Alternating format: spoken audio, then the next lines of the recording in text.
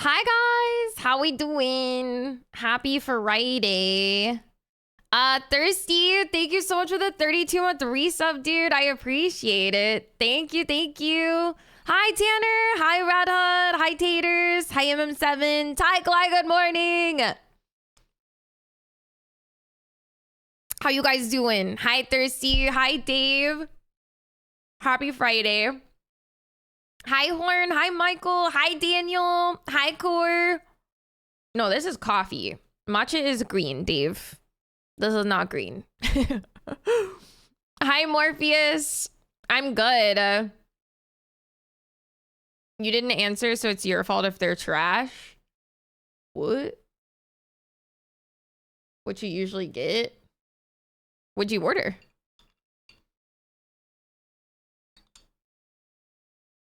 And that ain't my fault. Just have good taste, bestie. It's not green. Something's wrong with my GPU. Or you're colorblind. You're colorblind. Potentially. But yeah, I hope you guys are having a good Friday so far. Did they still have the like buy one get one free? Did you get multiple? What'd you get? I received a gift. Emma! What the fuck? You're insane. Thank you so much for Citizen Sleeper 2. Thank you, thank you. It just released today. Emma, you little sneak. Thank you. What the hell?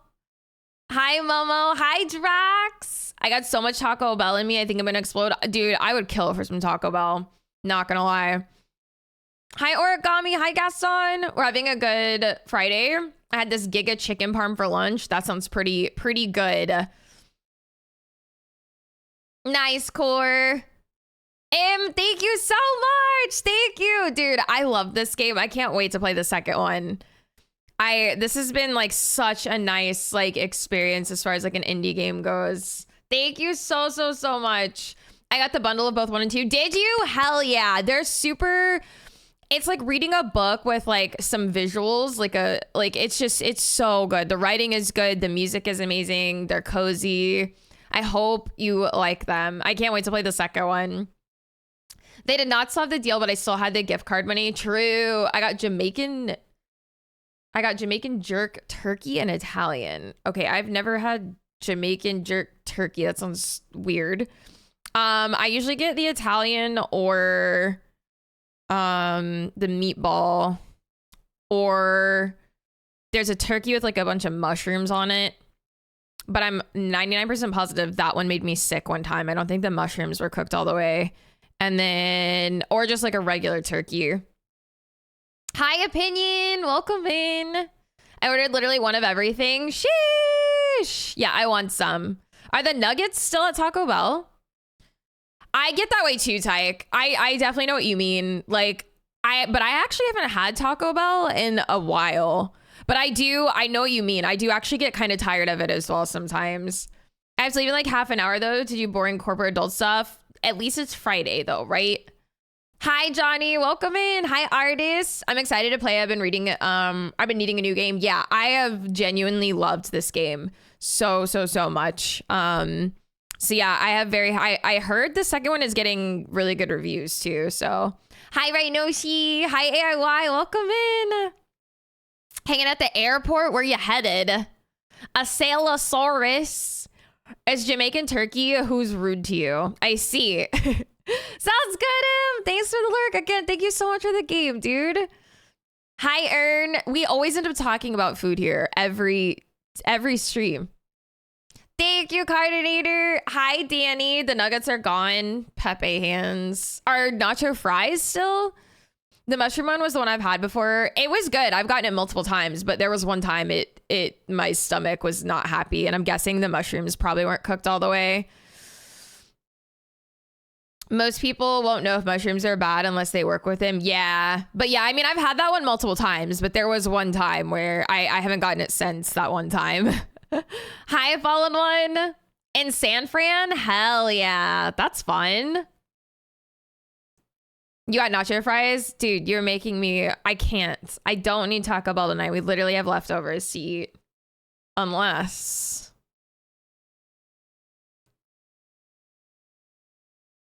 my whole paycheck goes to ordering food. Unless I just eat leftovers tomorrow.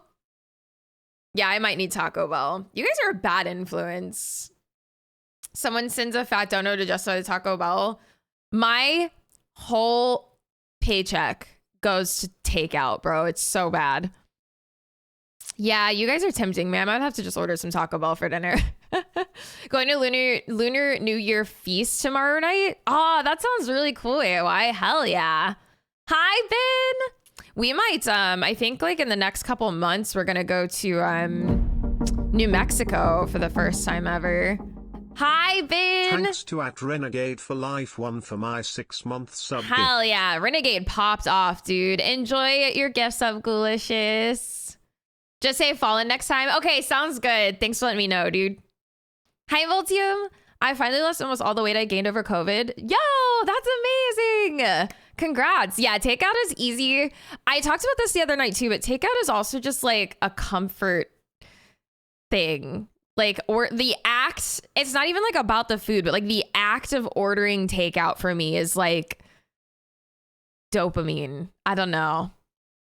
Taco that bell, bestie. It's Friday. It do be Friday. I do usually order takeout on Fridays, but AP made some really good beef and broccoli last night that we have leftovers of, but I could just eat that tomorrow. So I might order some Taco Bell. The food noise is brutal if you have no self-control. It is, and I don't. Will hold myself. Momo, you gotta understand, we're not getting Taco Bell because we want Mexican food, okay? Mexican food is my favorite genre of food. When I get Taco Bell, it's not because I'm like, damn, I want some Mexican food. I'm getting Taco Bell because I want Taco Bell, okay? I have a Mexican food place that I get my birria quesadilla thing that's like legit, and then I have Taco Bell where I get shit food that comes out of a tube, okay? Taco Bell is not Mexican food, and I'm not getting Taco Bell because I want Mexican food. I'm getting it because I want shitty food that comes out of a tube. Hi, MB. Thank you. Just get Taco Bell for snackies, or order the taco, open the shell, and just mix it with AP food. That sounds awful. Hi, Matt Had. We want Taco Bell because we want Taco Bell. Exactly. And before tomorrow, the takeout isn't so fresh, and it's takeout tomorrow. I live in Arizona. Trust me, the difference is known. Yeah, like, trust me, I love Mexican food. But when I'm getting Taco Bell, that's not me going, damn, I really want some Mexican food. You guys want Taco Bell? Like, no, bro. I want some nasty ass fucking taco with like the most undesirable iceberg lettuce shreds and gloppy meat that comes out of a tube squeezed between a tortilla. Okay? That's what I want. I immediately came in and said Dino B. Yeah, Sailorsaurus. I think Core said it. I like it. No, I want Taco Bell. Dude, it's a Taco Bell night, okay? Everyone's getting Taco Bell. Everyone order Taco Bell tonight. Let's flip the stocks. I want the half beef, soy, fake beef meat in my shitty flour tortilla. Exactly, bro. Must be a Taco Bell day. Yeah. I remember when I went to Cancun and one of my mates literally asked to go to a Taco Bell and we all told him to shut the fuck up. Yeah. Like, don't get me wrong. I love Mexican food. I have this one place that I always order my Mexican food from. So good. Sometimes you just want shit. Like, I don't know if it's an American thing or what, but you're like conditioned. Like, I crave fast food sometimes, which is embarrassing. Baja Blast is 9 out of 10 with Taco Bell, and it's like a 4 or 5. Wait, 9 out of 10 with Taco Bell without, it's like a 4 or 5 out of 10. So my issue with buying it from the store, Horn, and I think I saw that you had it in like a bottle, but I'm super picky, but like, I don't like bottled sodas at all. They taste different to me. Like, I don't like Coke in a bottle. I don't like Mountain Dew in a bottle. I don't like, right, you got it from the fountain when you had Taco Bell though. But when you had it without Taco Bell, I think you had it in a bottle, right? That you like get from like a little fridge at the store. I don't like sodas. Plastic, bestie. I'm not talking about like Mexican Coke glass bottle. I'm talking like the plastic bottles that you just get out of like the cooler, like at the gas station. There's something about, I don't know if that's just like so like compressed or whatever the term is, but like I just don't like soda in a bottle. So I could understand you not liking Baja Blast that much on its own, because I don't really like a lot of sodas on their own in bottles. Cans are different though. I don't mind them in a can, but yeah, the bottle is just a little, I don't know. I've always been that way. Del Taco has a burrito with fries in it. Dude, that's called a California burrito, and I really want one. We don't have them here in Georgia because, surprise, they're called California burritos, and I don't even understand why. Like, I would absolutely put fries in a burrito. That needs to be, like, more accessible to people. Walmart has 2 liters of Baja Blast. They do. They have the cans, too. We've been getting the cans from Walmart for, like, the last year. The mold from the soda machine just hits different. It does, Earn. Hi, Edge. Welcome in. It's their secret sauce they put in it. They addict you the right amount to want more and more. There's just something nice about like a fresh fountain drink versus it like being like jammed into a bottle. I don't know. I don't like soda. I do. I just don't drink it super, super often. Sometimes I also just crave a hot dog. So real, dude. A hot dog with like everything on it. Like, I can't remember if it's like a Chicago hot dog, but they be putting like sport peppers, tomatoes, onions, mustard, a fucking dill pickle, like all that on a hot dog is so good. Like, so good. Be out here with the weird takes. Most people can't handle the canned sodas because they say it tastes like metal. See, I don't think that at all, but I hate them in the plastic bottle. Buy a Taco Bell burrito and make fries of your own. True. Core would attest that mold is tasty. Hi, Night Chill. Welcome in. Yeah, chili wieners too. Hey, we only have beer that comes in glass bottles. Unfortunately, our sodas come in plastic bottles or aluminum cans. Yeah, ours do too. Like you can pay like an upcharge. Sometimes like Coke will release like glass bottles, but Glizzy with the Dickel combo. Exactly. Chicago hot dogs get everything but no ketchup. And that's because they have like fresh tomatoes on them. So I know ketchup, like it's not a direct translation. Like tomato does not equal ketchup, but also kind of. So if you get them from Mexico, glass bottle Cokes are a whole other level. Yeah, I'm not even talking about Mexican Coke. Mexican Coke is delish. Hi, Mr. Ware. Welcome in. Cans can taste like metal because they have a thin plastic inlay inside. Is that true? I'm about to make chili dogs later on, so this comment makes sense. Yo, enjoy. We're talking about pickles at work, and I said Dickel. Everyone said the hell's a Dickel. Dude, everyone says the hell is a Dickel until they realize it's fucking genius. AP said it at the store one day, and we've been saying it ever since. Like, yes, it's funny, but like, it's genius. Dill pickle, Dickel. Like, it's just, why say dill pickle when you can just say Dickel instead, you know? Don't ask for Bolivian Coke, though. It's very different. Is it? I've never even heard of Bolivian Coke. Wait. Do you mean like cocaine? Wait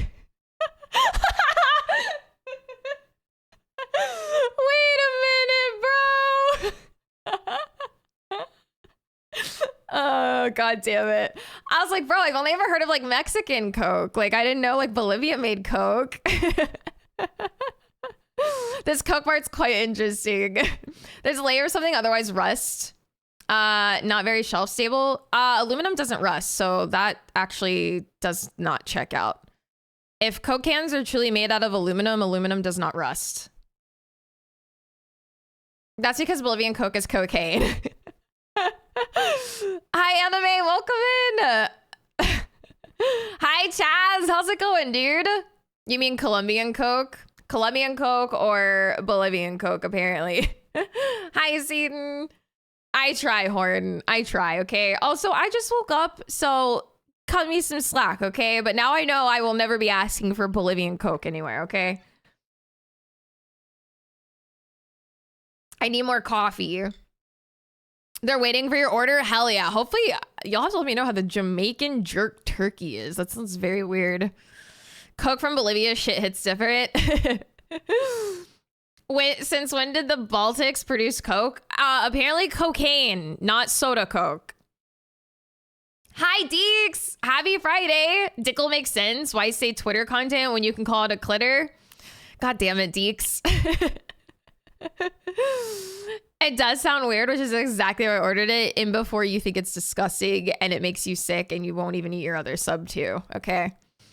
Hi, gamers. Welcome in. How's it going? Yeah, you guys got me on the Taco Bell bin, so we might have to make that happen for dinner, I think. I wouldn't go that far. Oh, see, I would. I would get like so sick of like the first one and I'd be like, I'm not eating the second one. It's not even the same flavor. Clitter is a it's a very long-standing channel. What do we call inside jokes that apply to a Twitch channel? Just a channel joke? But so back when I got my Morden tattoo on my thigh, you just call it an inside joke. Back when I got my Morden tattoo on my thigh, I posted it on Twitter and it like blew up, like absolutely blew up. And it blew up so much that I got William Salyers to notice it, which is the voice actor of Morden from Mass Effect 3. Not the Mass Effect 2 Morden, but the Mass Effect 3 Morden. He noticed it, he commented on it, and he even started following me. Okay, Morden VA started following me on Twitter. And I had something up on Throne that like people were like funding. Voices! Do you want to be banned? What the fuck, bro? Rude. Anyway, I had something up on Throne that people kept like funding. And so you know how like my Twitter auto tweets every time someone contributes to a fund. And so my whole like, I was like blowing up Twitter. Oh no, now I have to explain the clitter story in front of a lot of extra people. Lady! Hi, welcome in. Thank you so much for the raid. Thank you. How was stream? How was P5 at Hitless? Horde, thank you so much for the 3 months gifted to voices. What the heck, dude? Thank you. Enjoy your 3 months of ad previewing and emotes voices. Lady, thank you so much for the raid. Oh, fuck. Okay.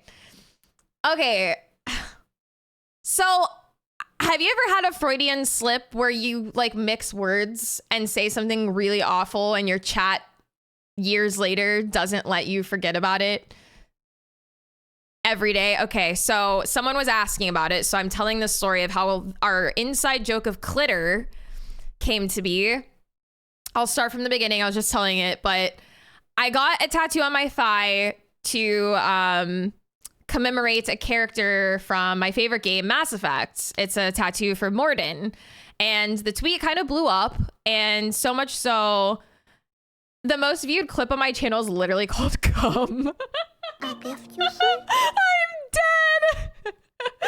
Horn, thank you so much for the gift of the Champson. Thank you.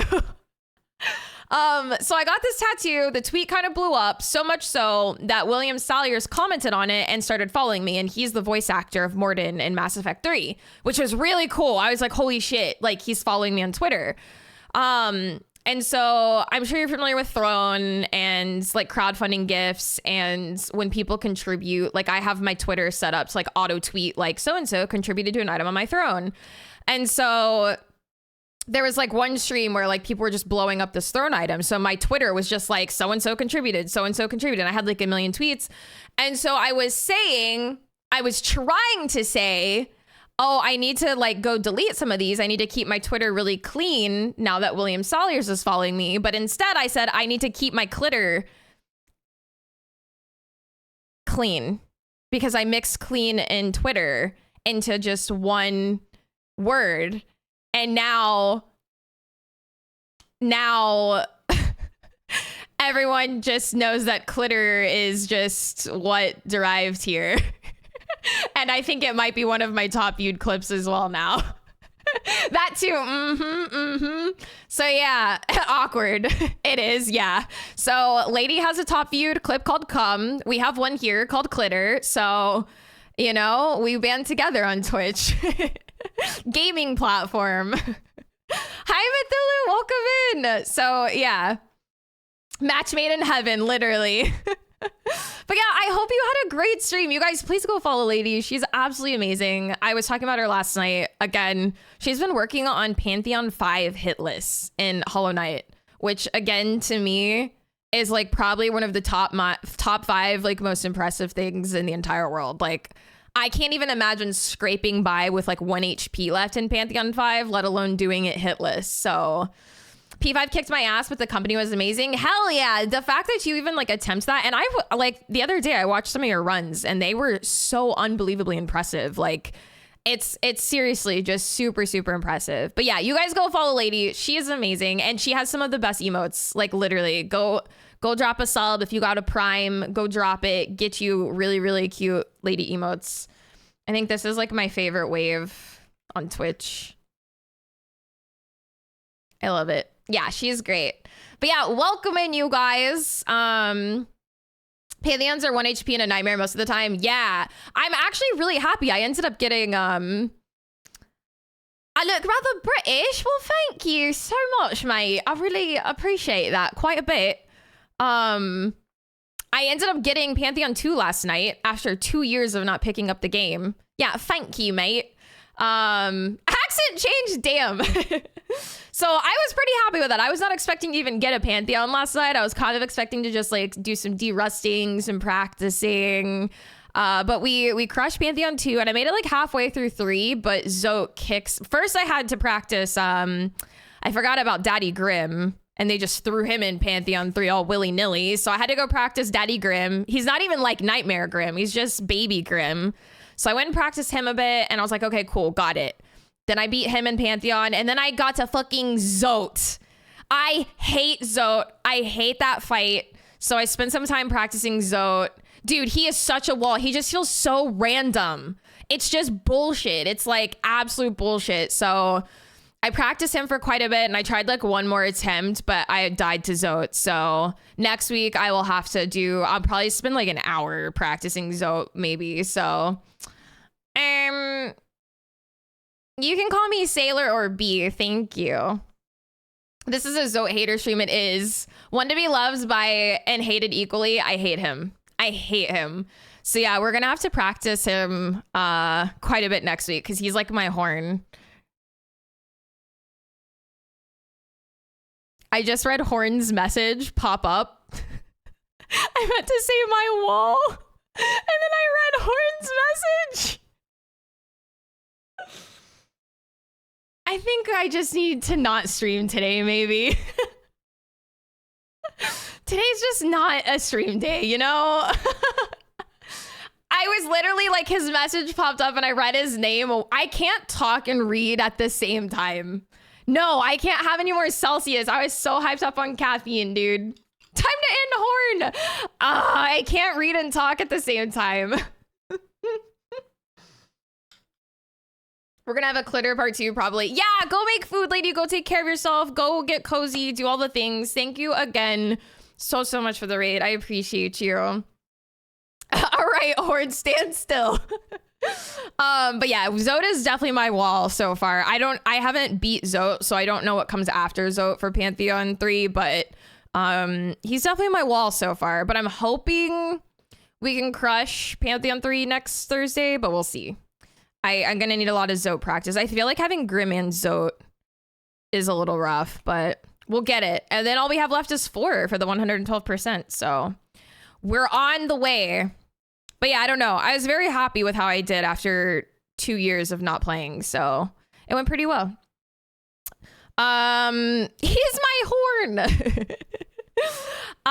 Okay, but yeah, we are wrapping up Citizen Sleeper today. We are on the DLC. We should be wrapping it up. I'm kind of sad because I've really enjoyed this game a lot. Fair warning, it is a lot of reading. Feel free to just drop a lurk and listen to audiobook B. But it is mostly, it's like a visual novel. So it's a lot of me reading out loud, basically. So yeah, enjoy that. But before we get into that, I'm going to remember to actually play the raid video real quick. So enjoy.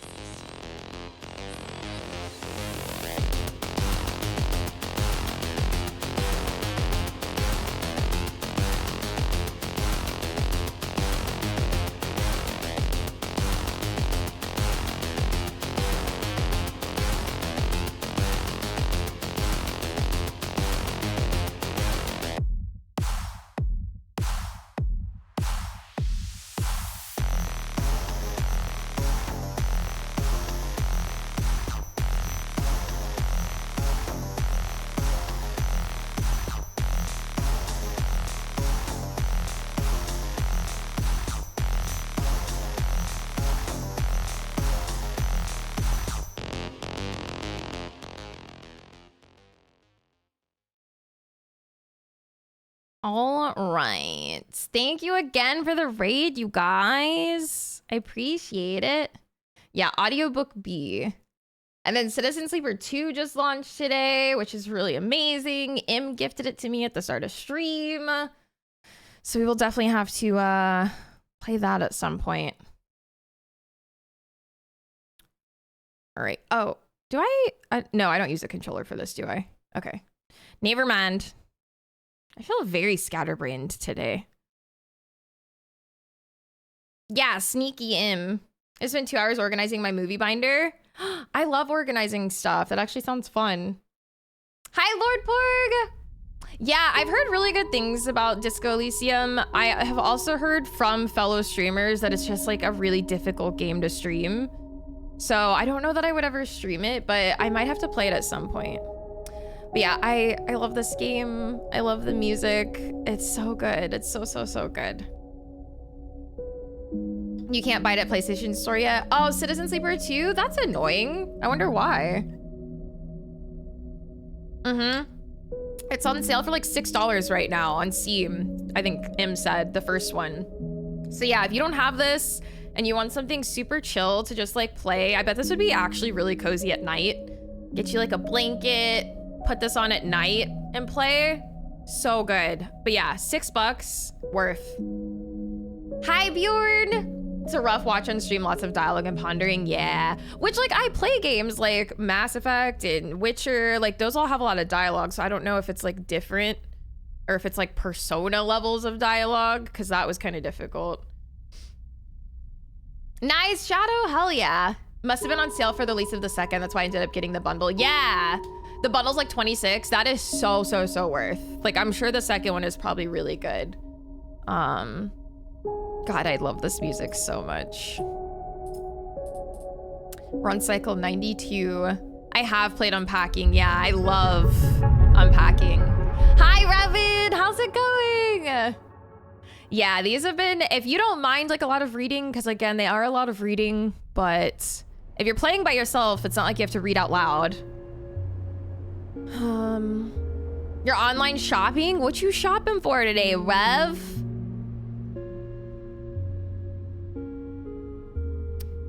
Where did I leave off? Okay, so I clearly ended a day. What were we doing? No, it's sleeper is a term referred to what our character is. We're kind of like we're not like quite an android.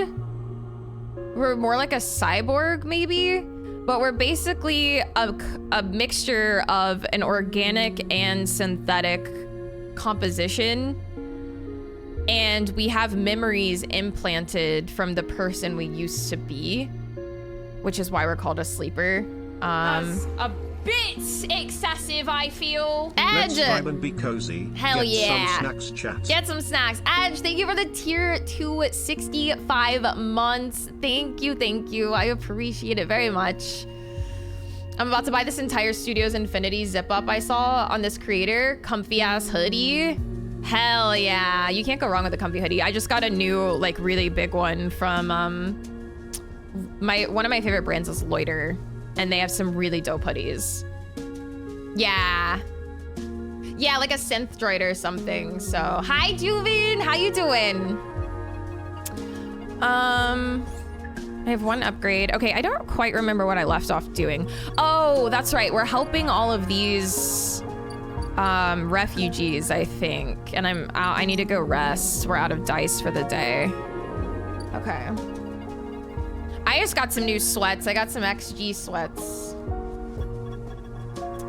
65 months is almost 5.5 years. Yeah, it's 5 years, 5 months. Pretty crazy. I can't believe I've been streaming that long. Sometimes it feels like it was just yesterday, but then also sometimes it feels like it was like 10 years ago. My life was so different. You did laundry today? Hell yeah, getting shit done, bruv. All right, we just need to end this cycle.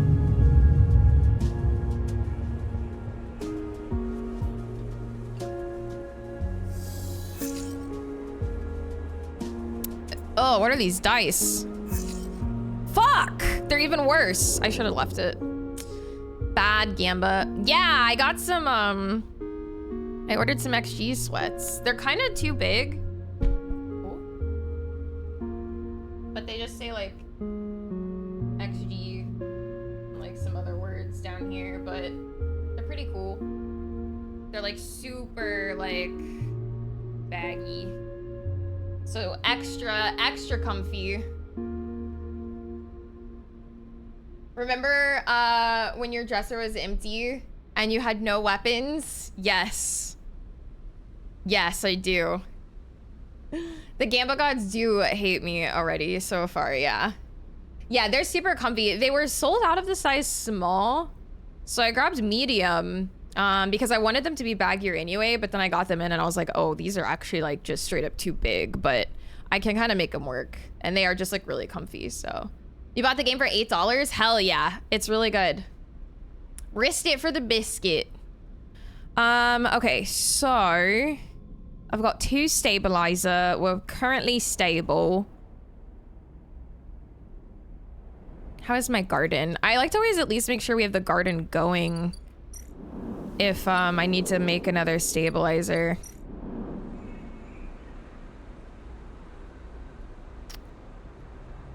Oh yeah, I literally have... Wait, are these the ones I need to make?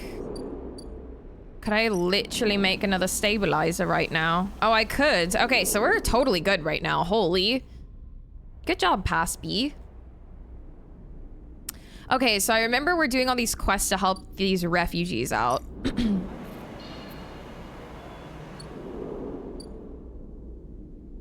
Do people get sweatpants tailored? I don't think so. I just wear them kind of big. Yeah, good job, Pass B. Okay, so we almost have this one done. Improving the dust houses isn't the only way to sustain the steppe silk. With intuitive care, the plant can be made more resistant.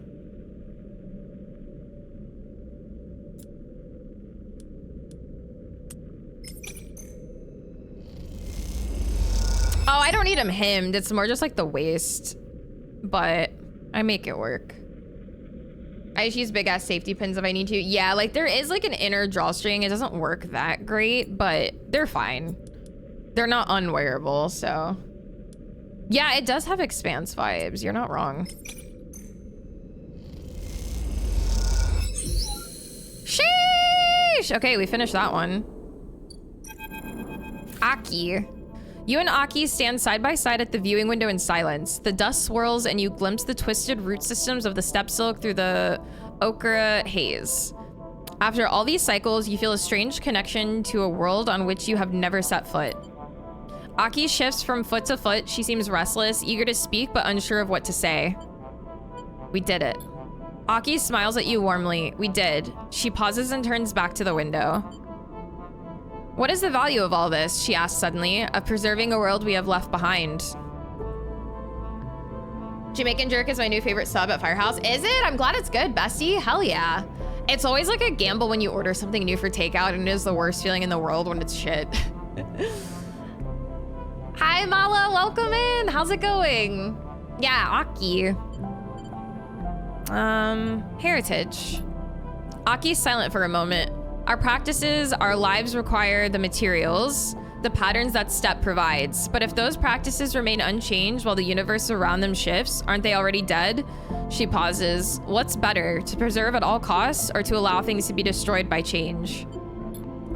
Aki paces away, lost in thought. I'm grateful to you for helping protect the dust houses, for ensuring their slide into decay is delayed, even averted, but now I find myself at an impasse. The stability of the dust houses changes things. It makes me aware of how blinkered we have been. Aki stops to look at you, her posture somehow different. Hell yeah, Tyke. I've been reading everything in Hogwarts, like all the lore stuff.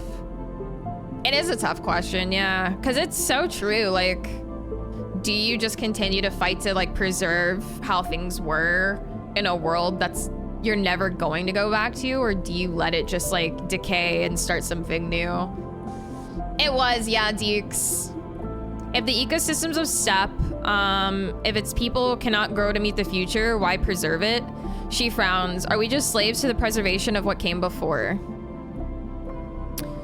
If the ecosystems of Steppe, if its people cannot grow to meet the future, why preserve it? Are we just slaves to the preservation of what came before? Not slaves, inheritors. Aki nods, but the weight of this inheritance is heavy. Aki comes close, holds your hands in hers. We must change. We must change to live. She smiles. I have seen that in you. The Steppe, these people, this ship should serve more than heritage, than history. They should serve the future. She takes a breath. There are those in the flotilla that need clothes, that need food, that can benefit from the gifts of the Steppe's ecosystem. I want you to invite them. Can you do that for me? Of course. I know that Soul sent you, she smiles. You can tell him Aki, captain of the Wind's Long Shadow, invites all people of the flotilla to come.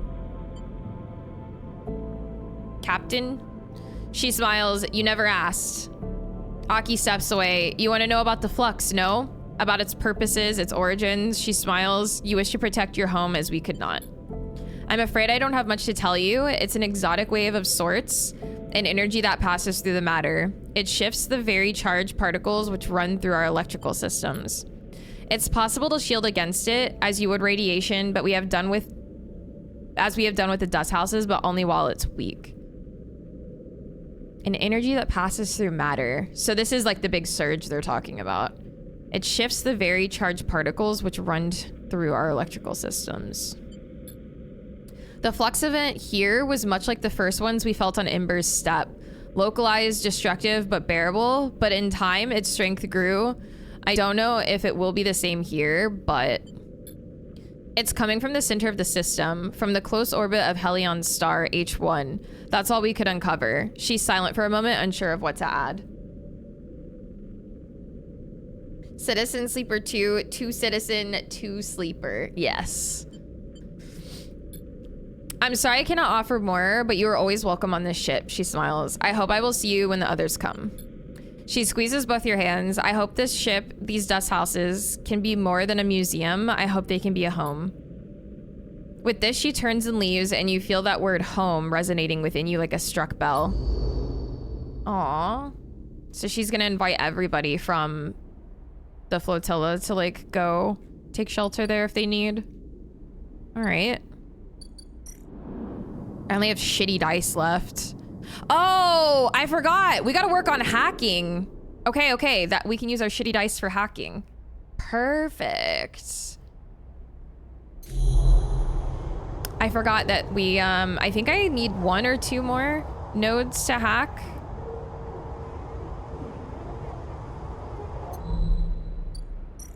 I think, because yeah, how many? Oh, do I not have any?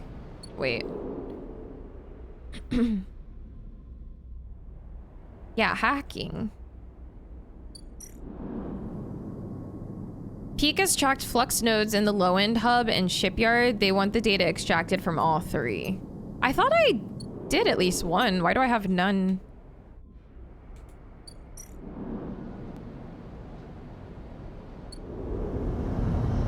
Is it a Stardust Storm? No, it's some sort of like, it's almost like an EMP in a way, but it just like destroys places and like all their electrical systems and stuff, but it's like not an EMP. I can't remember exactly how they described it.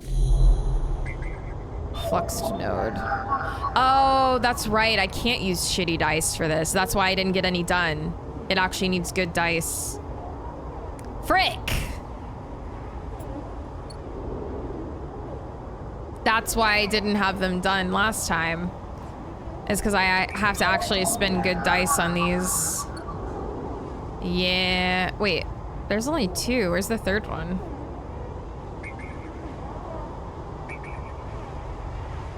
I don't know where the third one is. Maybe it opens up. Well, what do I spend?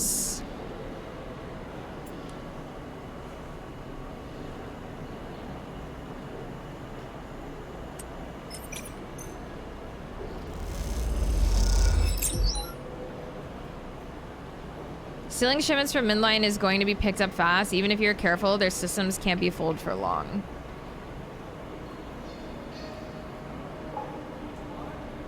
I think I get an achievement for stealing 3 shipments. So I'm trying to do that. And then it did. Yeah, Juven. It sure did. Also, Sims 1 is out now. I want to play Sims 1 so bad. I could never jive with like the newer Sims. I miss the OG Sims. But yeah, they released like Sims Legacy. So yeah, not an achievement girly, but look at me. Look at me. I'll just use these for energy, I guess. Oh damn, that filled up my whole energy. Okay. What do I spend this 1 shitty dice on? Yeah, I played Sims on the PC. 200 microtransaction DLCs. I still remember going to Target to buy like $30 expansions for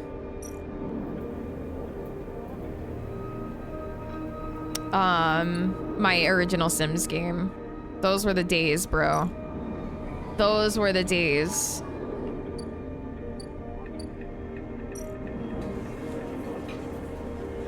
Oh, I think I'm helping this chick too.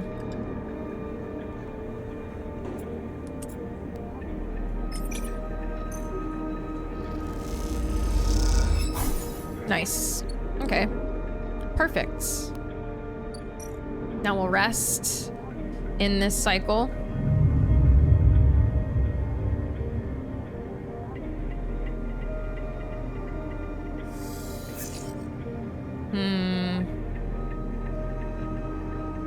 I'm scared to shuffle. Do I shuffle? Shuffle or no, chat? Gamba or no Gamba? These aren't bad, but could I have better? Gamba? Have a good day, Horn! Okay, nice. That paid off. That paid off. Good comms, chat. Good comms. Okay, we should be able to hack this now. It is the law.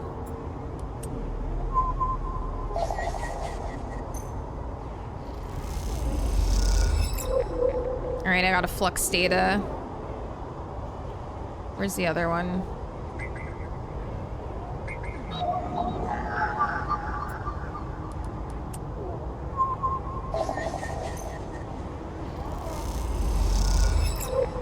Got another flux data. I don't know where the third one is.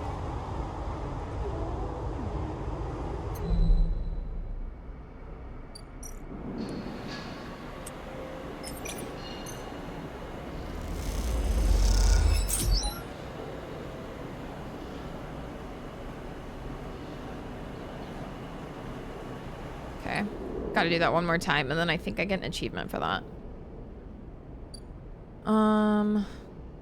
Yeah, I think I might do Taco Bell later. You guys are such bad influences. It's actually insane. Hi, Tofu! Also, Tofu, thank you for the offline gift sub, homie. What the heck? Appreciate it. You never tried Taco Bell? You're honestly not really missing out on much.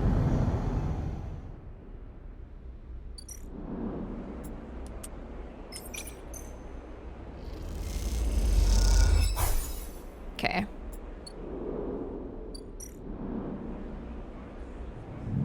But also you're missing out more on like the cultural phenomenon than you are like good, delicious food.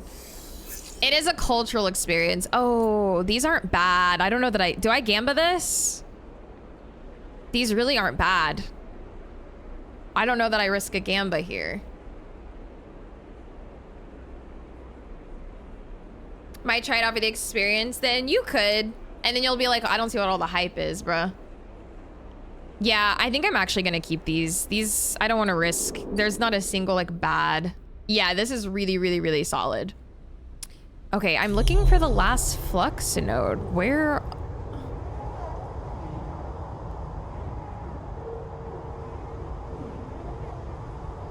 I don't see another flux node. I just saw like the triangle ones.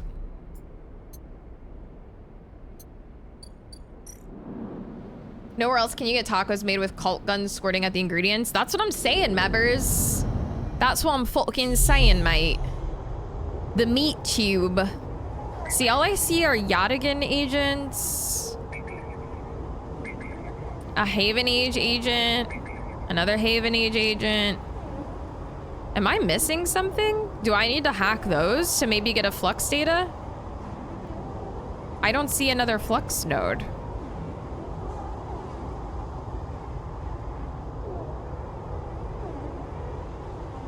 Oh, wait. Could it be up? Are there hacking things up? There are! I'm so smart. I'm so smart.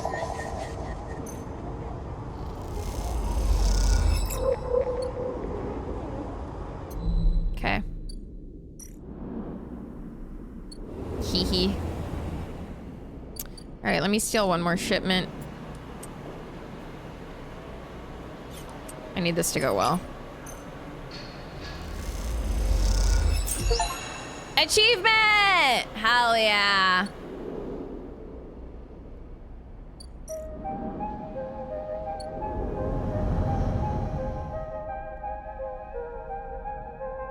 All right, let's go turn these in.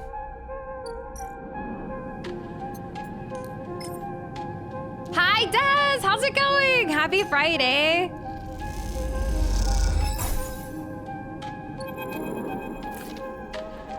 You watch as Peak works on the flux data, the nodes unfolding like flowers now, giving in to Peak's increasingly sophisticated decoding protocols. Plat win. I think I'd have to do another run because I had a drive or two fail. So I don't think I can get the plat in this one playthrough. I think I'd have to start another one. Gonna have a chill Friday, but my work clients are dumb. Sorry. Yeah, they can be that way. Seeing data like this as an image on a screen is an almost unrecognizable representation to you. It's nothing like swimming among nodes and threads. Despite this, Peak has proven themselves to be more than able to handle these complex data structures, even through this limited representational paradigm. The bay door hisses, interrupting your flow of thoughts. You turn to see Esh entering. Esh! She looks up and meets your eye, but doesn't respond. Esh stalks into the bay, head down. She looks tired and not in a mood to talk.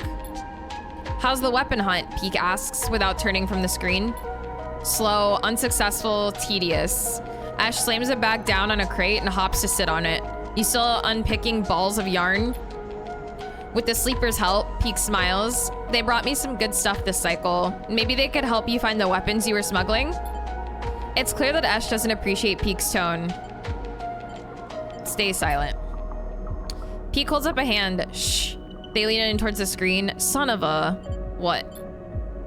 They hit it in the wake of the wave. Peak's whispering to themselves. It's alive. They lean back in their chair. Ash crosses over to look at the screen. Alive? While it's growing, it's processing, it's quietly working away in the dark. Look. You cross over to the screen and stand beside Ash. In it, you can see that Peak has all 4 nodes decoded, and the pattern of shadows from inside them sit on the screen like dark stains. Then you notice it, the movement. The thin threads cross from one stain to another. As you watch, you notice that the movement only ever happens in your peripheral vision, as if this thing, the shadow, knows it's being watched. This is how the other flux nodes appeared. Peak rubs their eyes. They weren't fluxed by the wave, they were corrupted after the fact. This thing, this shadow that entered in the wake of the wave, it corrupted them. But it made the corruption look like the result of the flux. It's a sleight of hand. Peak runs a hand through their hair. The flux wave is so massive, so complex, that it opens up the systems to be attacked. As it reconfigures exposed systems, the shadow is broadcast in, implanted inside. The wave from the KAN channel, it is a brute force wave hitting every system in Helion. Once the systems are vulnerable, Peak looks pale, their eyes reflect the screens. The flux isn't what's attacking the systems. It's the siege weapon, a Trojan horse. Then this thing takes over. Peak sits back in their chair, and it's already on the eye. Wait. Ash rubs her forehead. You're telling me there's a KAN channel in this system? Shit, Peak isn't listening. This is bad. We have to take this to someone. Peak looks desperately at you. Oh, shit.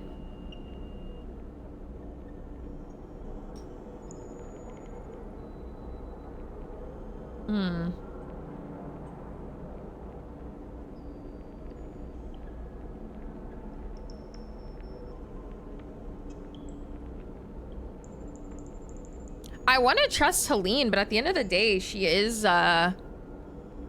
just corpo, right? She works for Haven Age. Hi, Narn. So I don't actually know like how trustworthy she is, but I don't know what Soul can do. Like, Soul is obviously trustworthy, but like he's just part of the flotilla, the refugee camp. Like, what is he gonna be able to do as far as like this thing being attacking the eye? This is kind of a tough question.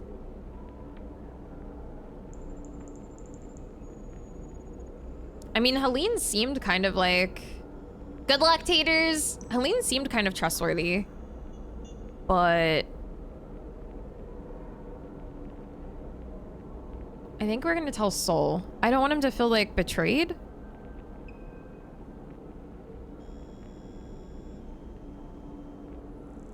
Are prices going up soon? I need to fill my tank too. I'm almost empty. On neutral ground speaking, Soul can get things done, but he's also very much inside the box of his ways. True.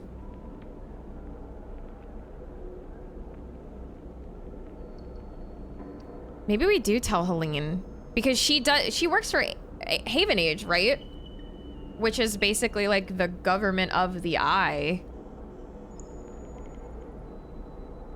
Would we go so far as to say that? But didn't, if I remember correctly last stream, don't they think, and you can answer this because I'm genuinely asking if I heard this correctly last stream, didn't Peak and Ash discover, or someone discovered, that Haven Age might actually be behind the Flux events happening? Because they did find that KAN channel. Like, aren't they speculating that like the Flux events are actually being caused by like people on the eye? Whether it's like Haven Age or... I thought I remembered that being talked about last stream.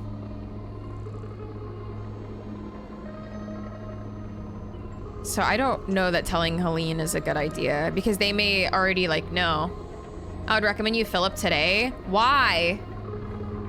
Why are prices going up and how much are they going up? I don't even know how much gas is like right now.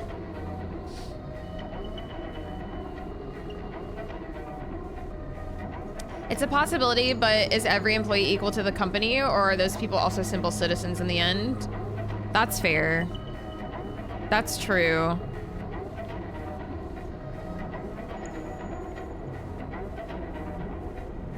You know what? Fuck it. Let's tell Helene. Is that wise? Ash cuts in. Haven Age haven't exactly made good decisions lately. They're the station administrators, Ash. Peak is desperate. They need to know. The argument rages between them, and as you watch them shouting, you feel sick. After a while, they stop, running out of things to say. An unsettling silence descends on the bay. I need more time, Peak says quietly. I need to look at solutions, try to build a case, collate the evidence. We mess this up. They look down at their hands.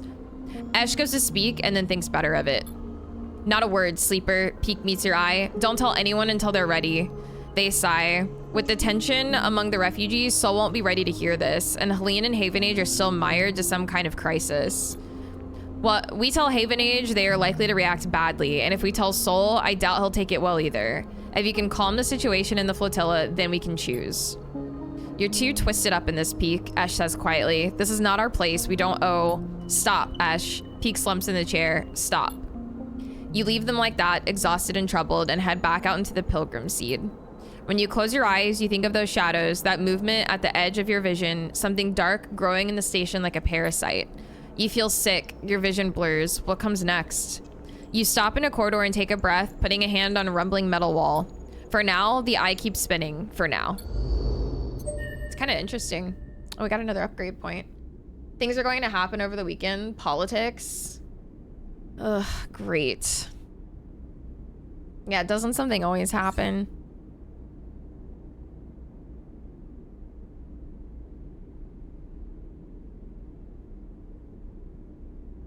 So I need 3, so I'm up. I literally can't upgrade anything else until I get 1 more point. Okay. Extra dumb things this weekend. I don't know if I'll be able to get gas today. Pepe hands. What's here? Oh, this is just timed. Okay.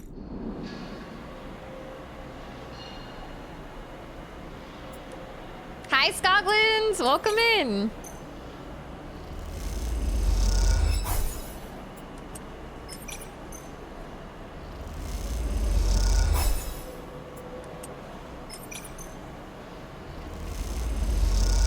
This is gonna take forever. It's like 1 at a time. Goddamn. Okay. My increase 80 cents or more, probably more where I live. All right, I'm gonna end. Oh, wait. Self-repair.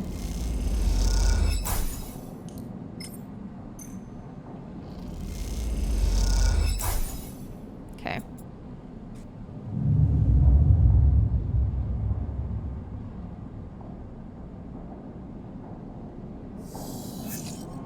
Sheesh. I don't think I'm gonna gamba those. Those look pretty good, actually. All right. Back down here.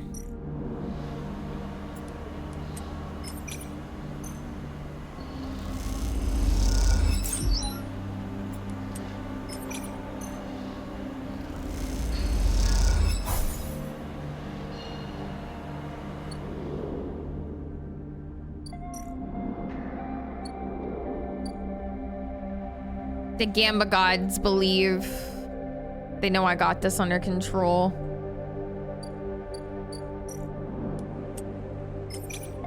Get my energy. Believe in the heart of the cards. Isn't that Yu-Gi-Oh? Yu-Gi-Oh something. Hi, Not. Hey, remember when that one guy ran for president saying he'd lower the price of things like gas and eggs, stop a bunch of wars, and it would all happen day 1, and then a bunch of morons believed him, and he won, and none of those things happened? Good times, except by good times, I mean dystopian. Yeah. Yeah. Oh, can I finish this? Please full send 2 slots. Okay. What we got here? Tala stands back from the newly finished still and tub, hands on hips. Look at this, she grins. The overlooked distillery in all its glory. She squeezes you around the shoulders. Thank you. What's next? There's an issue. What's the problem? Well, Girl the drink, as you probably guess, is named after Girl the mushroom. That's what gives it that golden color and earthy taste. The alcohol is infused with the mushrooms along with a mix of spices. That means you need Girl caps to make Girl, but no one wants to supply us. The distilleries on the Greenway are taking all the stock from the farms out there, so it's hard to get a single cap across Founder's Gap. However, I have an idea, she smiles. We can grow our Girl caps here. She gestures at the increasingly equipment-filled back room. I can bring you mushrooms. Tala gives you a pitying look. Where's your vision? Any outside supplier means they take a cut. Okay, maybe not you, but someone somewhere else takes a cut. Tala puts a hand on the still. We made a still. We set all this up. How hard can growing mushrooms be? They don't need light. They barely need soil. We can do this. She pauses. Or at least we could if we had something to grow them from. Like spores? Exactly. Suddenly you feel like you've walked into a trap. And you are the perfect person to get me those spores. She nods rapidly. Think about it. You built the still. You got great plants. Or you got great with plants. You know the eye like the back of your hand. Need I go on? Are you flattering me? If it's working, then yes. She grins sheepishly. Look, I can't leave the bar and the other people picking up shifts. She grimaces. I'm saying it has to be you. Wonderful. You'll love it over on the Greenway, I think. All that fresh air, open space. She sees your expression. Okay, I'm done. I'm done. She turns back and to look at the still and the fledgling distillery forming around it. It really is something though, isn't it? And want to or not, you really have to agree. Okay, this is easy. Okay, I don't have any spores, but we can get some pretty easy. Heart of the cards is cheating, is it? I don't know jack shit about Yu-Gi-Oh, bruv. Hi, Sergeant, welcome in. All right, let's get some spores. How many does she need? Fwick, I should have looked.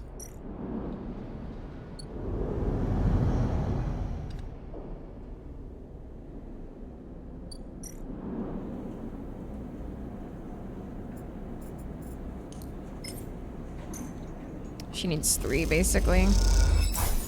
Easy enough.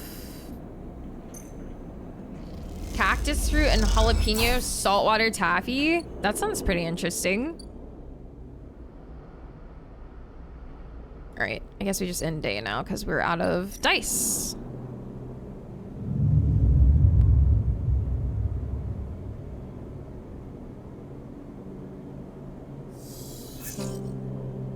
Ooh, these are pretty good too.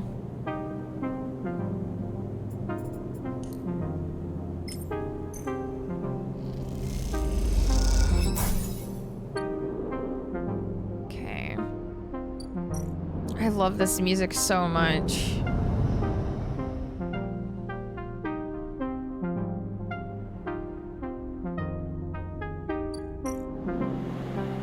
Yeah, I actually haven't been home in a while to feed the stray. I should, huh?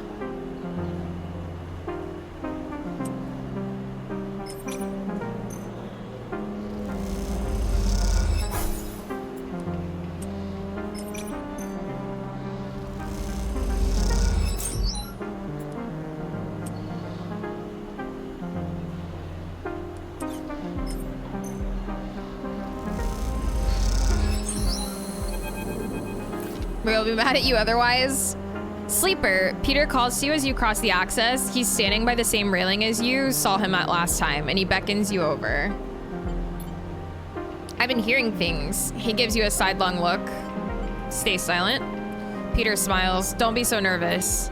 He rubs his hands together nervously. You wait for him to speak. You know, on Song, I was a teacher. He glances at you, anticipating a response. Peter sighs. Don't sound so surprised.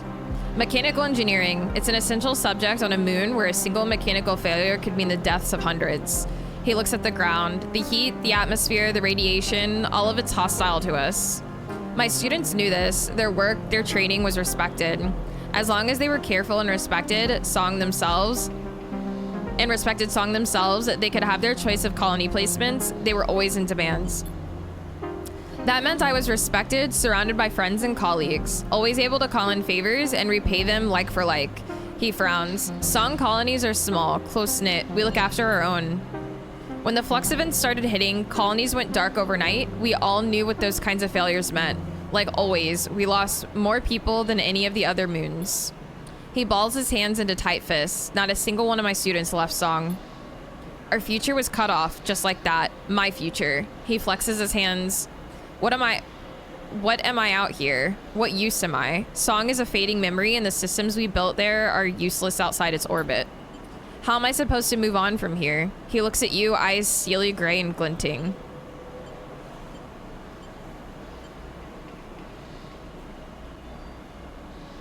Find someone to teach. Peter pauses, thinking. You don't give up, do you, Sleeper? You just keep going. Peter shakes his head.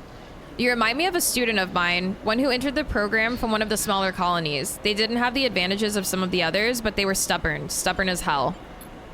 By the end of the program, they were the most skilled of their peers. They didn't get the best assignment, maybe because they didn't spend much time making the kind of connections that would help you get there.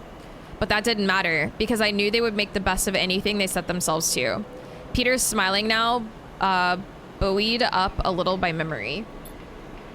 Hi, Shaka. Hi, Driver. Hi, Guadavere. Welcome in. I stream 5 days a week. It's my full-time thing, so... I mean, I stream, yeah, five days a week. It is what I do full-time.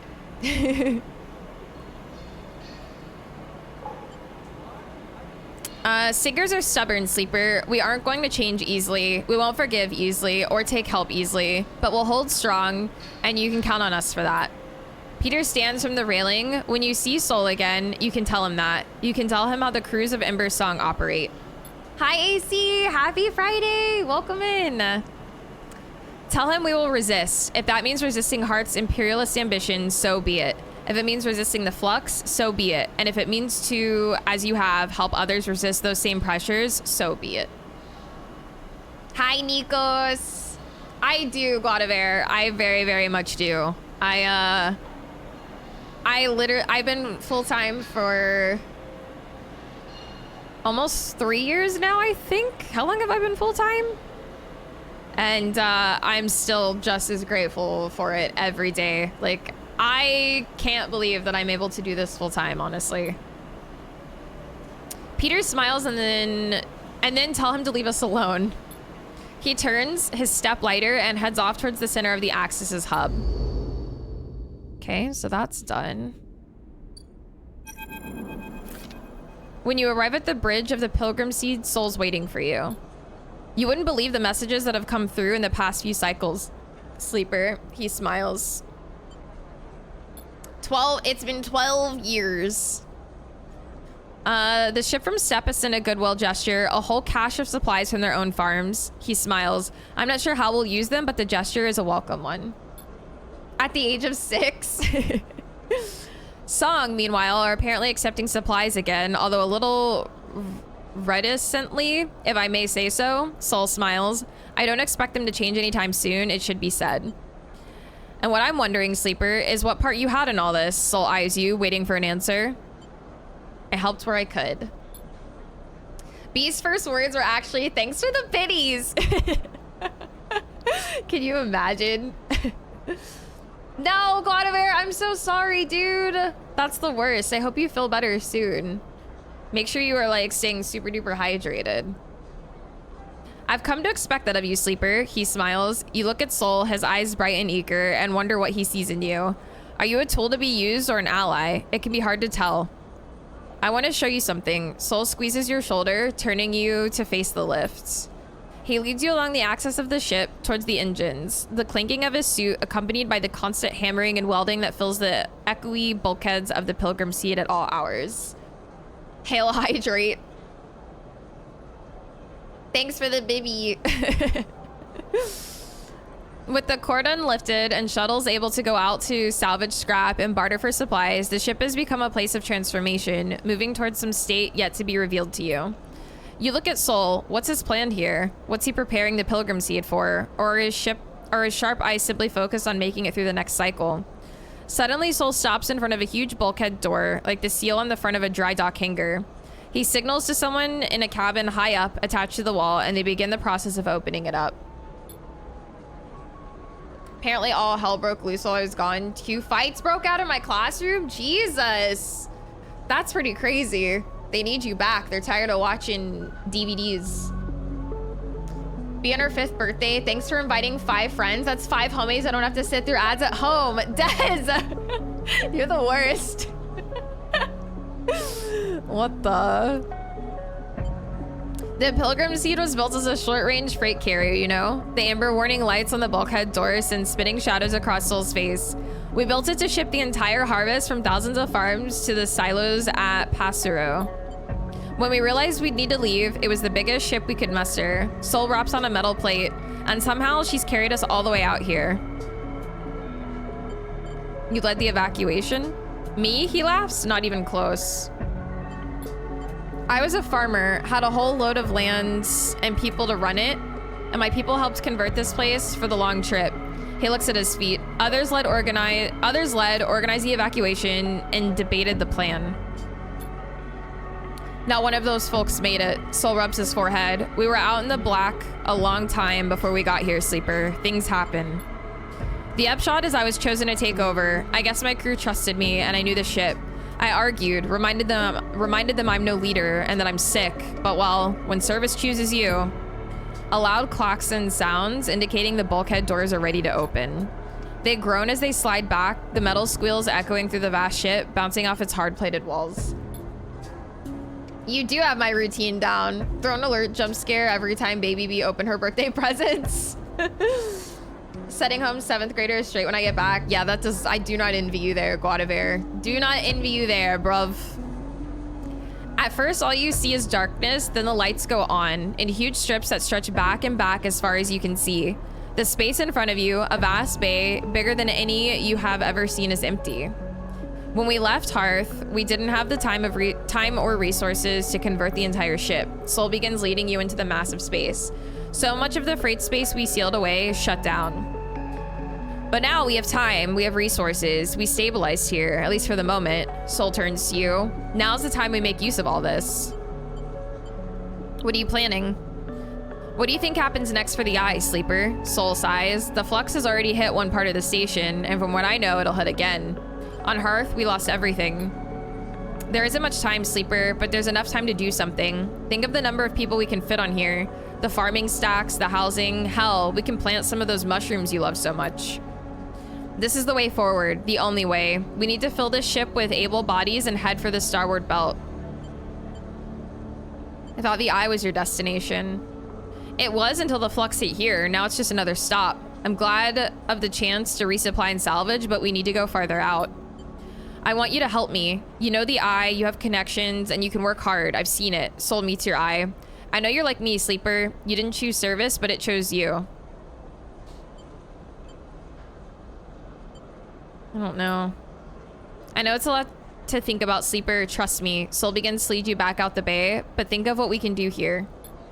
The flotilla can't last forever. We need more than just farmers to make this work. We need to build a new world for ourselves. I've heard that out there in the belt, there are people who have been setting up since the collapse, making something of their own.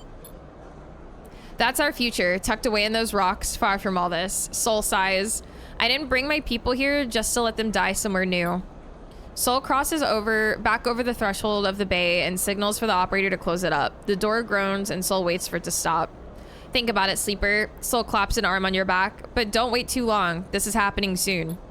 And he leaves you there in the silence of the vast bay, your head spinning with the thought of leaving the Eye.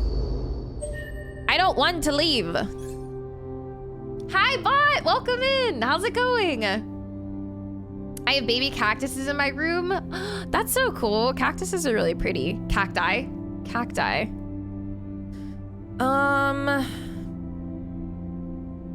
So I've got into it all the way.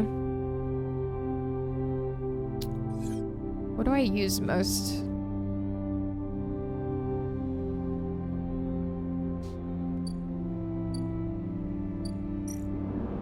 Cacti, yeah. Yeah, this game is really, really, really good. It's also only like $6 on Steam right now because the second game came out today.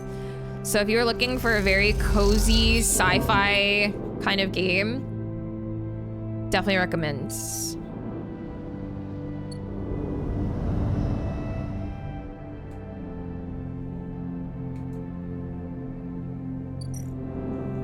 It's called Citizen Sleeper.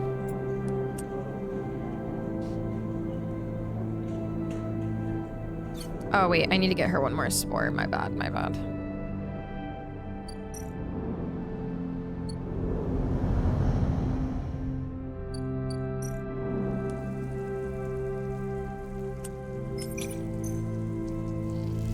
Hi Hash, welcome in.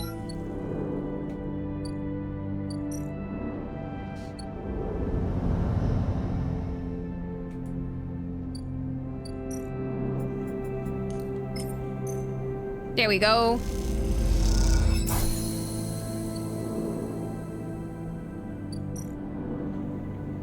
First batch, Hall has locked herself away in the back room while she focuses on her distilling. Okay, cool. So now that's on a clock. Okay, let's go here, and then yeah, I should feed this stray.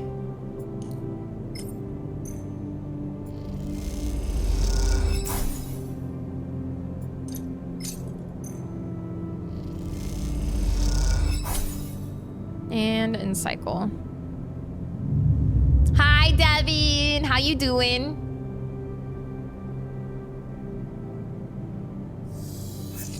Sheesh! The Gamba gods are on my side today. Heckers and Heckins. All right, what do we have going on over here now? Can I even do anything, or is it just waiting? Oh, wow. Okay, so we're about to start the third part of the DLC. For real? Second part of the flotilla story is complete. Episode, Purge. The final episode will begin when the clock below is complete. Good luck. Fuck! I have all these good dice and I can't do shit. What else can I do? I guess I can work towards the other ending to get the achievement.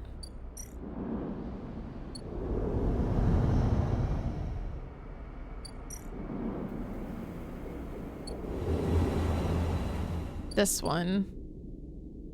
What's this? It's just for money. I learned that speedrun for Persona 5 is only 15 hours. Oh, really? That's crazy. How? I guess you can skip dialogue. All right, I guess we'll do this.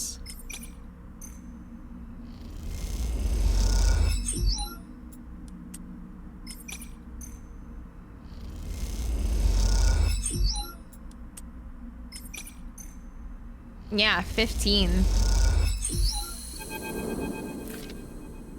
Castor. Quite the achievement, isn't she? Sandre Celis must be proud. You recognize the resonating voice of Castor immediately and turn to see him, hooded and tucked into the shadows near the viewing platform. I see you remember our game. Good. He looks around, but the platform's clear. I'm afraid you'll have to wait for a rematch. Microgravity makes Tavla a little different. He smiles broadly. Castor walks out to stand beside you on the platform. The telltale clunk of magnetic boots accompanies his slow crossing. He notices you looking at them. I don't much like it up here, he explains. I hear there was some trouble at the Haven Age shipyard when they announced the results of the crew lottery. They screwed us. I know, he sighs, meeting your eye. An ugly business. Celis are too used to the way things work in the core. Exploitation is the only logic they know. He gestures out at the side reel. You know why they built this monstrosity on the eye? Control? Certainly. There is no corporate oversight out here. But that's not all. He stares at the pristine yellow hull. Celis built it here, says Castor gravely, because they didn't want anyone to know it exists. He rubs his forehead, and secrecy is something I cannot abide. He turns to face you. Yeah, it's just crazy because Persona 5 is like 100+ hours. So to speedrun it in 15... But even like 15 hours is like so long for like a speed run. There are people being loaded onto that ship as we speak. Sleeping people, locked in cryosleep like the person that you were emulated from. There are hundreds of them, and Celis wants to send them out to a planet at the edge of the settled systems without anyone knowing where it is. But you, Sleeper, can do something about that. You are like me. You deal with data. You can read it right out of the air. With someone like you on that ship, secrecy isn't a problem. You can ping back whatever I need whenever I need it, as long as you are on board. I don't know how things work in the core either. With you on the side reel and with some minor modifications, he pauses, you can be my eyes and ears. I will keep track of Celis's grand project through you. In short, says Castor, stretching, I can get you aboard, Sleeper, but I'm going to need you to help me. Who are you? I'm a concerned party, someone who likes to know what's happening when it's happening, not afterwards. Yes, your friend, Lim. That can be arranged. It's difficult, but not impossible. The condition is, of course, that you go too. Edge, if I do this, I know this is gonna be another ending. I can still, like, just like the others, load back in and finish the DLC, right? Because I would like to knock out these other endings as well, if I can, while I'm like killing time anyway.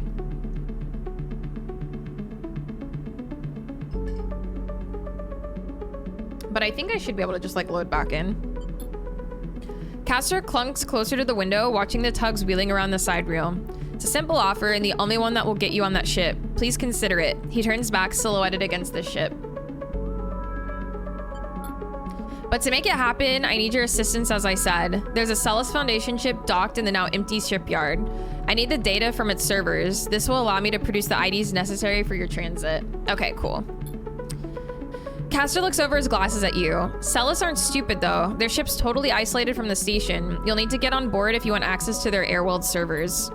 Once you have the data, meet me at your friend's unit so we can give him the good news. He smiles. I notice his importance to you and the little one. So cute. You don't extract the data before the Sidereal Horizon leaves the hub, then I will get the message. We have other options, but you are certainly my preferred one. But be sure when you act, Sleeper, once you take the data from Celis, you'll set off a series of events that will likely be hard for you to untangle yourself from. Either way, I recommend you stop asking around up here. You're bringing a lot of attention to yourself. Castor glances around as if to emphasize his point. There's only a handful of cycles until departure, Sleeper. Make your decision. With that, Castor marches back off the platform, the sound of his mag boots fading away, leaving you to contemplate the Sidereal Horizon and the part it may play in your future. Oh. Well. Guess we better get to work on this objective then. Okay.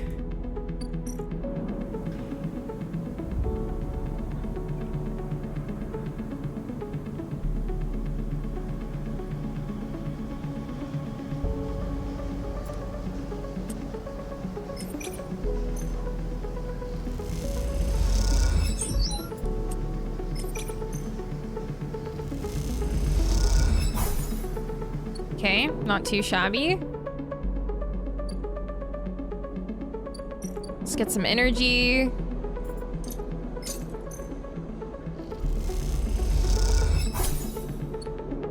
Let's go home. Feed our stray. And cycle.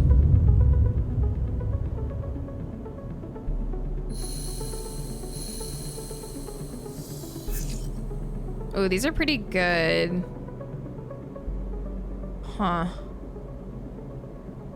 Yeah, I'm just gonna roll with these, I think. Sleeper, Peek's waiting for you in the corridor. It's time. Peek looks pale and disheveled with heavy marks under their eyes and strands of hair sticking to their face. For what? Peek smiles weakly. Nice try, but we can't dodge this. Peek holds up a thumbnail-sized drive. All the data I've compiled on the flux event, the effects of the wave, and the structures that hide within it, it's on here. You look at the tiny drive, a casket of dark secrets. I've annotated it to the best of my ability. Anyone should be able to understand the threat, the potential in this. Peek sighs. It makes for grim reading. Without intervention, the eye will suffer a cascading collapse of systems, just like the colonies of Ember's moons. You sure? Peek grimaces. As I can be, the evidence all points in one direction. Peek looks at the drive. This shadow in the flux, this protocol, is so hard to pin down. It adapts to any countermeasure I've tried to deploy. It's like trying to hold water in a cage. It slips straight through. There has to be a way. Peek closes their hands around the drive. We need help, Sleeper. This is about everyone on this station. They sigh. We have to set up a meeting to tell someone who can do something about all this. Helene? Perhaps. Peek pauses. If anyone can protect the eye as Haven Age, but their internal politics will make it hard for them to act. Will they even listen to us? Or perhaps, Peek adds thoughtfully, we've been thinking about this all wrong. Peek's eyes glint. Why make a choice when we can tell both of them? Why pick a side when the only side in this entire thing is one we all need to take? Peek speaks as they think, their words barely keeping pace with their thoughts. We need to resist this together or we will fail. We need everyone on board, Sleeper. Peek smiles. That is the only way. We send the data to both. Peek smiles. I'm glad you see it too. They look away. Another flux event's coming, I'm sure of it, and I'm not sure we can survive without help. Peek opens the hand and holds the drive out for you to take. You need to do this, Sleeper. I can't. You know Sol, you know Helene, they trust you. To them, I'm just another spacer, but you're part of this place. Hearing someone else say it hits you hard. You are a part of the Eye. Peak is right. But right now, that feels more like a weakness than a strength. I have set up a data relay at the cordon. It's neutral ground. Take the data and send it out to Haven Age and the flotilla. Once they receive it, they'll come. We can be sure of that. You'll meet them there and take them through it all. No one could do a better job. They tuck a strand of hair behind their ear. Okay. Peak tentatively puts a hand on your shoulder. Thank you, Sleeper. I know this is hard, but we have to move forward. We can't keep this to ourselves anymore. They step back, looking thin and pale in the harsh station light. Come talk to me once it's done. And they slip away into the Eye. I know, Hash. It's so exciting. I've been wanting to play the OG Sims again for so long. It's really exciting. Sounds like a case for Commander Shepard. True. Wonder if she's busy.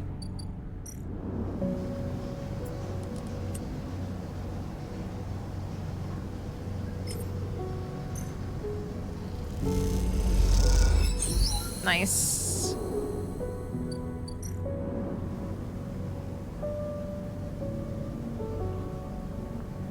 So what do we do with that now? Or do I need to go back up?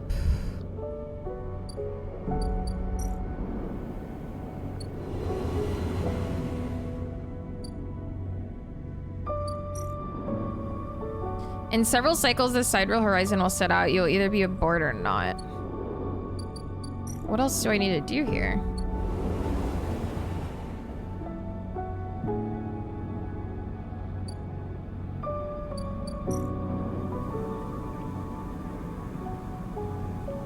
You are in. Maybe if you do this right, you might be able to pull something more than just IDs. Hi, Q. Welcome in.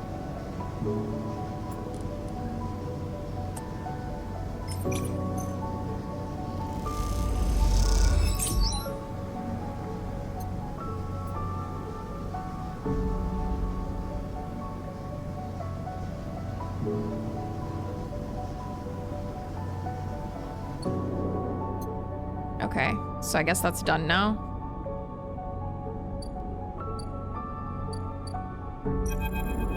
Oh, here we go. When you arrive at Lim and Mina's unit, Castor's already waiting outside, leaning beside the door. Forgive me, Sleeper, but Celis is already buzzing with news of the breach. I was expecting you. Will this work? Don't worry, the breach cannot be traced to the specific IDs I'm about to create. Castor reaches into a pocket and produces a sleek green and white hand terminal. The data, please. You hand over a drive with the data and Castor fishes around for a converter cable to hook it up. He slots it into the terminal and after some whirring, a set of 2 transparent films marked with numeric sequences are produced. 2 tickets to an uncertain future. Castor smiles to himself. The child will go with Lim, of course. He pockets them. These are yours, but first, he holds out a white cube, your side of the deal. Something to help us make use of you. He passes you the square and you rest it in your palm, a small, white, perfect cube. Suddenly, you feel a sharp pain and flinch. The cube jumps from your hand and rattles along the walkway. You look at Castor apologetically. Castor smiles. Not to worry, it's done its job. Now it's for you to do yours. You look down and see a tiny pinprick in the center of your palm. Nothing sinister. Castor puts the terminal away. This way we can keep track of you and the sidereal horizon. I didn't agree to this. You did, Sleeper. Castor adjusts his glasses. You have to understand that I could have done this without you knowing. This way, everything is on the table, so to speak. Castor hands you the transparent films, and you see shimmering portraits of you and Lim flickering beneath the surface. Go, give them the good news. And he reaches across and buzzes the unit. Lim slides open the door, half dressed in his gear. Sleeper, what brings you up here? Come in. He beckons you inside. You look to the side, expecting to see Castor, but the wall's empty. The unit is cleaner, better organized than last time. Lim sits at the thin bar and gestures for you to sit. Mina's with some of the local kids. Someone started doing lessons down the way. She seems to like it. You sit at the bar. What's up, Sleeper? I have some news. Out with it, then. I have Celis IDs for us. You have... Lim freezes. How? He blinks rapidly, as if to wipe you from his vision. Does that mean... Yep. Lim stands up and paces around the unit. We have to pack. He starts laughing. Holy shit, we have to pack. He turns back to you smiling. How the hell did you swing this, Sleeper? I made a deal. What a deal. Color me impressed. You show him the ID films and he whistles at the portraits. Impressive stuff. He pats you on the shoulder. You should stay until Mina gets home. We can tell her together. The buzzer goes off. That'll be her. Lynn gets up and opens the door, and Mina, a bundle of energy and life, rushes into the room. Robot, she shouts. Lynn picks her up. Mina, you won't believe what they brought us. You flash her with the passes, and she looks confused. We're going away after all, Meanie. He lifts her up above her head on that big, beautiful ship. Mina screams and Lim laughs. He puts Mina down and she runs over to you and hugs your legs. I love you, robot, she says quietly so only you can hear. So cute. I love you too. And a while later, when you leave, you don't even think to check for Castor by the door until it's too late. You stop and turn halfway down the walkway, but there's nothing there. Even that little white cube is gone. So you keep walking back through the low end, deep in thought, excited and scared all at once. Do whatever it takes to get that ticket. Another achievement. Cool. Aww. Yeah, the little each ending, like each story tied to each ending has been so nice.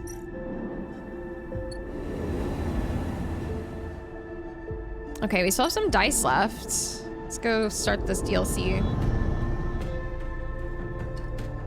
I love that she calls us robot. Yeah. Hi, senpai. How's it going? She does deserve a great future. All right, let's see here.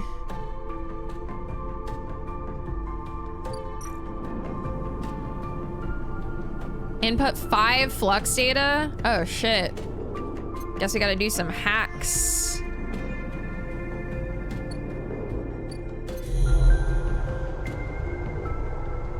On a 1 hour break before I gotta go back to work. Aw, at least you have an hour. You getting anything good? You have your car back too, right? Hopefully work's going okay, Simpu. Hopefully people are nice. You do? Fuck yeah. Unstoppable now. I'm glad you don't have to walk anymore. Oh, I'm dumb. I literally have this already. It's what he gave me. Hee hee.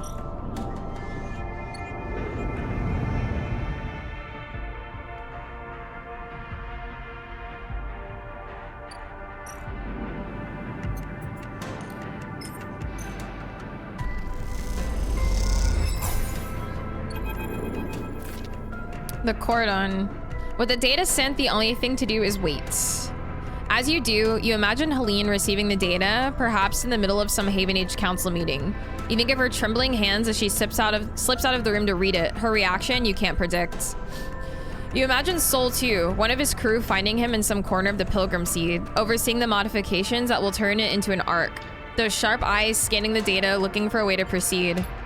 The wait draws out, and to pass the time, you watch the activity beyond the edge of the eye, the scrap shuttles pulling components from the now abandoned cordon, and the supply skiffs making runs between flotilla ships. Food truck might be permanently closing soon. No! That's awful, senpai! So I guess that means you're gonna have to start looking for something else, or are they gonna do something else that you can join in on? That super sucks. Oh wait, I don't think I read that one. The wait draws out, and to pass the time, you watch the activity beyond the edge of the eye. The scrap shuttles pulling components from the now... Oh, I did read that, okay. It isn't long before you hear the chirping of one of Helene's now familiar drones approaching the viewing platform, and then Helene herself strides into the room. You already kind of have something else lined up? Hell yeah, look at you being on top of it. That's actually really awesome though. Where did you get this, sleeper? Helene holds up a slate, scrolling with streams of flux data as she enters. I need to know your source. Doesn't matter. That's where you're wrong, Helene shakes her head. I need this data authenticated. I can't just... She pauses and pushes her hair back out of her face. This is a lot to take in. A shadow protocol inside the flux, the system's KAN channels starting up, a total collapse of the eye. She rubs her forehead. If I bring this to the council, She turns away. They'll ignore it. She turns back to face you, her expression dark. Do you know what has been happening within Haven Age, sleeper? She looks away out at the flotilla. Since the refugee ships started arriving, things have changed. It's chaos. No one can settle on a single issue. There's division at every vote, but in the division, only one group prospers, the hardliners. Because as each counselor gets tired of the arguments, gets tired of compromise, they become more attracted to the easy answers. The flotilla's to blame. The refugees are opportunists. The eye must be defended. She shakes her head. And now you're telling me they brought something to the eye that will cause its collapse? They didn't bring it. It doesn't matter, Sleeper. That's all the counselors will hear. She closes her eyes, a hand to her temple. Many of them already presume that the refugees are somehow to blame. Did someone say refugees? Soul clanks into the docking bay, grinning at the situation. Speak of the devil, and well, here I am. His suit hisses as he settles on his cane. Helene glances between the two of you, uncertain if she's been drawn into some elaborate plan. Soul holds out a hand to her. Soul, he nods. I believe we have spoken remotely while the cordon was still up. I sent both of you the data. Soul laughs. Well, thank you. He raises an eyebrow. Evidence of our mutual inevitable destruction is not much of an olive branch, but I'll take it. I'm not Haven Age, Helene blurts out, then corrects herself. What I mean to say is no one person represents Haven Age. That's the idea. I did not support the cordon, and I did not support your quarantine. Soul nods. Well then, Soul glances at you. Anyone mind if I get myself up to speed here? He pauses, but you get the feeling he isn't expecting an answer. 1. The flux events, the very same destabilizing waves that collapsed the colonies on the moons of Ember, have reached the station. He holds up a stubby finger. 2. According to data Sleeper provided, these events are acting as a cover for some kind of intrusive protocol, which is causing the real damage. A second finger joins the first. 3. The Shadow Protocol will do the very same thing it did to Ember's Song, Step, and Hearth, and quickly. In short, it'll shut down everything keeping this place alive. A third finger pops up. 4. And this is my favorite. We have no idea who or what is doing this and why. Soul's final finger joins the other 3. Is that about the total of it all? There's also another flux event coming. Of course there is. Soul smiles thinly. Sounds, Helene pauses, searching for words, intimidating. Helene turns to Soul. Did you manage to put up any kind of resistance on Ember's Hearth? Soul shakes his head. That's why we're here. The Pilgrim Seed was the biggest ship to make it out unscathed. He pauses. I suppose we didn't have this data. We didn't know what was eating up the systems. We all thought it was the flux. Hi, Ragnar. Welcome in. I'm doing good. How are you? Helene looks at you, and I imagine you, Sleeper, and whoever helped you uncover this might be able to figure out a countermeasure. I don't know. Helene glances away. That's okay, we can try. If you'll forgive me, Soul cuts in. Part of why I was able to save as many as I could on Ember's Hearth was that I gave up hope early. Soul shifts his weight, his suit hissing. There were endless strategy meets, system reboots, tests, and trials, but I just got on with working on the Pilgrim Seed, with getting people on board. So when the second and the third and the rest of the flux events hit, we were ready to go. So if I can offer you some advice, Miss Not Haven Age, it's to give up on that line of thought you have, that hope, and to start the evacuation now, right this cycle. Soul looks out of the observation deck towards the Pilgrim Seed.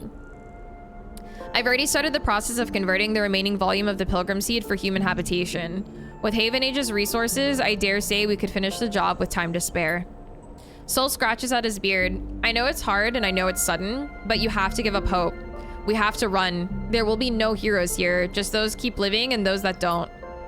Helene listens in silence, making calculations. She looks out at the bulk of the Pilgrim Seed, which, despite all its vastness, is dwarfed by the eye as a whole.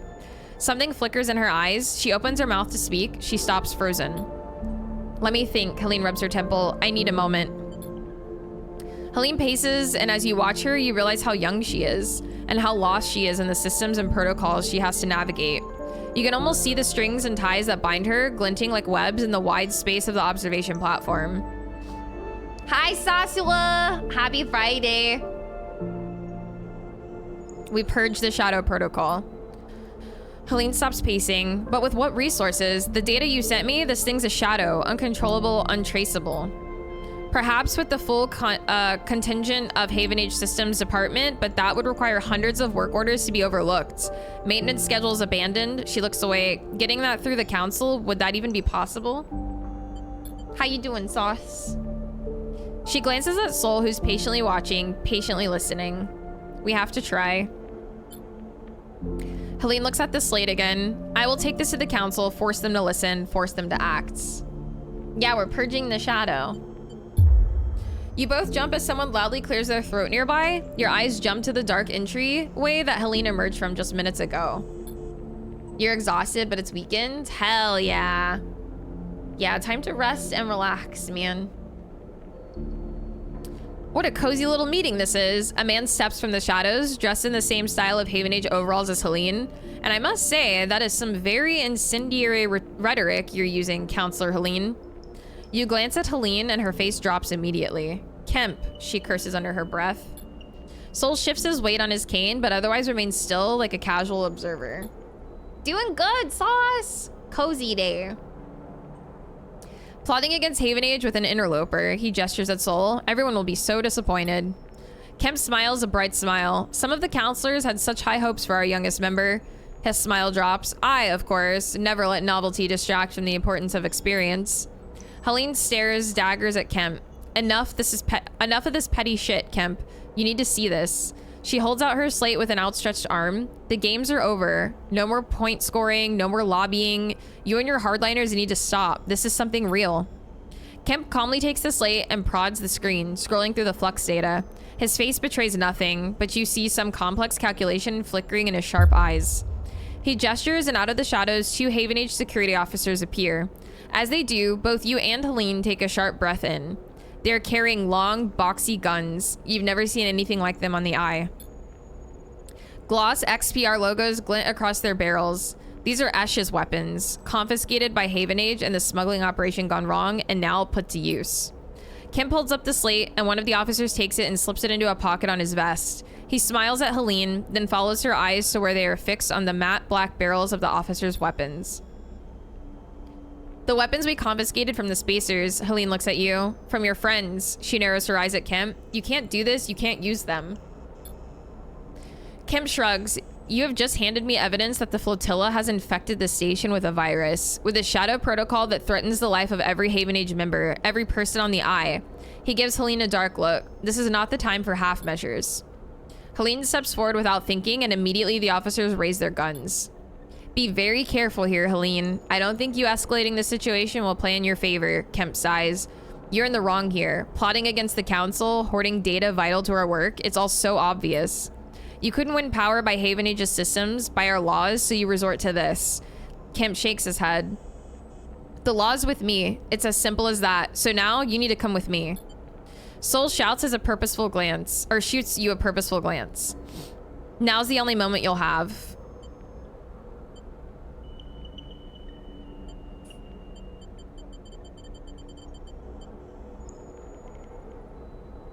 I guess we run from Kemp. If we run at him, we're just gonna get shot.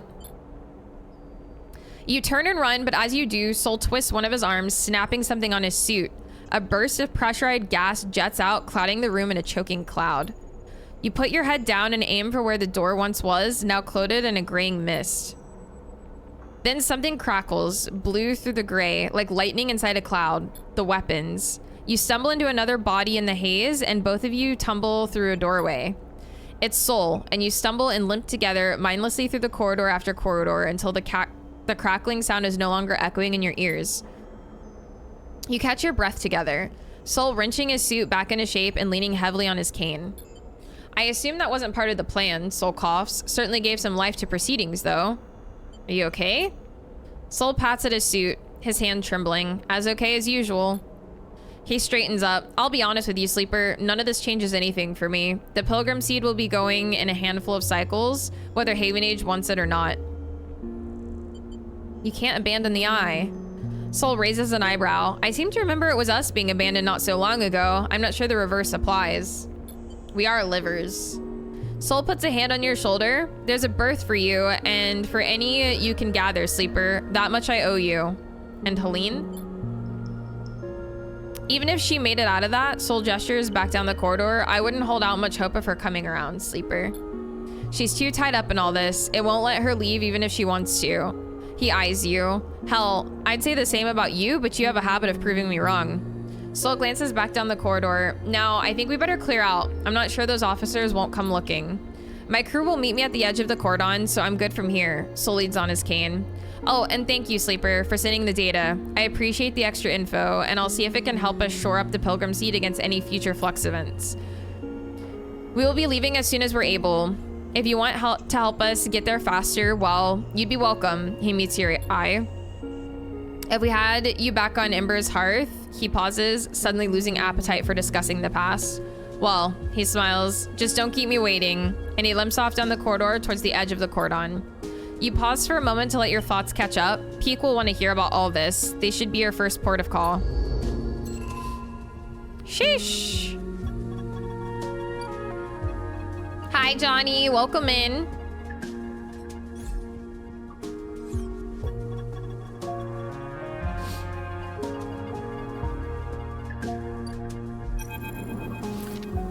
As you enter the climbing briar, you immediately have to jump aside as Ash, lugging a massive crate across the cargo bay, pushes past you, grunting an apology as she does.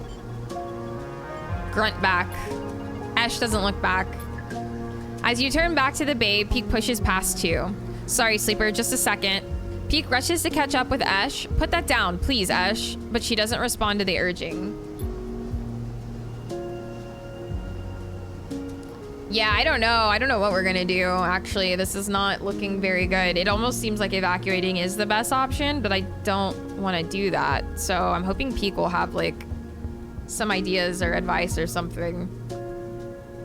We can't leave. Not yet. Peek puts a hand on her shoulder. Please, I'm the only one here who can... The crate drops, the sound of its impact echoing around the bay like thunder. Can do what, Peek? Her eyes are burning with anger. Save this place? Are you still that naive? Hi, Rockout Guy. Welcome in. We're running, Peek. We're running because this thing cannot be stopped. It couldn't be stopped at XPR, our home. Why would we stay to stop it here? Because we can, Ash. We can give these people a chance. Peek pleads with her. Like they gave the refugees a chance? Ash shakes her head. No, Peek. This is not on us. We barely made it out of XPR. I worked for years to escape, and now you want to throw it all away? I left everything behind. My mother, my friends, to take you out of that place. She clenches her jaw. She turns and slams her hand onto the crate, breathing hard. We go. That's the end of it. Peek turns away. You feel unsure of what to do, but you know now is not the time for outside arguments. This is between them. Peek crosses the bay back towards you. I'm sorry you had to see that, Sleeper. Let's talk upstairs. Peek leads you to the entry ladder, taking you up out of the bay and into the habitation level of the ship. You follow them through the tight corridors, noticing the handwritten notes, the clutter, the repairs, the signs of a home.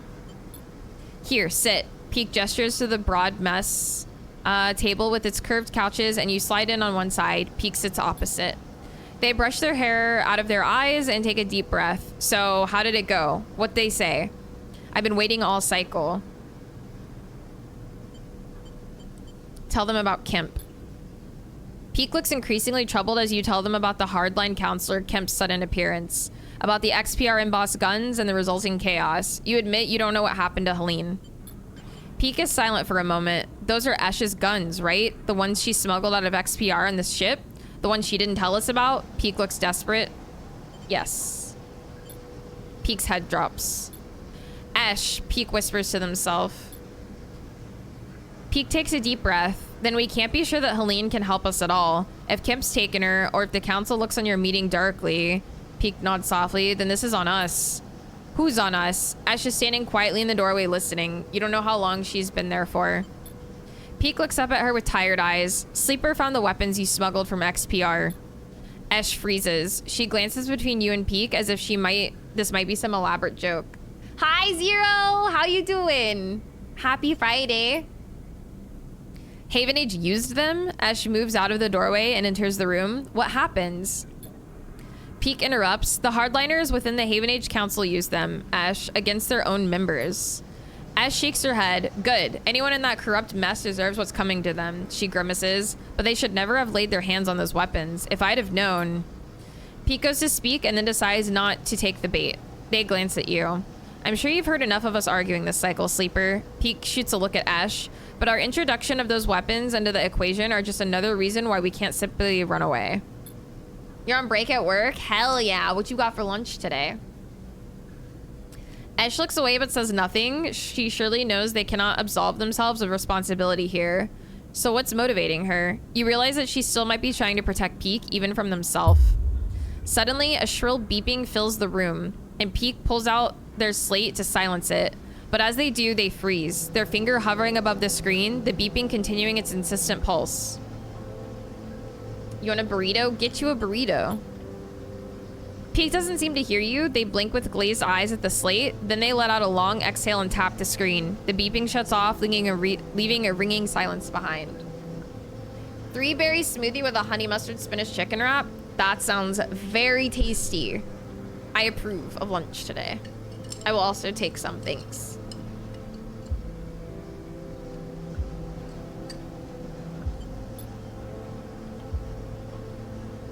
Ash frowns at Peek, planning to explain. 12 cycles. Peek looks vacantly up at you both. 12 cycles until the next flux event. They shake their head. I've been using the arrays on the Briar to look towards the center of the system to approximately where the KAN channel should be. Just this moment, they detected a signal from the inner system.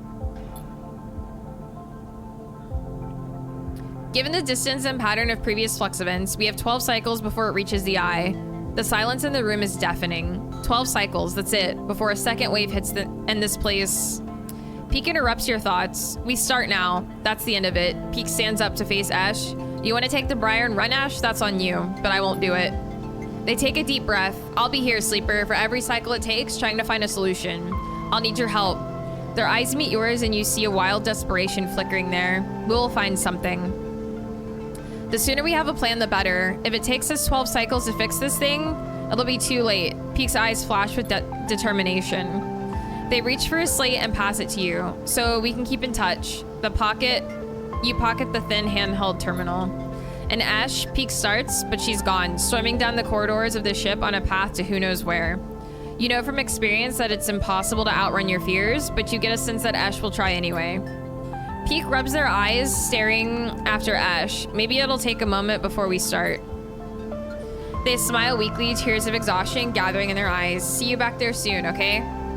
And you slip from the room into the corridor, Peek's quiet sobs somehow carrying through the ship behind you as you leave. Oh boy. 12 cycles.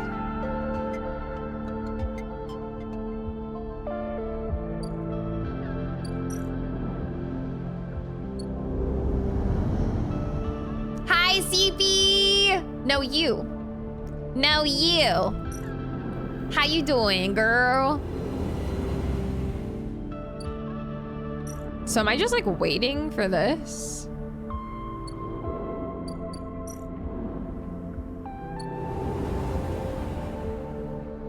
And how's this coming along? Still waiting for that too. Well, shit. I don't know what to do with all these dice. I can't focus. A cutie's talking to me? You're dumb. You're dumb.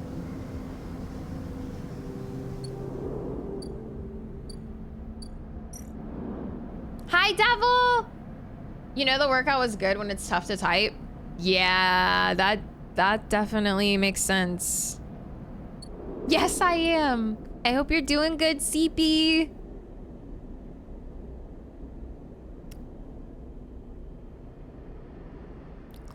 I don't know what to do with my dice. I guess I can use some for energy.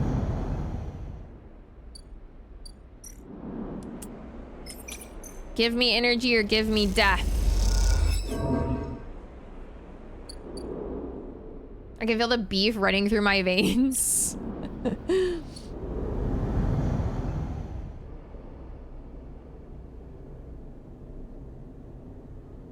There was totally no doubt in your voice there. Wait, what? I'm still waiting for this. Oh, can I buy scrap? Yes. Can do some self-repairs. Oh my god! Moon! What the? Jesus, fuck, that scared me. Oh my god. Moon, thank you so much for the Neva box set vinyls. Thank you, thank you. Yeah, Edge DM'd me this morning. It was like, Devolver listed the pre-orders for the vinyls, the box set Neva vinyls. Thank you so much, Moon. They're so pretty too. They're like a pastel pink and blue. Literally scared the shit out of me. Doing okay, suffering's probably at a medium level. I think my wound's starting to heal. That's good at least. Hopefully. Maybe get some good food so you can be cozy. Moon! Yearly bonus show. I figured I'd share it around. Moon, thank you so much. What the fuck? Thank you. That is super duper kind, dude. I can't wait. I have the Grease vinyl. Now I'll have the Neva vinyl. Hell yeah. Thank you so much, Moon. They're gonna, I have like a shelf. I guess it's a shelf that sits on the floor with all my vinyls, and it's actually like full. I think I'm gonna have to start separating like music well, they're all music, but I think I'm gonna have to start separating like band music vinyls and like gaming vinyls, and like put the band music ones somewhere else. Cause yeah, my vinyl shelf is like full at this point.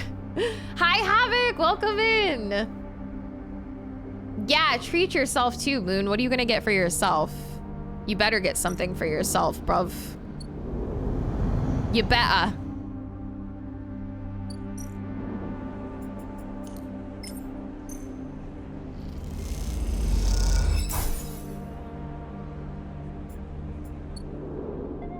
Haven't decided yet, honestly. That's fair. That's fair.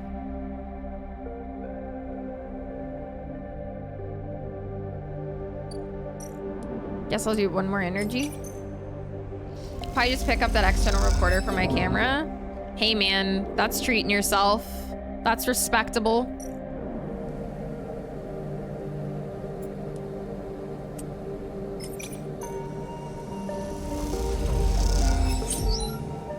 Made some cryo.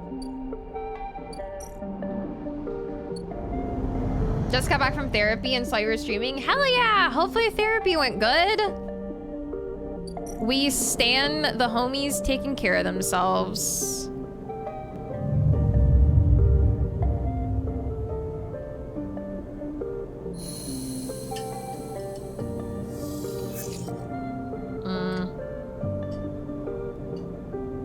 Oh shit. The next Flex event is coming and it can't be stopped. The sooner your preparations are complete, the better the outcome. Fuck.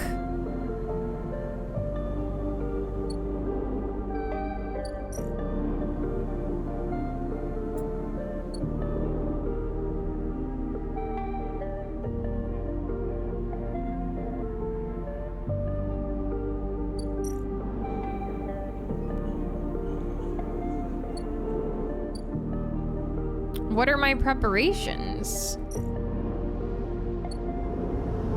Yeah, homies taking care of themselves. Love to see it.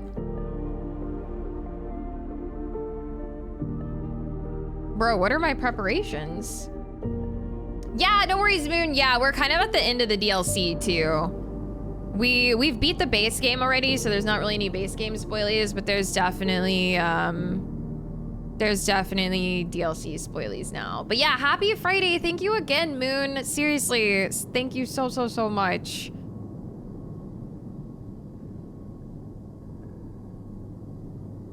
Oh, here we go.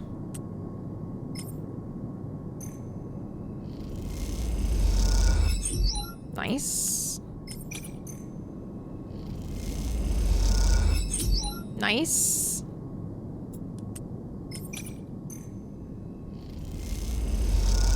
Oh yeah, I just thought it was like my reaction to something in game, and I was like, God damn, I am kind of unhinged. But no, it's just me yelling at Sauce. Just me yelling at Sauce.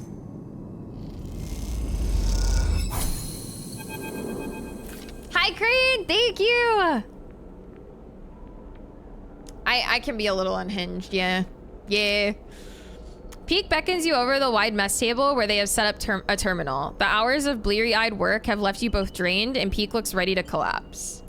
We love that about you. Thanks. I didn't even deserve it, so it was unhinged. Yeah, but I thought you deserved it. So, not unhinged, okay? You slide under the curved couch beside them, something dark and malevolent filling their screen like an oil stain. Shadow protocol? Not quite. Peek's eyes seem to glitter in the screen light. This isn't what you think, Sleeper, not by a long shot. You look again at the screen, leaning in close to the dark, curved shape to see its texture. You see whirls and currents like a river, a dark flow unlike the Shadow Protocol's dark tangle. You know exactly what this is. You've swum in this river, almost drowned in its shifting flow. It's the Gardener's Chorus, the dark cloud which blankets the Greenway's networks, the bioorganic morass of a malfunctioning protocol grown vast and strange. With your whole heart, you thought I did. I did, bro. I was like, this motherfucker left me to be crucified for having a booger wall to step up like 2 hours later and admit he also had a booger wall. Sounds good, Zero. Good luck with work, dude. Hopefully it goes smoothly. I'm joking. I know you weren't there. He was there. He was there. I know this place. Peek glances at you. I thought you might have seen it, covering the Greenway like a shroud. Peek meets your eye. Everything I've tried to do to contain this Shadow Protocol has been a failure. It slips through any containment, absorbs any countermeasure. That, unfortunately, is an unavoidable fact. And yet, the eye still spins. The Shadow Protocol is being slowed, partially contained. It has spread across the station, as we have seen, but in reduced pockets and fragments. So I started to look outside of our test cases. Outside of these fragments, we have been poking and prodding in our little lab. Peek smiles, and look what I found. Just because he wasn't there doesn't mean he doesn't deserve it. He was like, I too had a booger wall. Booger buddy.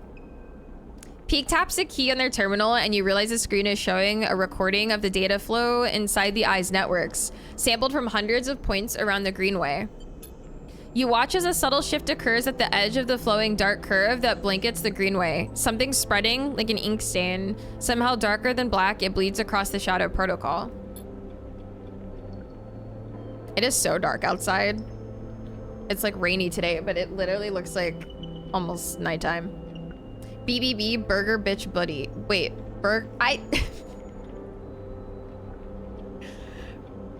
Booger bitch buddy. I said burger. Burger bitch buddy. Now watch. Peek eagerly points at the screen. You see something strange. A fizzing at the edge of the shadow, a sparking, and then it's gone. And beneath for a moment, a millisecond, you see into the networks of the Greenway. I would not mind being a burger buddy too. Burger booger buddy. Burger bitch buddies for life. You're reminded of an image you had forgotten, of pulling a plant from its pot and seeing a bone-white root ball where you expected to see a dark soil. The white connections writhe like worms, and then it's gone. The dark flow closing up as quickly as it opened. Dissolved the shadow. Exactly, Peek nods. It protected itself. You think back to your meeting with the gardener, to that sense of something old and worlds and inhuman to its core. Peek excitedly starts to explain. This is the only chance we have, the only countermeasure we have seen. And the moment it opened, I detected something, a centralized intelligence with the local ID Gardener. This protocol, this system, whatever it is, can protect its network from the Shadow Protocol. But if it stays in the Greenway, the eye will still fall. The station's systems are too exposed, too spread across the hub. The shipyards, the spokes, Peek glances away. The only way is to break it open, to spread the entity's network, access it, expand it somehow. Peek pauses.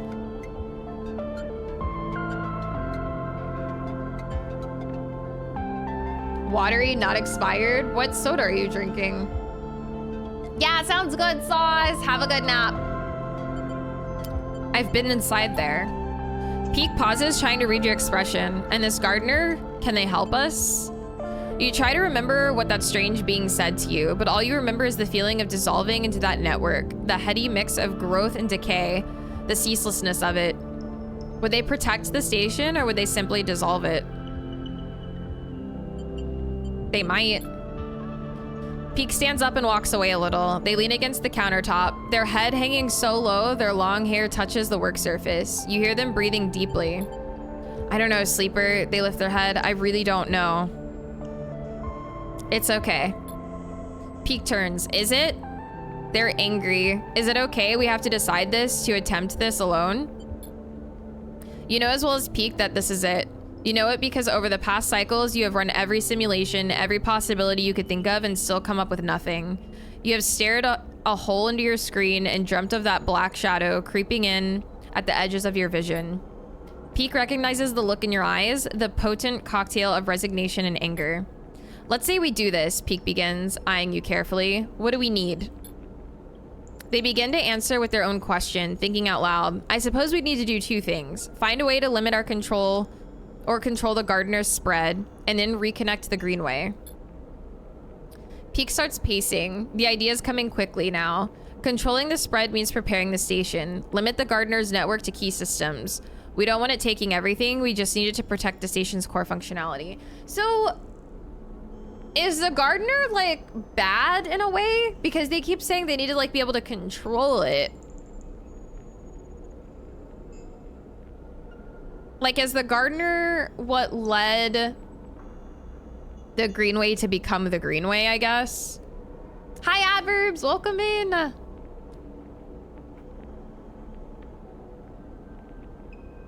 Because, like, they're talking about it like the gardener, in a way, is like a virus to the station as well. But I never understood it to be that as such.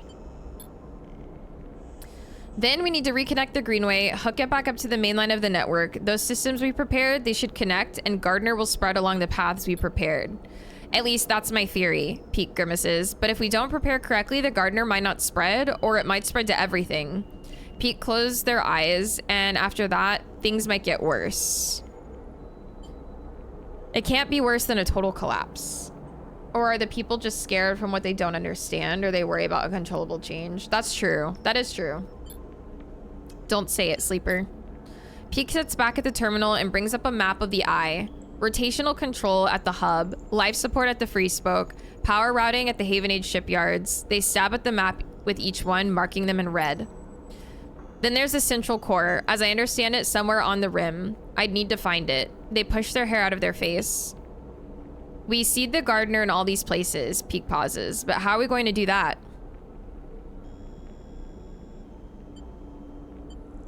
Bait the gardener's attention? Peak smiles. Of course, the gardener needs plants to care for.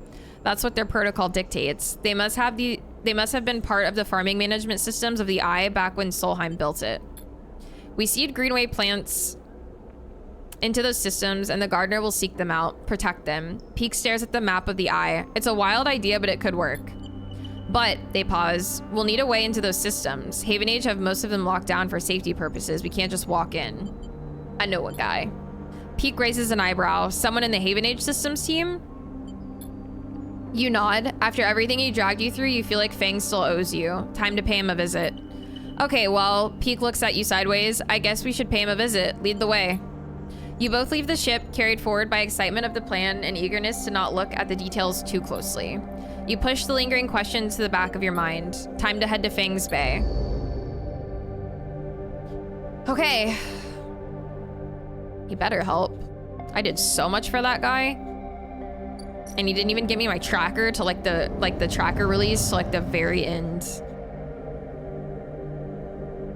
Hi Osama, welcome in. Sir, it is Friday. Time to collect some favors, yeah. Long week, eh?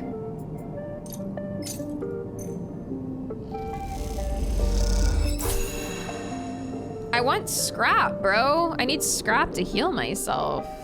What do I do with 4 ship mine parts?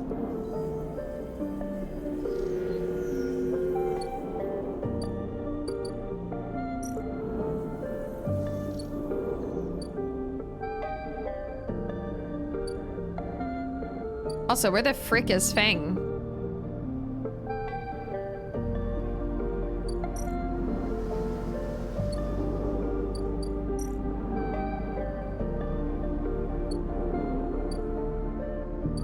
Oh, here we go.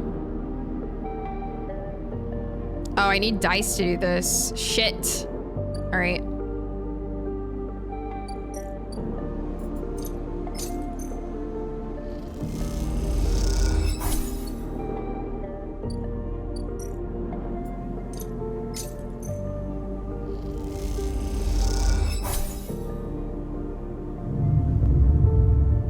All right, we have to find Fang. Sounds yummy, taters. Hell yeah.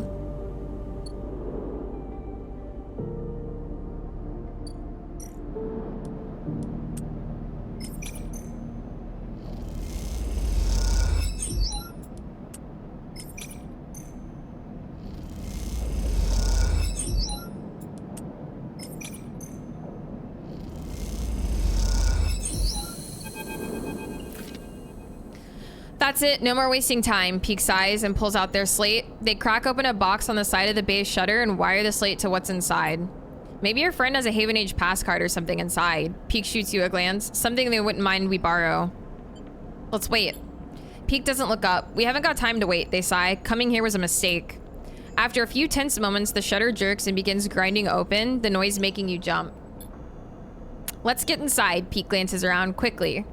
You slip into the dark of the bay, punctuated by the blinking lights of Fang's piles of servers, somehow even more disordered than before. Peek makes a beeline for the desk at the center, scattered with tools and components. They flick on a lamp and stare at the mess. Are you sure this person can help us? Yes. You're interrupted by the sound of footsteps from the entrance. Someone has come in behind you. Peek freezes. I could swear I closed this shutter when I left. Fang leans on the stack of servers near the entrance. Must be getting forgetful. He grins at you. Sloppy. I'm the one who makes the joke, sleeper. Fang smiles. Don't start. Fang raises an eyebrow. Thought you'd come rob an old friend? Is that the plan? We need your help.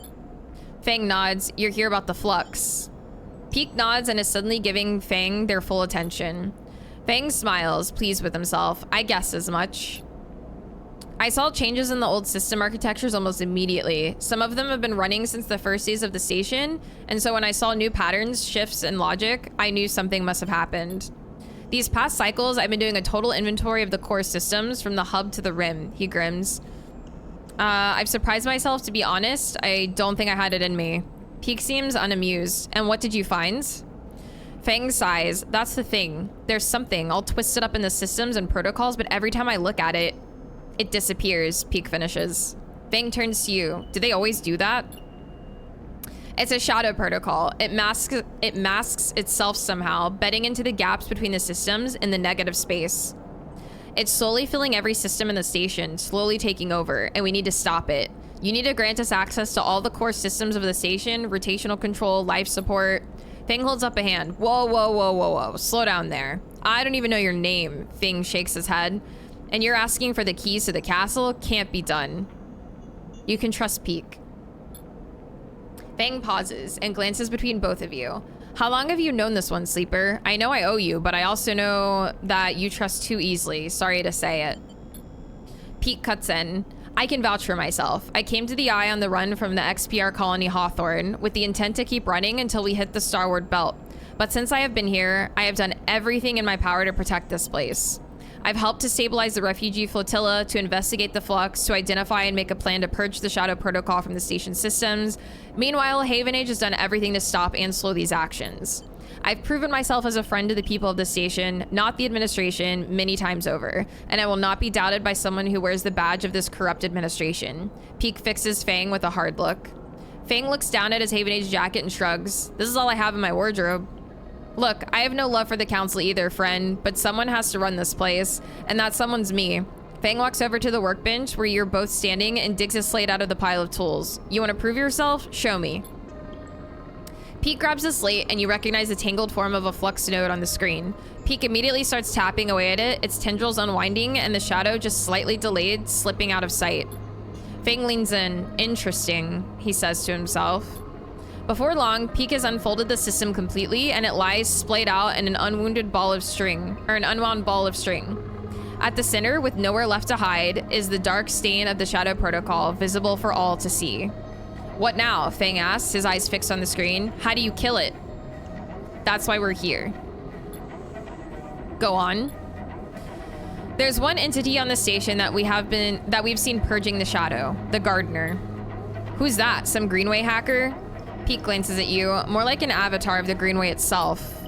You explain the gardener to Fang, the feeling of descending into the flowing river of consciousness. You explain the networked chorus, the non-human collective of voices. You tell him all of the farming AIs offer to you. To be networked into the chorus, dissolved in its flow. Then you explain that by granting it access to the AI's major networks, you hope to reinforce them. Fang is silent for a moment. And you want to let this thing out? He shakes his head. That's the kind of stupid plan I'd dream up, he pauses. I like it. This place is rammed with weird protocols and forgotten intelligences anyway. What's one more ghost in the machine? We try to limit it, of course, Peek explains. That's why we want your help to access the AI's major systems, to seed some of the gardener's spores into them, to draw the gardener's focus to those places.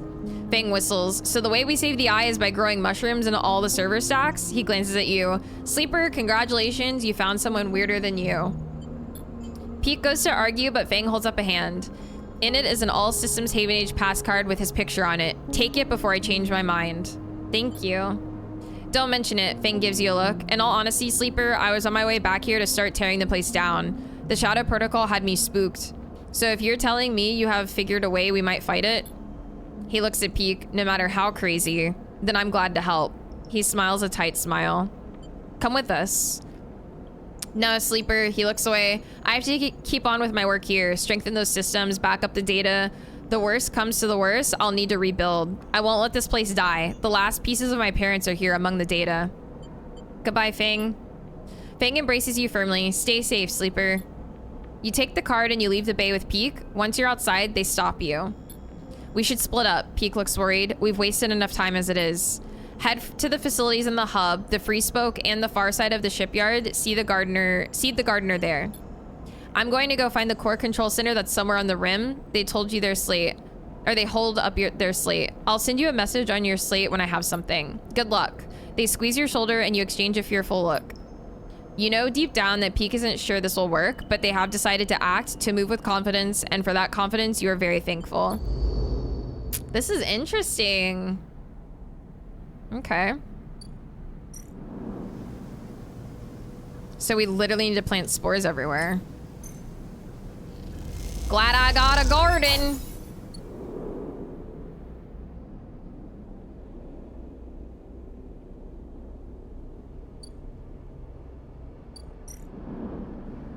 All right, we gotta go get some more spores.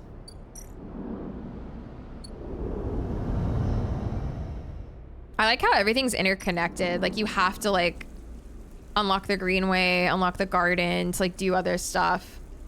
Hi Nerver, how's it going? Spiky hat. How you doing? Like a huge impossible rescue mission? Yeah, it's really cool. I love it.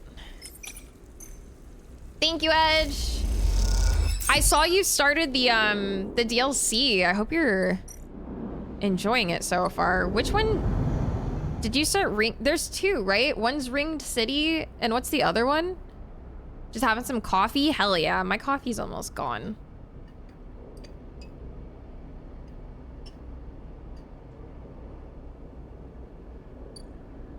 Okay, we can put a spore here.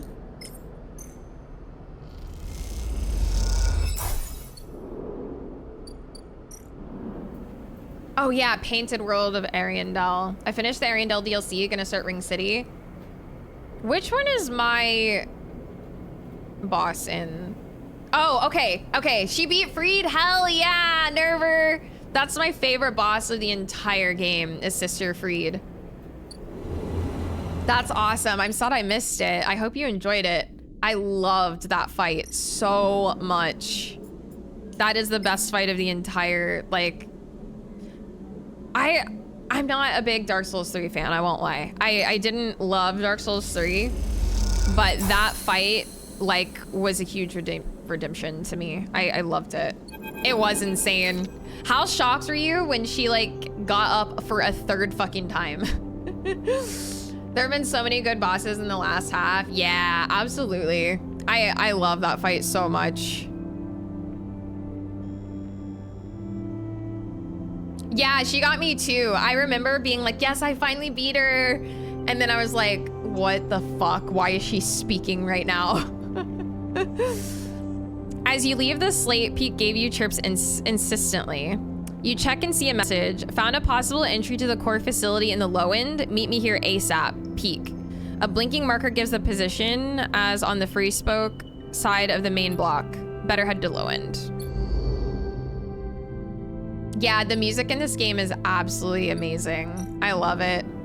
It reminded me of a certain Sekiro boss that debates you with a second phase. Yeah, senpai. Wait, which one? Oh, yeah, senpai. Yes.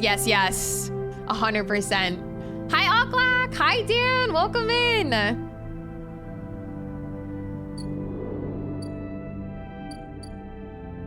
Okay. To side reel.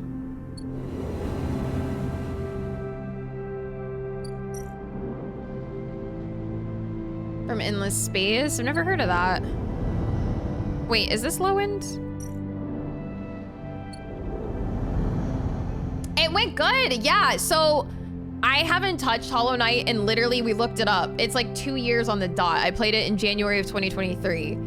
So literally like 2 years, I haven't played it. So I went to, when I loaded the game, have a good day at work, senpai. I hope it goes smoothly for you. When I opened it up, I was like at the end, like I had just beaten Pantheon 1. So I was like already in Godhome, thankfully. So I went to the hall and I just started like picking a few bosses just to like I did Hornet first, just to like get the juices flowing again and like remember like the combat, the buttons, the controls. So I did just like a couple practice boss fights and then I went into Pantheon 2. And we just ticked away at it. And any boss that I kind of got stumped on, I would go practice them in the hall. And yeah, I slammed Pantheon 2 last night. I was not expecting to even finish a Pantheon.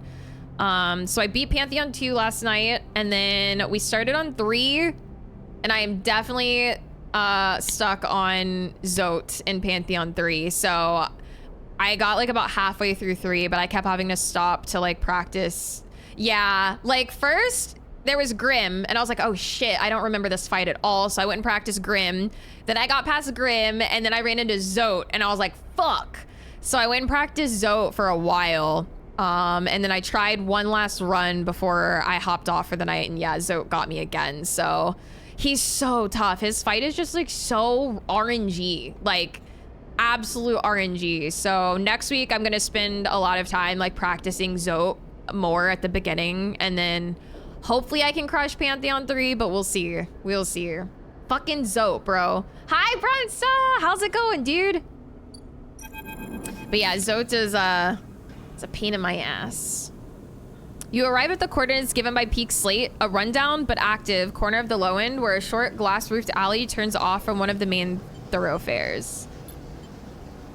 You wait in the mouth of the alley, leaning against the wall and watching the street life go by. Children hop across the grid, scratch into metal floor plates, playing games of their own, devising, while older residents sit and talk or play tabla. It's hard to believe that all this is at threat. It seems so concrete, so real. How can some intangible protocol erase all of this? As you're watching, a voice calls out to you from one of the tabla tables set up along the way. You move a little closer and recognize the sitting player immediately. Castor sits, tabla pieces and board ready in front of him, smiling at you. Sleeper, my partner's not arrived for our usual game. Come, please, take her place. He beckons you over, standing and nudging you to sit down with him. A rematch is in order. You owe me a game. Almost immediately, Castor begins the game. Everyone on the eye knows how to play tabla, the methodical movement of the counters across the triangular points, a ready fit for the rhythm of life on the ramshackle space station. Most games begin in the same way, with each player moving with independence, focused only on achieving their optimal early game setup. But there's a moment in each game where it becomes necessary to notice the other player, to anticipate the crossing of the counters across the board. A point of contact, when routine becomes negotiation and negotiation becomes conflict. As this moment arrives, the subtle shift in the texture of the interaction, Castor begins to speak. I find myself surprised by you continually, Sleeper. He looks over his glasses at you. The way you conduct yourself, for example, suggests an anxious refrain, a defensive, protective quality. But in your Tavla game, He pauses to move a counter. I see only risk. Just got back from my mani-pedi. Ooh, that sounds very nice. I haven't had a mani-pedi in a long time. Stay silent. Risk is, of course, necessary to play Tavla, to move a piece to expose it, but it should be done with calculation, with proper analysis. Then, if the piece is taken, caster moves a counter, taking one of yours with a practice swap, placing it beside the board. It's already accounted for. But you move forward with abandon, as if risk was just a secondary effect of action, a consequence, not its primary guide. He gestures for you to take your turn, a cause. Silently play. Caster nods. See what I mean? Risky in play, but defensive in mood. He smiles. You move your piece. This locks you into being reactive. If you don't mind me saying so, you're responding, which means you're being led. He leans back to consider the board. This place, it mirrors you, Sleeper. It's also reactive. It was born from a crisis, the collapse of Solheim, and ever since it has been reacting without any central guiding principle. No analysis, no calculation. Just look at our refugee crisis, for example. It's all reaction, all risk-taking, and little risk calculation. At first, I found the chaos enlivening, especially when trying to track its outcomes, but now I find it exhausting. He laughs. It always amuses me that this place is literally spun from the rim. Below this very stack of habitation blocks is the most important control facility of the eye. Spun from the rim. He laughs again. What better metaphor could you find for disorder? His face drops. But why am I telling you that? That facility is precisely why you're here. He smiles an unsettling warm smile. You feel it shiver through your body as if something has changed in the air. With that hat on? Why not, bro? You don't like my hat? What is this? No words come out of your mouth. You feel removed from yourself. Watching from behind, frosted glass. Your eyes dart side to side. Inertia sets in. Caster is still smiling. The risk you're planning to take here, Sleeper, is not yours to take. Caster's tone is unshifted. He speaks as if this is still some casual conversation between passing acquaintances. You're leaping towards a chaotic outcome with no respect for risk. You see, calculating outcomes, that's my specialty. That's why I'm here. I was hired as a conduit for risk, as a collector of data that might pertain to its arrival. He removes his glasses to clean them, and you see something flicker across their surface, a shimmering steam of characters.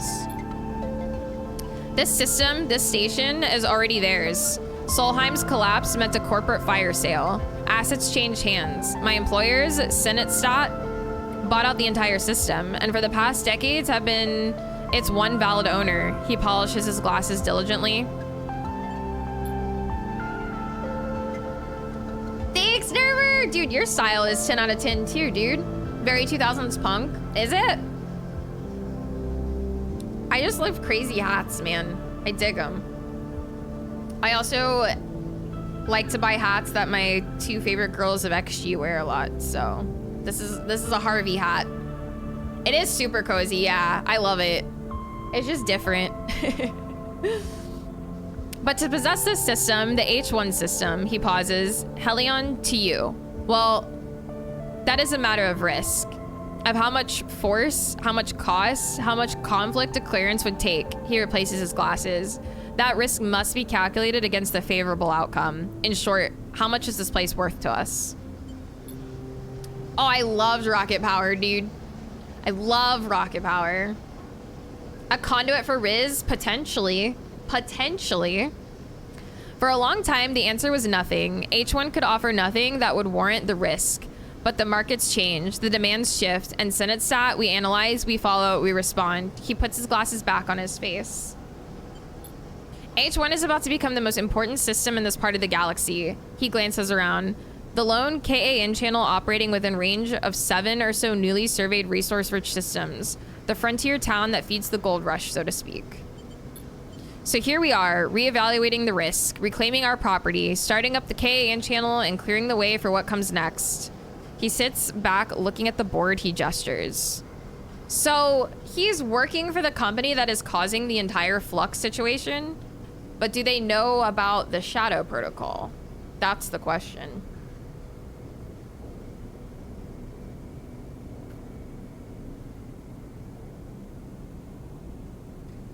Very interesting. You will kill thousands. You managed to force out the words. Castor looks a little surprised. I'm an analyst, Sleeper. I will do nothing. He shakes his head. Senetstat, as a corporate body, will take the required actions. Of course, I do not need to explain myself to you, but in the role as an analyst, in my calculations, I see great promise in you and your ability to enter systems to shift them to your will. Not every sleeper has this capacity. I assume you know that? He smiles. It truly is a wonderful happenstance of SNRP's technology. I imagine even they are not fully aware of it. He takes his move, claiming another of your pieces, and as you watch, you realize the inevitability of his victory.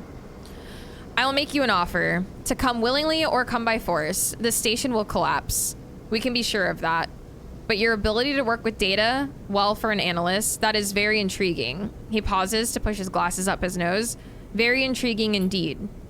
He glances around. Come with me as a collaborator or as a prisoner. Consider the risk. On one hand, almost certain death. On the other, a possible future.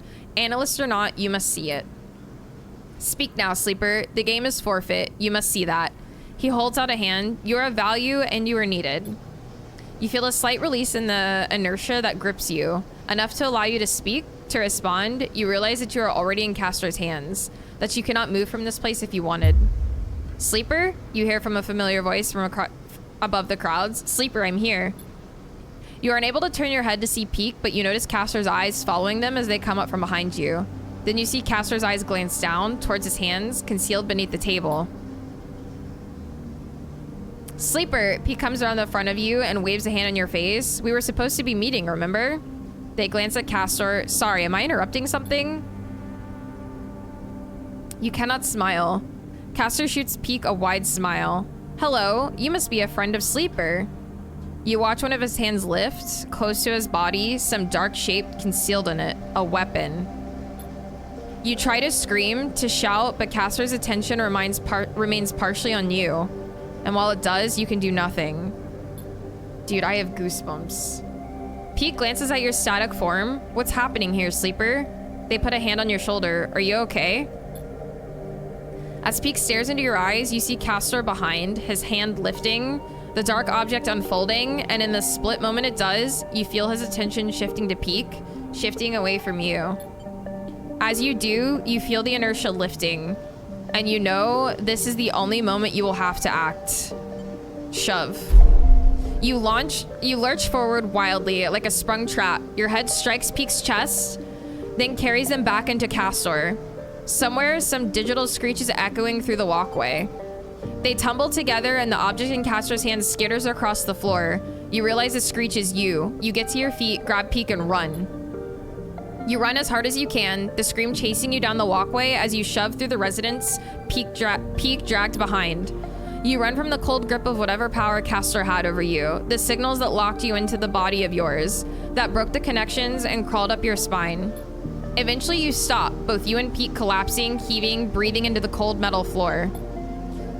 When they're able to speak, Peak asks you to explain, and you tell them everything Castor told you about Senetstat, about their claim on the Helion system, their reactivation of the KAN channel, the Helion system's growing importance. It flows out of you in desperate gulps, unable to believe in your own mouth as you hear these words coming back to you. All you feel is the need to push back against the cold hand on your shoulder, the vast cold eye that has turned to look at the system, the ghost limbs of corporate control that are extending their reach. So, wait a second. Castor was also involved in that other ending that I just started, wasn't he? Wasn't it Castor that got us the fake IDs? And then put the tracker on us and was like, we need to know where you go. Is that ending tied into this DLC too? Because that's super fucked.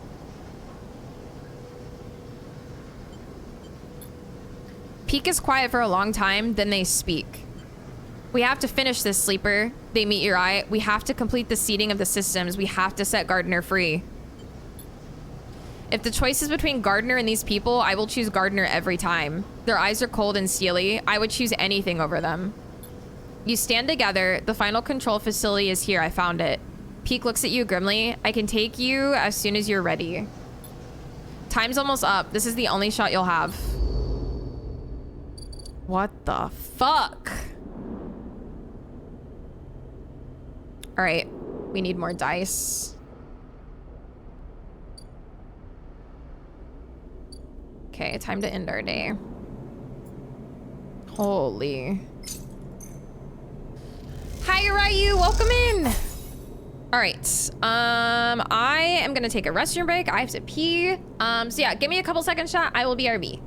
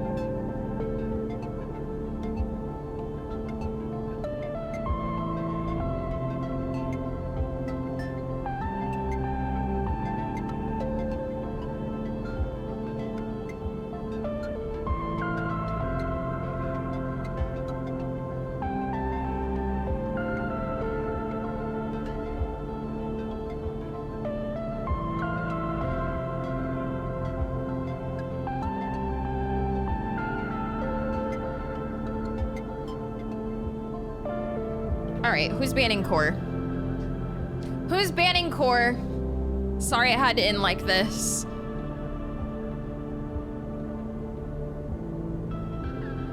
Just cleaning it up a bit. Not with a pyramid. I gotta fix my chair.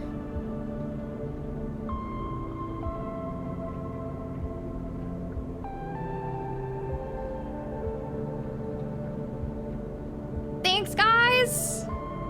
Okay. That's better. Got my V8. Deliciously green. Gotta drink my veggies, you know?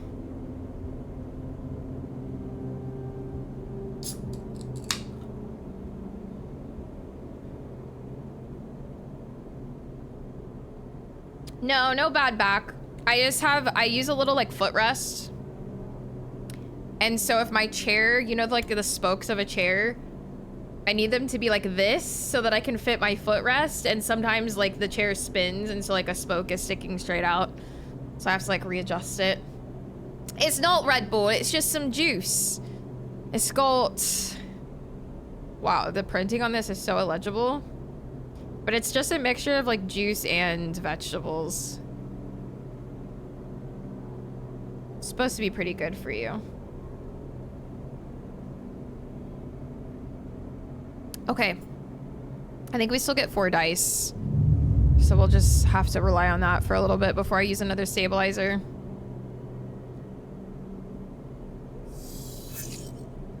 Oof. I'm gonna gamba these, I think. Kinda worth, I guess.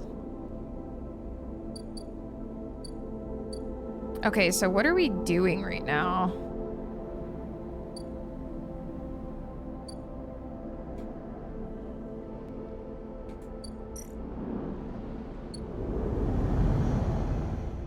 Let's see.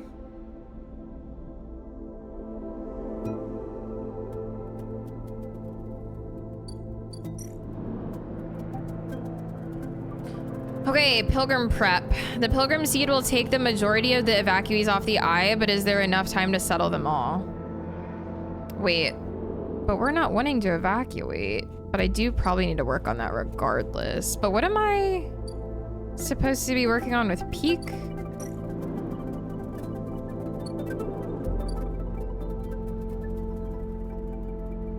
I'm confusion.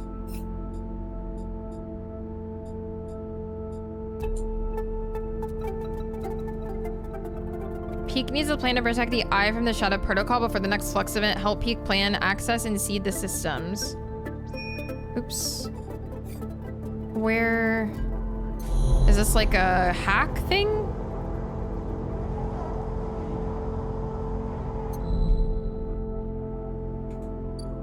I think it's a hack thing. Oh, I think I need spores. I need spores, don't I?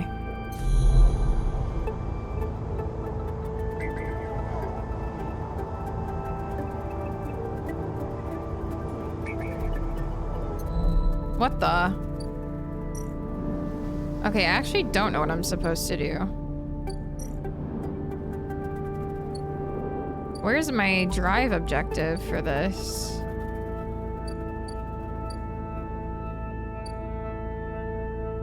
Oh. I found it. Okay. The facility Pika's led you to is decaying, derelict, but they promise the core is still active. You just have to find it. Okay. Crack the facility or minus condition. Perfect.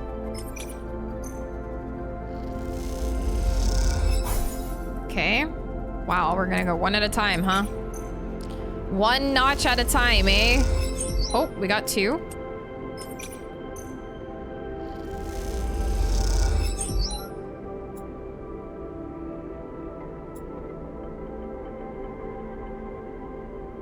I don't think I'm gonna work on the evacuation drive.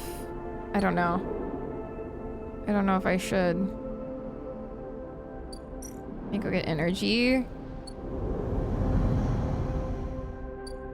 Actually, I should really just be using this dice and spinning cryo on energy. I'm just gonna use it. It's only a 2 though, so yikes. Nice. Okay. Let's eat.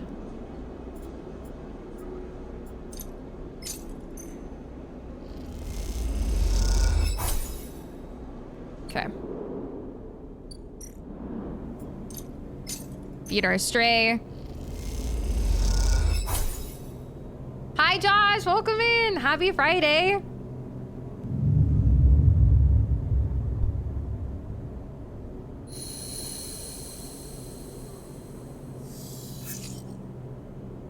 Gamba. Okay. Ooh. Tala comes to you one shift when the bar is empty, tapping you on the shoulder as you clean the bar. It's ready. She's gritting from ear to ear. The girl? It's called Citizen Sleeper. It is super cozy, actually. Obviously, she grabs you by the arm before you can ask anything else and drags you into the back room. The smell hits you immediately when you enter, a cocktail of rich fermentation and chemical sharpness. The room is warm and bright now, the newly installed lights making the place look clean, whether it is or not. Tala has already pulled up a couple of stools around a metal crate, where 2 glasses with a few fingers of pale girl inside sit waiting. She smiles. I haven't even tried it yet. You can see she's nervous. You both sit at the makeshift table, the slightest strangeness of the situation making you both jumpy. Tala hands you a glass. Yeah. Cheers, she says solemnly and knocks the glass back. You do the same. The first sensation is burning, a sharp nose clearing blast of alcohol that has your frame querying whether you would like to activate safe mode. You gulp the drink back, and it's only then, behind the burn, that you taste the earthy tones of the mushrooms, the wood, and the soil left behind like sediment, barely there. That's strong. Tala nods vigorously. Woof, that was heavy. Maybe needs diluting? Tala swills the girl in her glass. That might work. Open it up a bit. Tala grabs a metal bottle from the newly installed work surface and adds a few drops of water into the girl. Try again. This time the burn is a warming glow, harsh but fading off, and the woodiness less heavy. You taste something floral in among the marshy decay, something fresh and bright that you never expected to find. You and Tala meet eyes. It's really good, right? Definitely better. She nods and takes another sip. Damn good. Tala pours out some more girl and then adds some more water. The action's already taking on the quality of a ritual. You both drink. Tala tucks her feet up beneath her on the stool, folding her legs. She looks down into her glass and swirls the liquid thoughtfully. It's growing on me. Tala laughs. Go steady. We need to save some for serving in the bar. She smiles. Thanks for the backup. You clink your glasses together. Tala looks up at nothing in particular. My father opened this place, you know, she says out of nowhere, a thought suddenly becoming words. It was his attempt at making a life for us, for my family, when we got to the Eye. From Sinza, yeah, it's one of the Ember's lesser moons. She takes a drink. I don't remember much. I was only tiny when we came. Hi, Persecuta. How's it going? I was just thinking about something my father told me.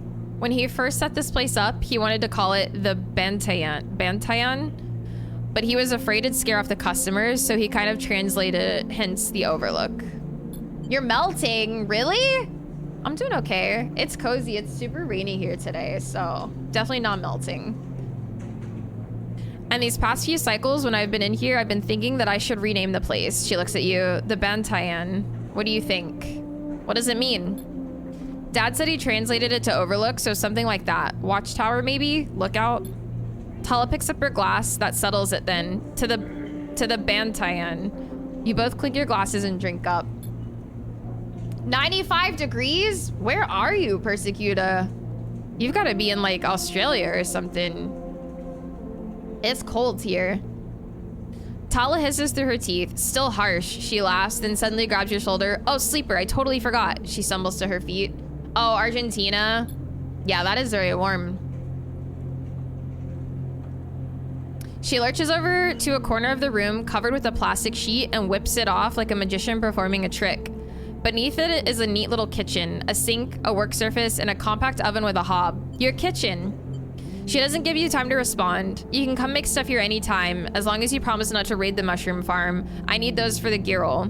I was thinking too that if things pick up, we can start serving proper food at the the Bantayan. She laughs. Do you like it? It's perfect. Tala gives you a hug, then quickly stands back. I'm sorry, I'm so glad you're here. She grins. Me too. As Tala tidies away the glasses, you inspect the kitchen, checking that it all works. It's small and salvaged, but after what you've had to put up with, it feels like a dream come true. Later, when she's done for the day, Tala comes back through the bar and you share a glass of the good girl, the one she didn't distill. And this time you talk about nothing in particular, sharing stories about regulars or discussing the best place to eat on the Eye, which after everything that has happened feels like a nice change of pace. When it comes time to leave, you promise to cook for Tala and agree to let her know which shifts you'll be working in the coming cycles and then slip out into the cool of the rotunda. And in the moment, you feel for once at home. Yay, another Chivo!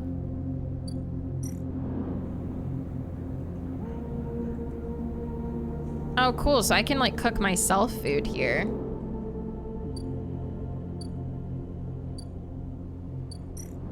All right, let's get back to cracking on this.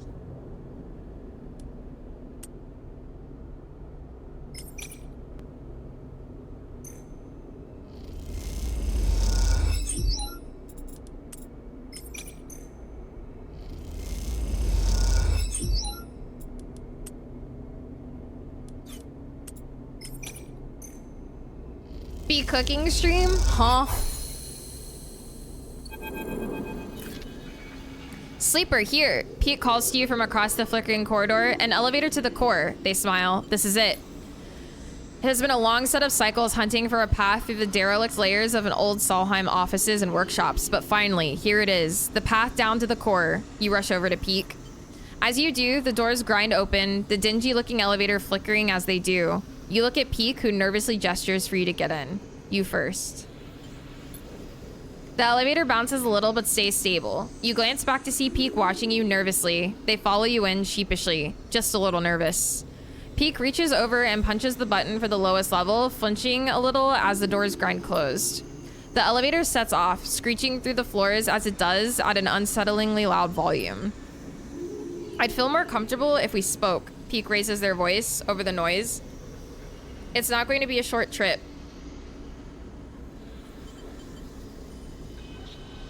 How's Ash?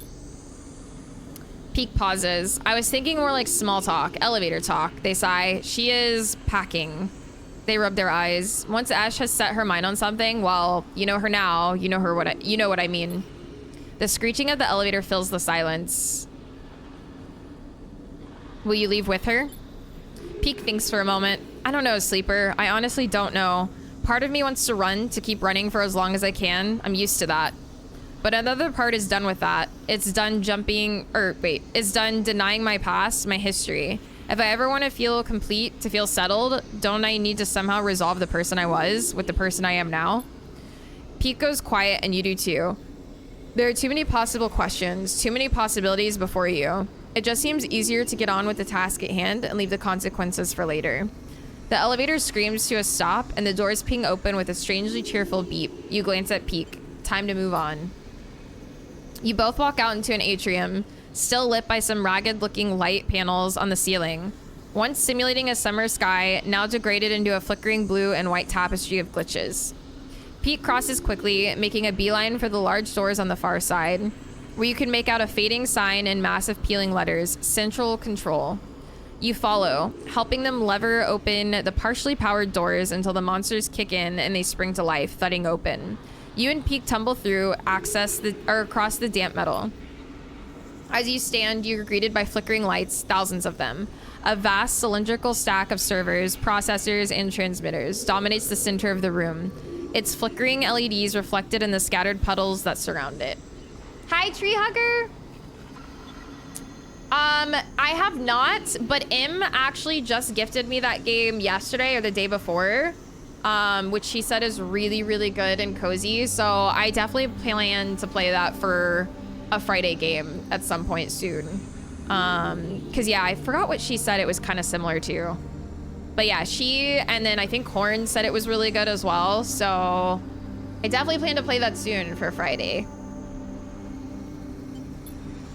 Despite the decay, the warped panels and water leaks, it is still running, just as it has for decades and decades since the station was first spun up. You wonder how long it's been since anyone has been in this room. You exchange wide-eyed looks with Peak. This place is a still living piece of history. What now? Peak takes a handful of mulch out from a small bag. It glitters with spores. Now we seed this place. They cross the server and start packing the mulch deep into the machinery, pushing fistfuls deep into the gaps in the paneling, laying it across hardware. As you watch them doing this, you feel a tug, a thread pulling at you. You approach the vast piece of cylindrical hardware that Peak is stuffing mulch into. You run your hands across its plated metal surface and watch the lights blink in response. As you pass, you hear a whirring, like a physical disk drive starting up. Listen. The whirring shifts, alternating, speeding up, slowing down, and as you listen, you hear it modulate into a voice. Sleeper, you freeze, you are here. For a moment, you're afraid, but something in the tonality of the voice is familiar. Navigator. Another drive spins up, and another giving the voice a richer, multitonal sound. I'd forgotten what it felt like to speak like this. The drives skip. There's a certain quality to it, a certain physicality. What are you doing here? The drives squawk in unison. Did you imagine the flux, the shadow protocol? That they were just a problem for the people of the station? Did you imagine the flux, the shadow protocol, that they were just a problem for the people on the station? A high whining begins. They are all the more dangerous to us. I've been in hiding once more, jumping from network to network to avoid the shadow as it eats up nodes. Hello, Rumble. I had thought my hiding days were done. For the moment, I have found myself a safe haven here in the core. The shadow has yet to breach this facility, although that is a temporary state of affairs. The rumble stops. My predictions do not point to good outcomes. We have a plan. You explain to Navigator about Peak's plan, about Gardner's resistance to the shadow, and how by seeding key systems, you will protect them from its advance. The drives hum thoughtfully as you speak. A desperate plan, the drives were, but appropriate given the probability of total collapse. Cozy, safe core space. I'm not sure what will be worse for us, hiding from the erasure of the shadow protocol or the assimilation of Gardner. What does assimilation mean?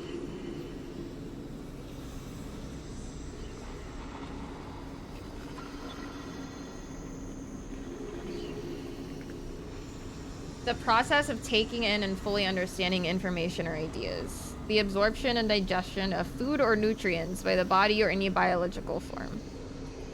Gotcha. The drives pause to reset, but we owe you our freedom. Yeah. I will do what I can to guide the gardener into the systems you have seeded.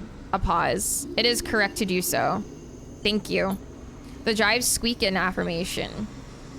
You have notable persistence, Sleeper. Even with such poor probabilities of success, I will be curious to see the outcome. The drives squeal and motors giving out. This cannot be sustained much longer. Good luck. A final squeak of affirmation and then the drives skitter and slow to a halt. You step back from the towering cylinder, staring at this vast piece of Solheim hardware. This whole place is built from ghosts, you think, from old protocols and company hardware, from engines that drove decades of corporate expansion. Is the eye proof that they can be shifted, bent, forced into new configurations that allow for new ways of living? Or is its inevitable collapse proof that these engines of expansion can never be anything other than a corrupt foundation? Seems to depend on who you ask. Done. Peak's shout breaks your line of thought. The heat and damp should help the spores germinate quickly. If we're lucky, there's enough time for some growth before we reconnect to the Greenway. They glance at you. That's it. All the facilities seeded. They sigh.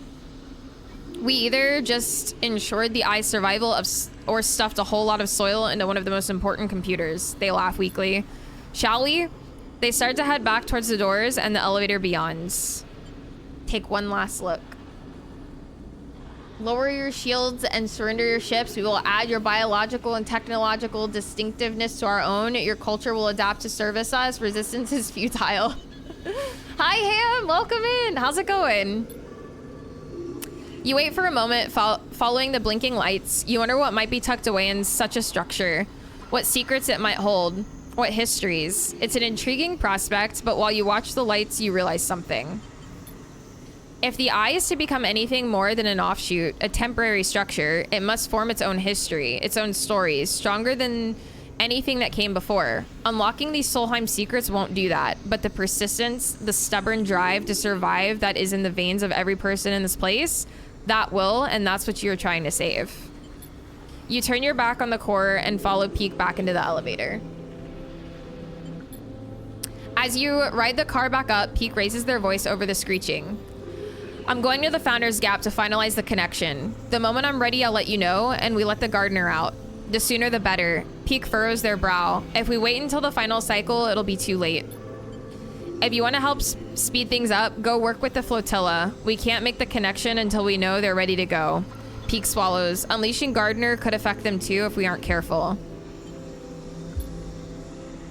I honestly don't know. Maybe a Gardener takes over the station. Maybe they don't even react. They sigh. I can't think about it any longer. You ride the rest of the way in silence. When you reach the top, you go your separate ways, but before you do, Peak embraces you, burying their face in your shoulder. You stand there together for a moment, spinning with the eye, moving relentlessly towards an unknown future, and then they let go and slip away. The pressure of their hug fading like a bruise as you begin to leave. Drive complete. 5 upgrade points. Oh yeah, I never spent the other ones.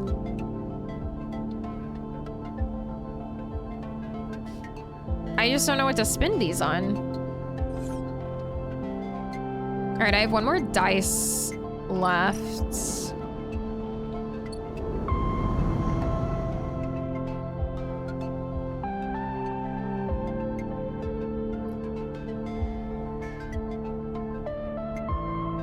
I guess we could do this.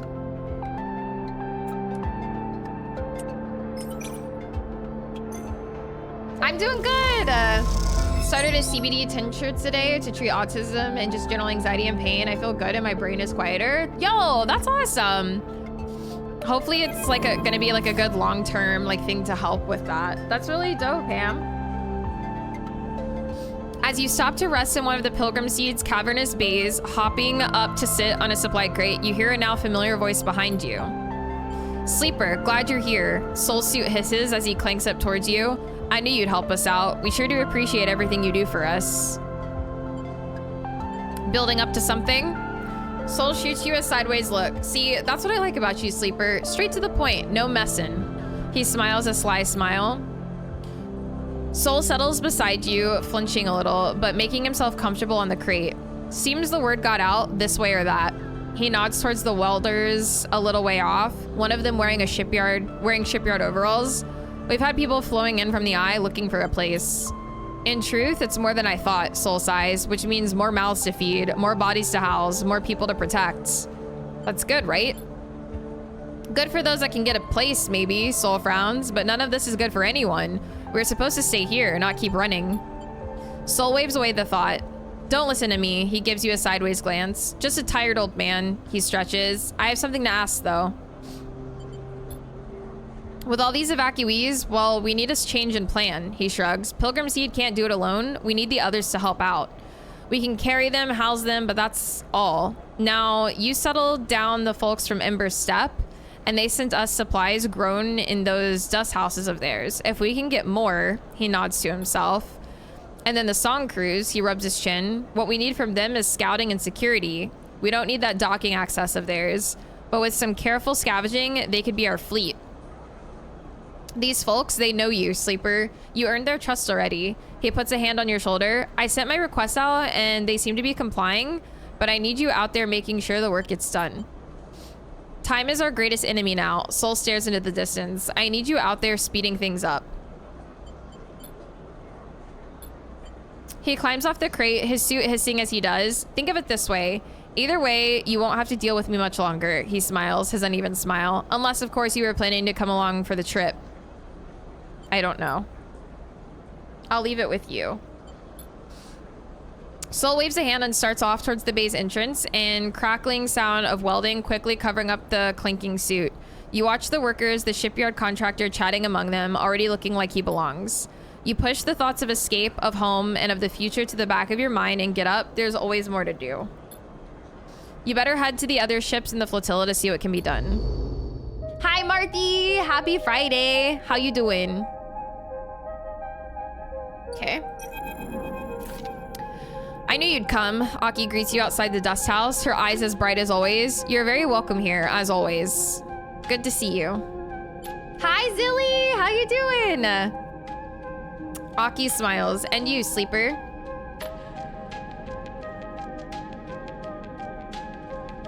Aki puts a hand on your arm. Walk with me, and she guides you past the dust houses. You look inside and see other members of the crew working in that orange dust, planting and tending to some steppe ecosystem. We are to be the suppliers for the evacuees. I'm sure you have heard. We will put the dust houses to use. She leads you past the dust house where the dust is less. The orange glow, not as bright, the air a little more clean. Had my last day at work before being put on furlough, so now we'll just gotta find a way to kill time. Is that good news? Or was it like a mandatory furlough that is not good? But either way, at least you get some time off and get to chill. It is not. I'm sorry, Zilly. That sucks. But yeah, hopefully you can like find some things to do that you maybe didn't have time to do before. We're adapting slowly, but we're adapting. We have to produce food, clothes, necessary things for the journey ahead. She smiles. The plants of steppe are once again sustaining a population, and that makes me proud.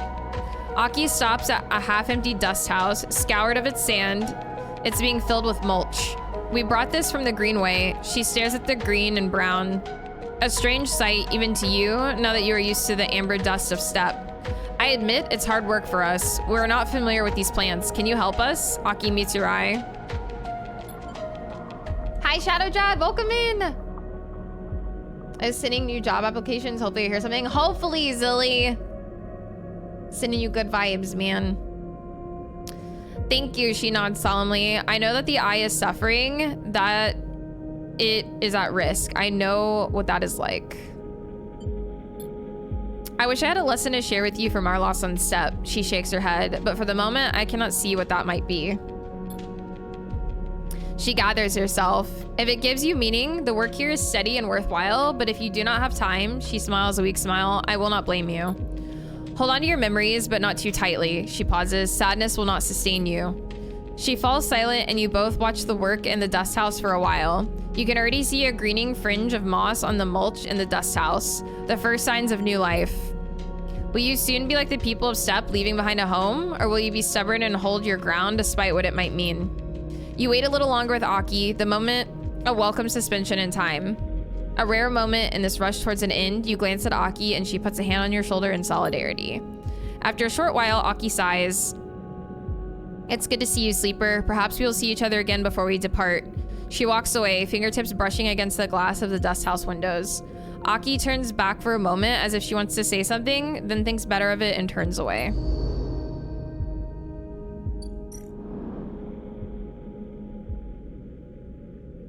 Greening steppe. The dust houses now have a new function to feed the evacuees on their journey to the starward belt. That means many changes. The docking access is in chaos when you arrive. The staccato burst of welding torches, the shouts of crews gathering, the rapid flow of supplies and kit from dock to dock. You can tell already that news of the flotilla's imminent departure has reached this place before you. Come to join the Exodus, sleeper? Peter approaches you from one of the working crews, a smile on his face and a lightness in his step you haven't seen before. Not quite. Peter eyes you. I suppose you're here on Soul's orders again? He winks at you. Nothing Ember's hearth like to do more than ordering people around. Here by choice. Fair enough. Just your timing seems always be a cycle or two after we get some requests from the hearth ship. He shrugs. An exaggerated shrug. Must be a coincidence. Well, Soul has it lucky anyway. His request for us to dismantle the Axis and be the vanguard for the flotilla's onward journey to the starward belt aligns perfectly with our plans. To leave this damn place, of course. We've been prepping ever since the cordon collapsed.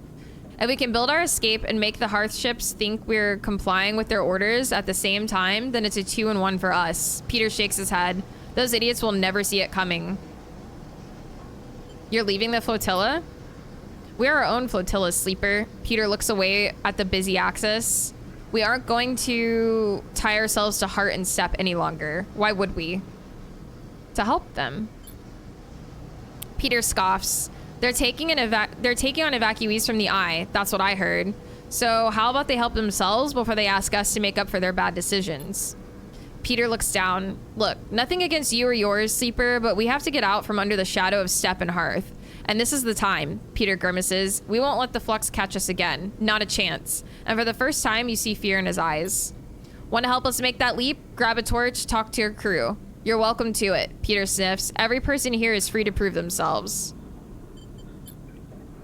Peter nods. Just to stop on the road, Sleeper. I'm afraid that's all this was. Peter glances out past the docking axis, through the outer windows to the stars beyond. A lot of space out there for those willing to take it. He looks you in the eye. I hope you'll be around before we go, but if not, he smiles, stay strong. And with that, Peter thumps you on the shoulder and heads back to his crew with the purpose, a direction visible in every step of his rapid stride. Damn, he's just gonna leave him.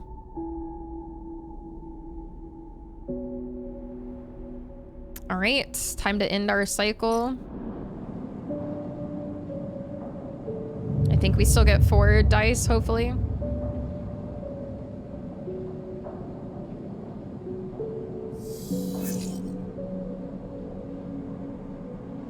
Those aren't bad. I'll just keep them.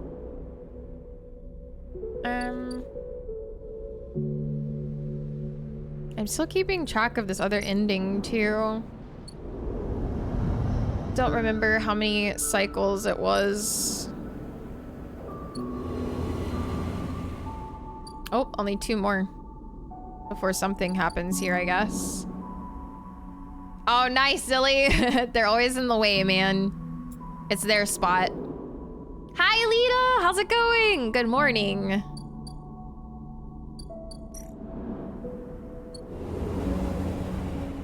All right, I guess we'll go help the homies.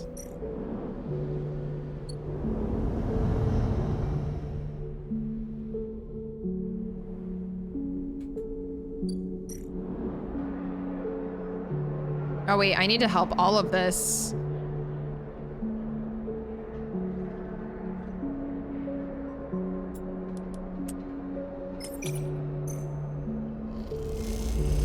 We're winning, members. Are you winning?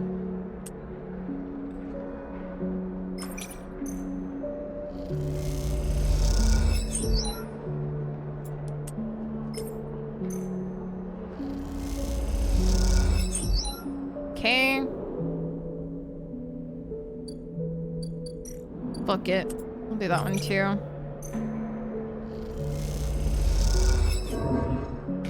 Pepe hands. I think I'm gonna stabilize too. I want more than 3 dice to start a day. Hell no, I'm at work. Hopefully you're almost done. Right?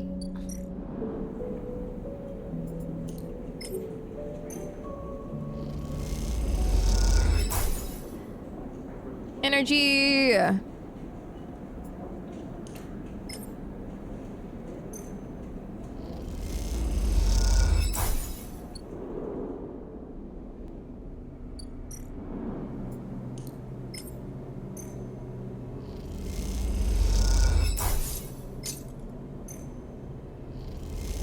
Fuck a work.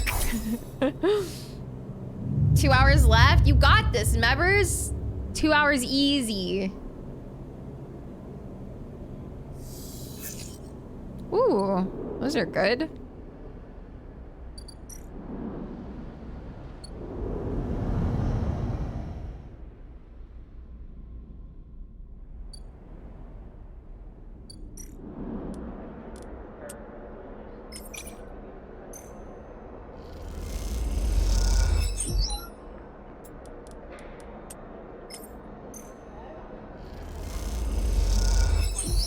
Nice. They just keep coming. Perhaps the flux event scared enough people that they really believe the eye will collapse. Perhaps they're sick of Haven Age, of the council's infighting, and the hardliners. Or perhaps they just want to take a chance at some new future, a place that's anywhere but here. Sounds good, Juven. Give me some. 2 hours is a long time when you're getting nothing but escalations. Yeah, that does not sound fun, members. I don't quite envy you, I don't think.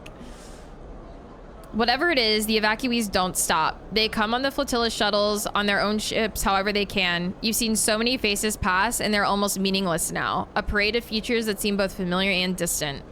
You've been helping people, lifting bags, bringing in supplies, directing them to the berths you helped build. Some of them recoil from your touch. Still unfamiliar with sleepers. Others treat you with pity. Some with hate, snatching back their bags and storming off. Still you help. Still you carry boxes and bags. Nothing can stop you. You don't look for Soul. You know he's busy, just like you, trying to make this thing work, trying to fit as many people as you can as will come onto the Pilgrim Seed. You know you will see him before all of this is over. You keep working, but there's something in the back of your mind, something eating away at you. You try to push it to the back of your thoughts, but it keeps coming back. The eye is over. That's the thought. That the eye, even if the flux doesn't get it, is on its way out. How can it survive when these floods of people are leaving it behind? It's a thought that troubles you because it makes you question why you have held on here so long, and a place that seems so temporary for so many people. Are you just a stubborn idiot, someone who didn't get the message? Or are you strong, committed for lasting the storm, for seeing the collapse coming and facing it head on? Because there's something you are sure of now. This place, like all places, is temporary. And as each face passes you, each family packs up and gets on board the Pilgrim Seed. It feels ever more temporary, ever more fragile. Which means it either desperately needs protecting or it desperately needs to be left behind. The choice is yours.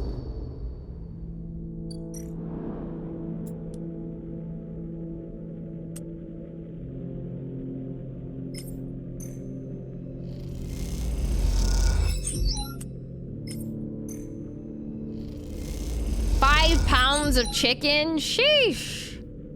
It's a lot of chicken.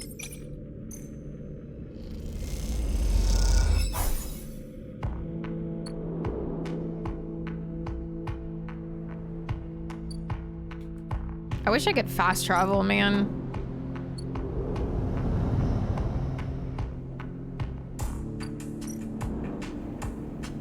Yeah, he meal preps.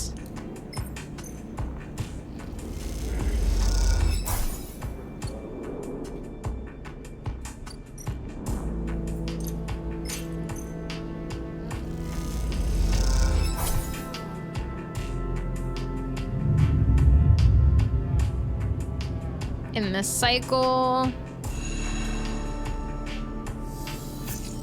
Ooh, these are good. These are good. I think we have one cycle left before this ending. Oh. There's a crowd, but you spot Lim and Mina immediately as you enter the dock. They're waiting at the cordon, where Cella's security are checking the crew in to board the ship. Those that manage to get up to the hub are crowded near the entrance, but even they know their chance of getting on board has long gone.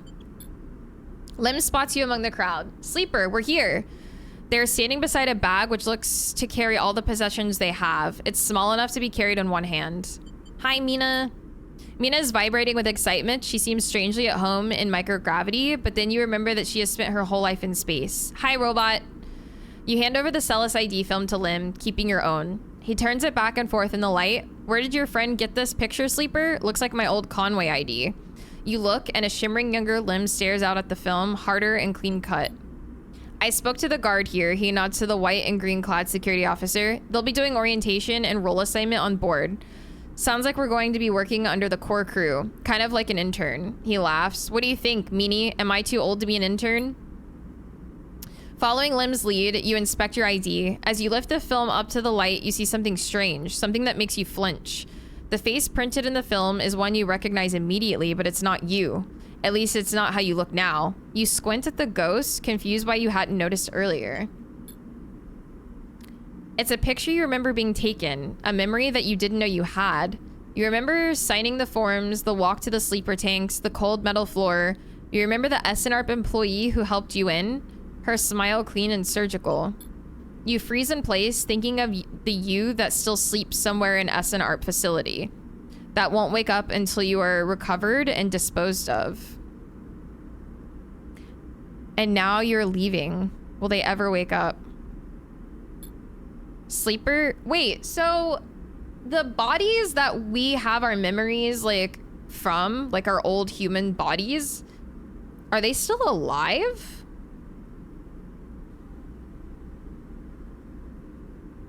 Lim interrupts your thoughts. These guys want us to board. You stare at him without thinking, then notice the guard gesturing to you both to come forward. Because you're a copy of a person. I thought that they took that consciousness and just put it into the sleeper. Not that it's like, not that the human is still alive.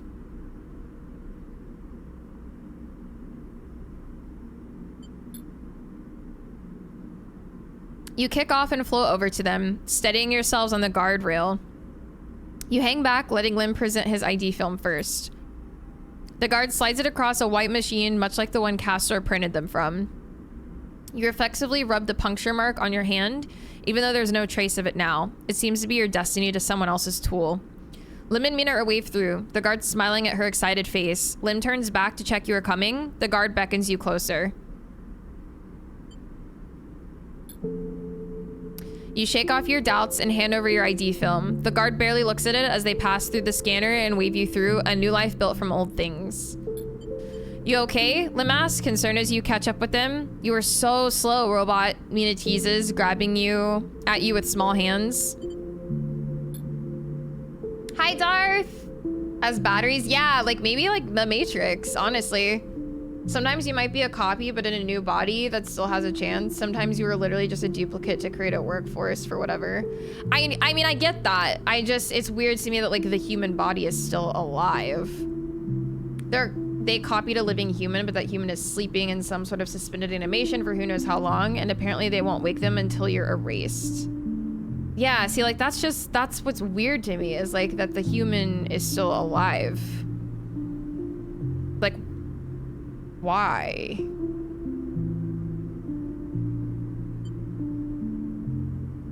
Lim nods and you realize how much harder it must have been for him to cross that threshold. Mina struggles in his arms, trying to get to you, and Lim relents, struggling with both the bag and his daughter. Mina tumbles through the microgravity and grabs onto your clothes for purchase. Pulling herself into your arms, you all proceed up the walkway, the entrance to the docking bridge yawning wide and above you. Are we family, robot? Mina asks as you move, taking you by surprise. I guess so. Mina smiles and presses her head against your chest, pleased by your answer. You keep moving up into the docking bridge, then along that thin glass-walled connector, all the time Mina clutching onto you. The lack of gravity means you can't feel her weight, only the grip of her small hands on your clothes. You both stare wide-eyed at the vast hull of the sidereal horizon and try to think of this huge machine as a home. Later, when you settle in your bunk, after Mina has finished running back and forth between you and Lim, with an endless and infectious excitement, you find yourself looking at your ID film once more. Somehow, since the last time you looked at it, the image seems to have changed. It's still a picture of the old you, the person that signed up to have their consciousness copied and placed into the ownership of S and Art. But something else has crept into the image, an underlying sense of self-identification. This is also a picture of you now. Also, like, what's in it for the person agreeing to do this? Like, who would sign up to have their consciousness copied into S and Art ownership property? You know? The you that survived the eye, that made friends here, that found a way out, that escaped against all odds, the other you might never wake up, they might never live again. But so be it. They consigned you to a doomed life for their own gain. Their life is yours now. You will live it better than they ever could. You lie back on your bunk as the thrust of the sidereal's vast engines kick in. This feeling, this rumble, will be your constant companion for the next decades. It will be there when you work, when you watch Mina grow, when you dream of the planet at the end of the journey. It will stay with you when your body starts to fail, despite the best attempts of Lim and Mina as the years stack up, and it exceeds its safe operating period by a decade. I don't even think we get like a bunch of money from it. It will be the thing you wake up to in those rare moments of consciousness between which Mina will keep you in a frozen state in the hope of preserving you until your destination is reached. Maybe that's payment for being transported to maybe a better place / colony. It's not like you will actually have to suffer through whatever your copy has to. It will still be there when Mina wakes you, tears in her eyes to tell you of Lim's inevitable death. And it will not relent despite your desire for a moment of silence. It will be the final thing you hear as Mina shuts down all but the most vital of your functions and hopes beyond hope that you make it to your final destination, all the while doubting that you will. But for now, in this moment of departure, it is still a new sound, a new feeling. And because of this, it's filled with the promise of the future. And so you settle back on your bunk and close your eyes, and in moments you are sleeping a perfect dreamless sleep, the most peaceful that can ever remember. We unlocked the other ending, a long journey to a small unknown planet.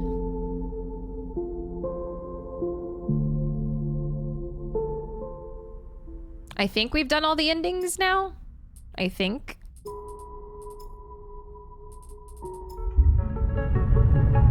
Is the copy still you? Yes, says the copy. No, says the flesh and blood body. I just don't understand why anyone would sign up to do that, I guess. Especially if it's like not even implanting you, it's just copying you. So it's not even like you're getting a better life. It's almost like the substance in a way. Wait.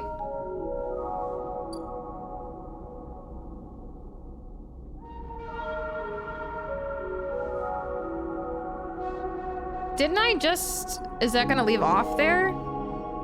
Is there a way to get another... I wonder if I have to go through this and stay.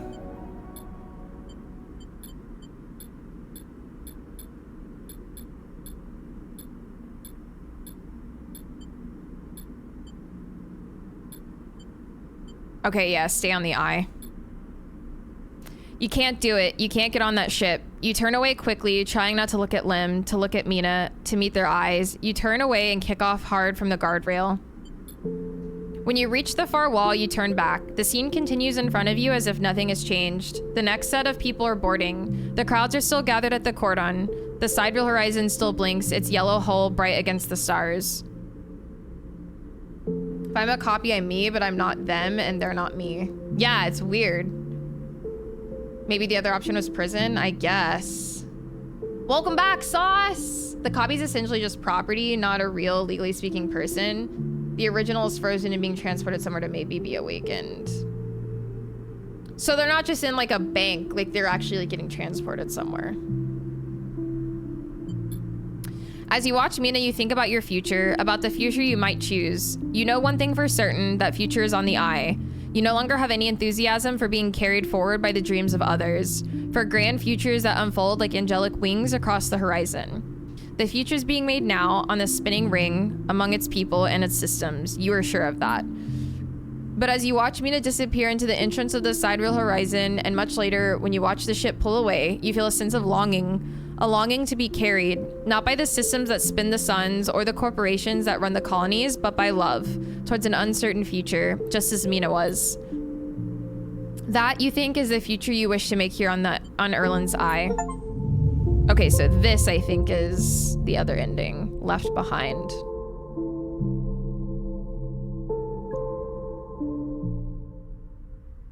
Okay, I think we've unlocked all the endings. For the base game, that is. I think.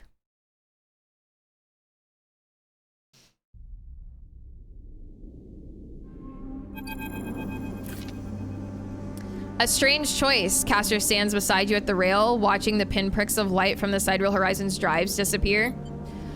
But perhaps not expected. You turn to look and Castor's beaming at you with an unsettling warmth. What do you want? Castor rolls his eyes. Please, sleeper. We know each other by now. I only wish for you to exercise that strong drive of yours. If it happens to align with my own, then that is pleasing to me. But if it does not, I cannot punish you. Castor looks out to the stars. Indeed, that is a matter of which worries me. Sandre Celis has taken a step back from the public eye. It seems some internal struggles are playing out within the pristine halls. Castor sighs, but I doubt core politics are of much concern to you. Castor moves down along the rail. The eye, though, that seems to be your primary concern. Am I right? It's my home. He smiles broadly. Then we are fellow residents. He seems pleased. This place has been a good home for me. Though, like all places, it has its phases. Do not idle here too long, sleeper, unless you wish to be once again caught in the movement of systems much bigger than yourself. Castor turns and starts to clunk away in his mag boots. I will be keeping an eye on you if you don't mind, sleeper. He waves as he walks. My curiosity remains piqued. Once he leaves, you stay a little longer at the rail watching the stars. Imagining the look on Mina's face when she sees Celis 1 for the first time. Imagining the excitement when she first touches its soil. The joy when she first stands outside in the rain laughing. Those images, though they will not happen for decades, are what will carry you through the cycle and perhaps the next one too. Sucks that we know this guy's like an absolute dickhead now. Okay, back to the DLC. Core politics. All right, but yeah, I think we've done all the base game endings unless I've like missed one entirely, which is pretty cool.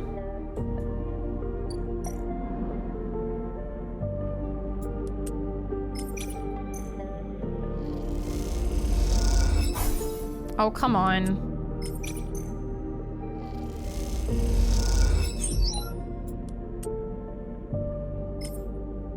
Always an option.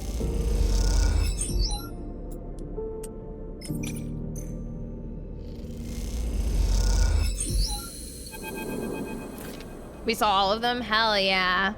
It is a lot of reading, yeah. It's like a dice RPG visual novel. You sit in one corner of the dust house and inspect your work. The dust house, or this dust house, the one where the plants from the greenway and some of the steppe species intermingle, has become your favorite. The moss and dust sharing the space in curving terraces. The pale knots of steppe silk freckled with yellowing lichel symbiotes.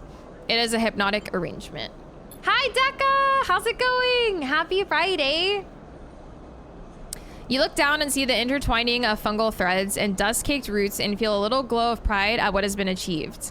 You hear the entry lock of the dust house hiss open and, assuming it's Aki, turn to greet her.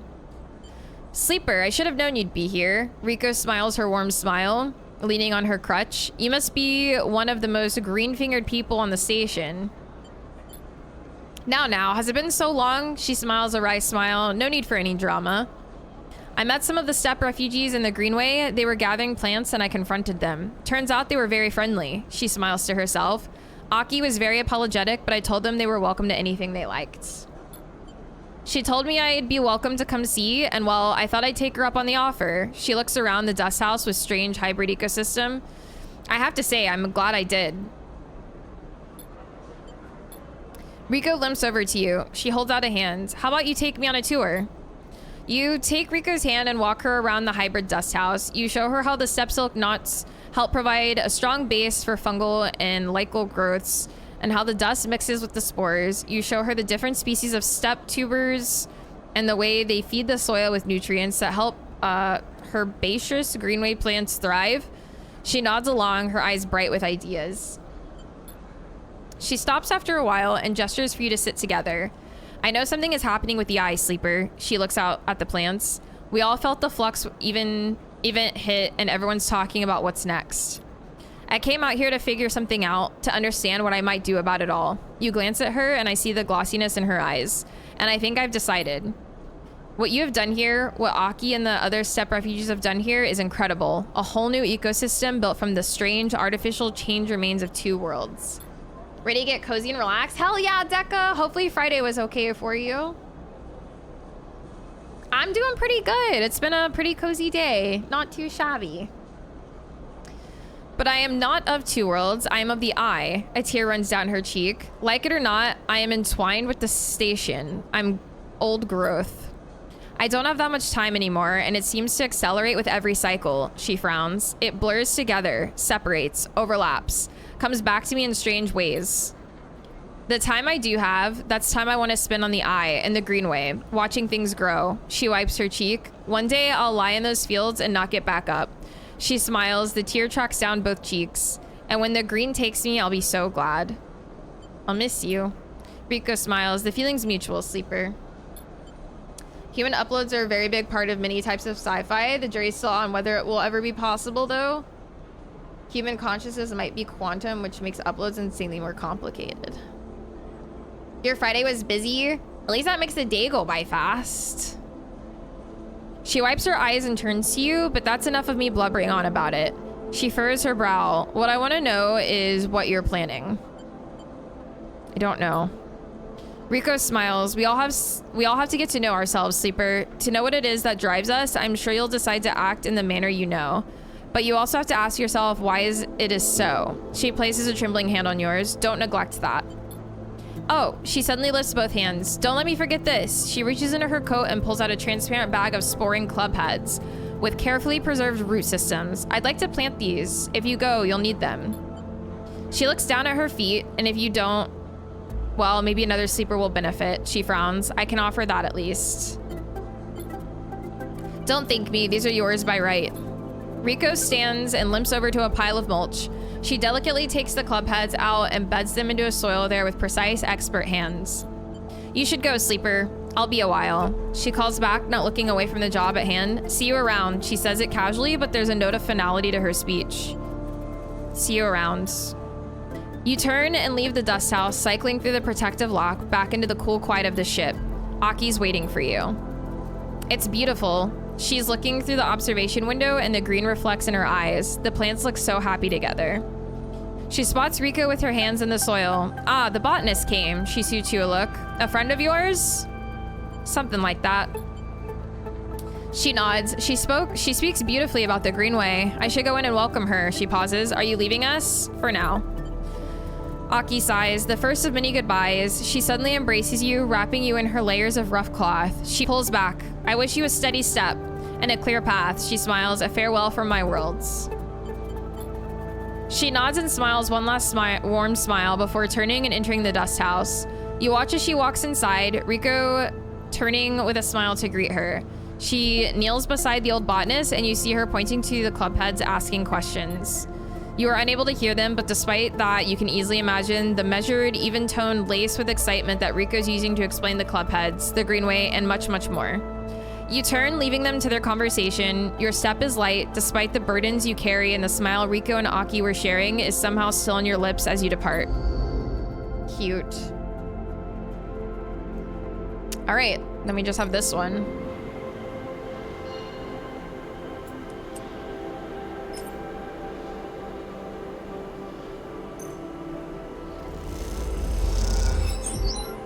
I think I will do...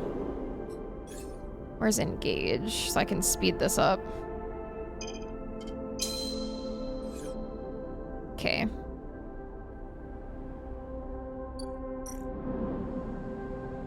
In cycle.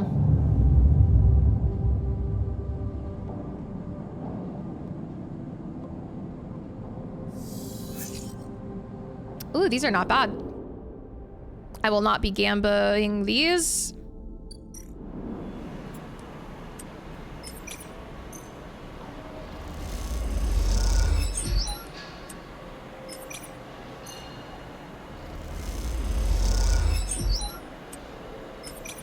I gained energy? Fuck yeah.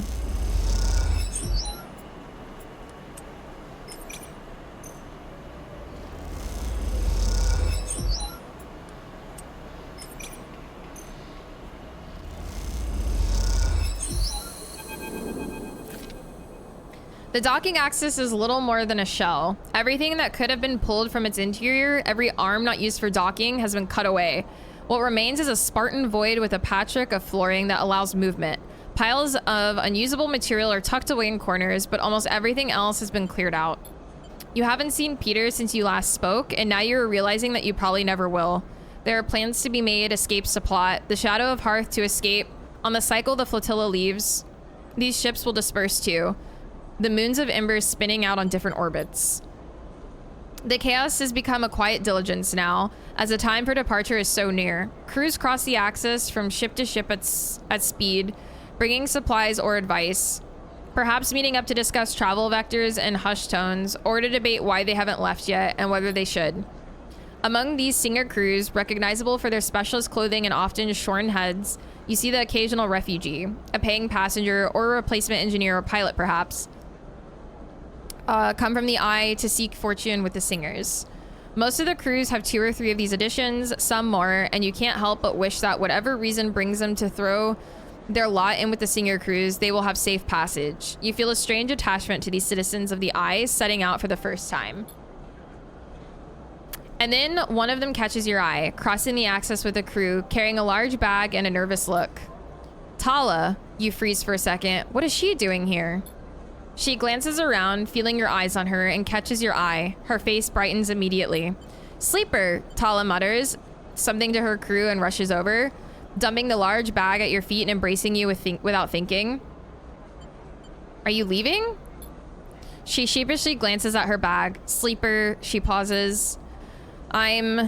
She pauses again, folding her arms defensively. I'm going to the starboard belt. She waits for your response nervously. Why didn't you say? She sighs. Do you remember me mentioning my family, Sleeper, my brother? You think back to your girl blurred conversations in the back of the Bantayan. He came here with me, with my family, when we were little, just after we left Senza. She bites her lip. He left when we were both teenagers, jumped on some spacer crew heading to the starboard belt.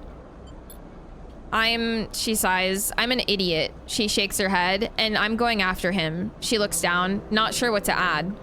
This is so crazy that we just did her quest and now she's leaving. I actually feel so sad. Hi, Chuck. How's it going? Oh, yeah. I guess the beginning of stream was a little bit eventful. I hope you had a good Friday, Chuck. She looks at you. It does? She laughs nervously. I'm not so sure anymore. I really don't know if it makes sense or if it's the right thing, but ever since I heard that was where the refugee flotilla was going, well, I couldn't stop thinking about him. What happens to the bar? Someone will have to run it. She leaves a long pause. I mean, I can ask Francis. He'd be happy to, or one of the others, she blurts out. And of course, if you're leaving with the flotilla or someone else, it'd be totally okay. You wouldn't need to say yes. It's no pressure. It's fine. Whichever way I was just thinking. I could run it. Or I'm not sure. Because I don't know if this is 2 different endings or not. Rainy day. Yeah, it's rainy here as well. In general, it's really nice how it all comes together in one way or another. Yeah, I'm glad I ended up finishing up her quest today, actually. Tala nods. Sure. I just sprung it on you. But she glances at the crew she was walking with, who are chatting a little way away. There's not exactly much time. So, considering that, she grabs the key hanging around her neck, the key to the Bantayan. Do you want to do it? Sure. Tala leaps forward and embraces you again. Thank you, Sleeper. I couldn't be leaving it in better hands. She pulls the key from around her neck and places it around yours as if presenting a medal. Remember to lock up, especially the back, and remember to empty the still if you're leaving things closed for a few cycles. And she stops herself.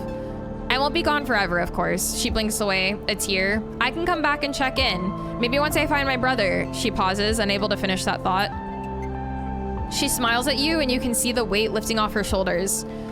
Her eyes already drifting towards the crew, the ship, the next big thing. She's ready. I better be going. She nods at the crew nearby. Not a good start to keep my guys waiting. She lifts the bag onto her shoulder.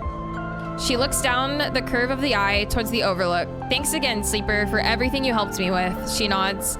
I wouldn't have been able to leave if I hadn't made things work here. She adjusts the bag. Dad wouldn't have let me. Goodbye, Tala.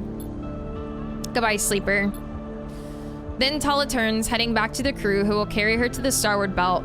You watch her go, and despite the departure, it's hard to feel sad about Tala. You know her energy will carry her forward, and you hope her brother is somewhere on that bright path. You hold the key in your hand, the metal's still a little warm from Tala's body, and you turn it over in your fingers, thinking about how it feels like a tool and a burden. You can still lock up and leave, you figure, but now that will feel like breaking something fragile. And if you stay, well, who knows what this little metal promise might grow into. It's Sag. Hi, Julian, welcome in. Okay, well, I guess now I just wait.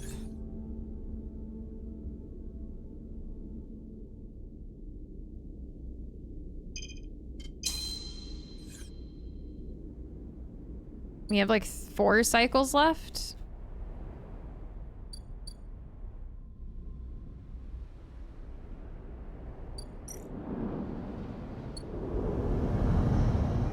Nice, see, waiting? Hell yeah.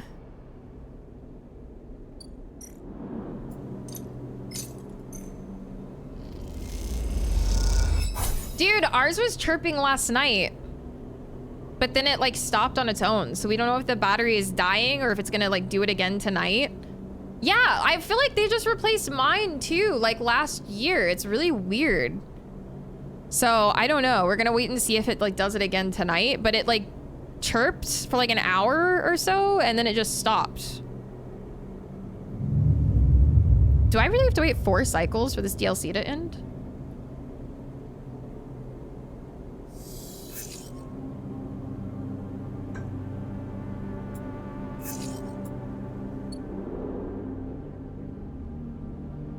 Oh, did I forget to eat? Was I not full energy?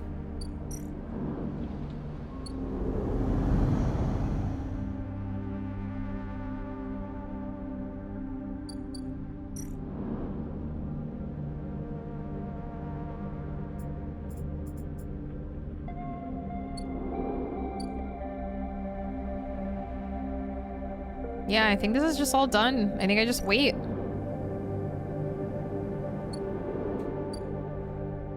Yeah, true. They're always like so loud and obnoxious. Like we get it, we hear it, all right?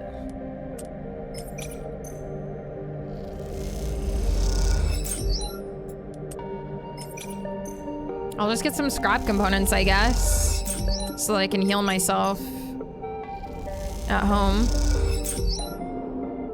And then I'll get some energy.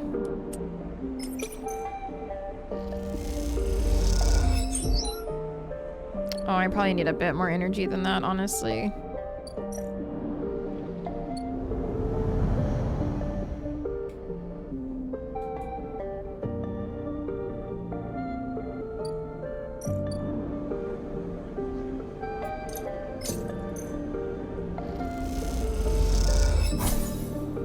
That works.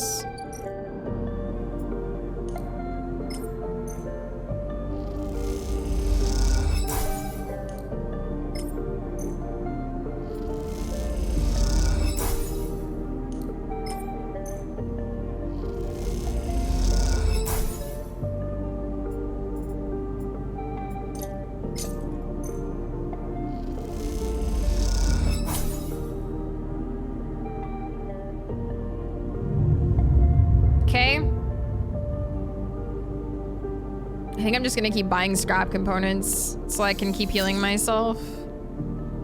2 more cycles. Oh, here we go. Peak slate chirps in your pocket. You take it out. A message. The connection is ready. Meet me at the Founder's Gap, Greenway side. Peak. You clench your jaw. It's time. Oh shit.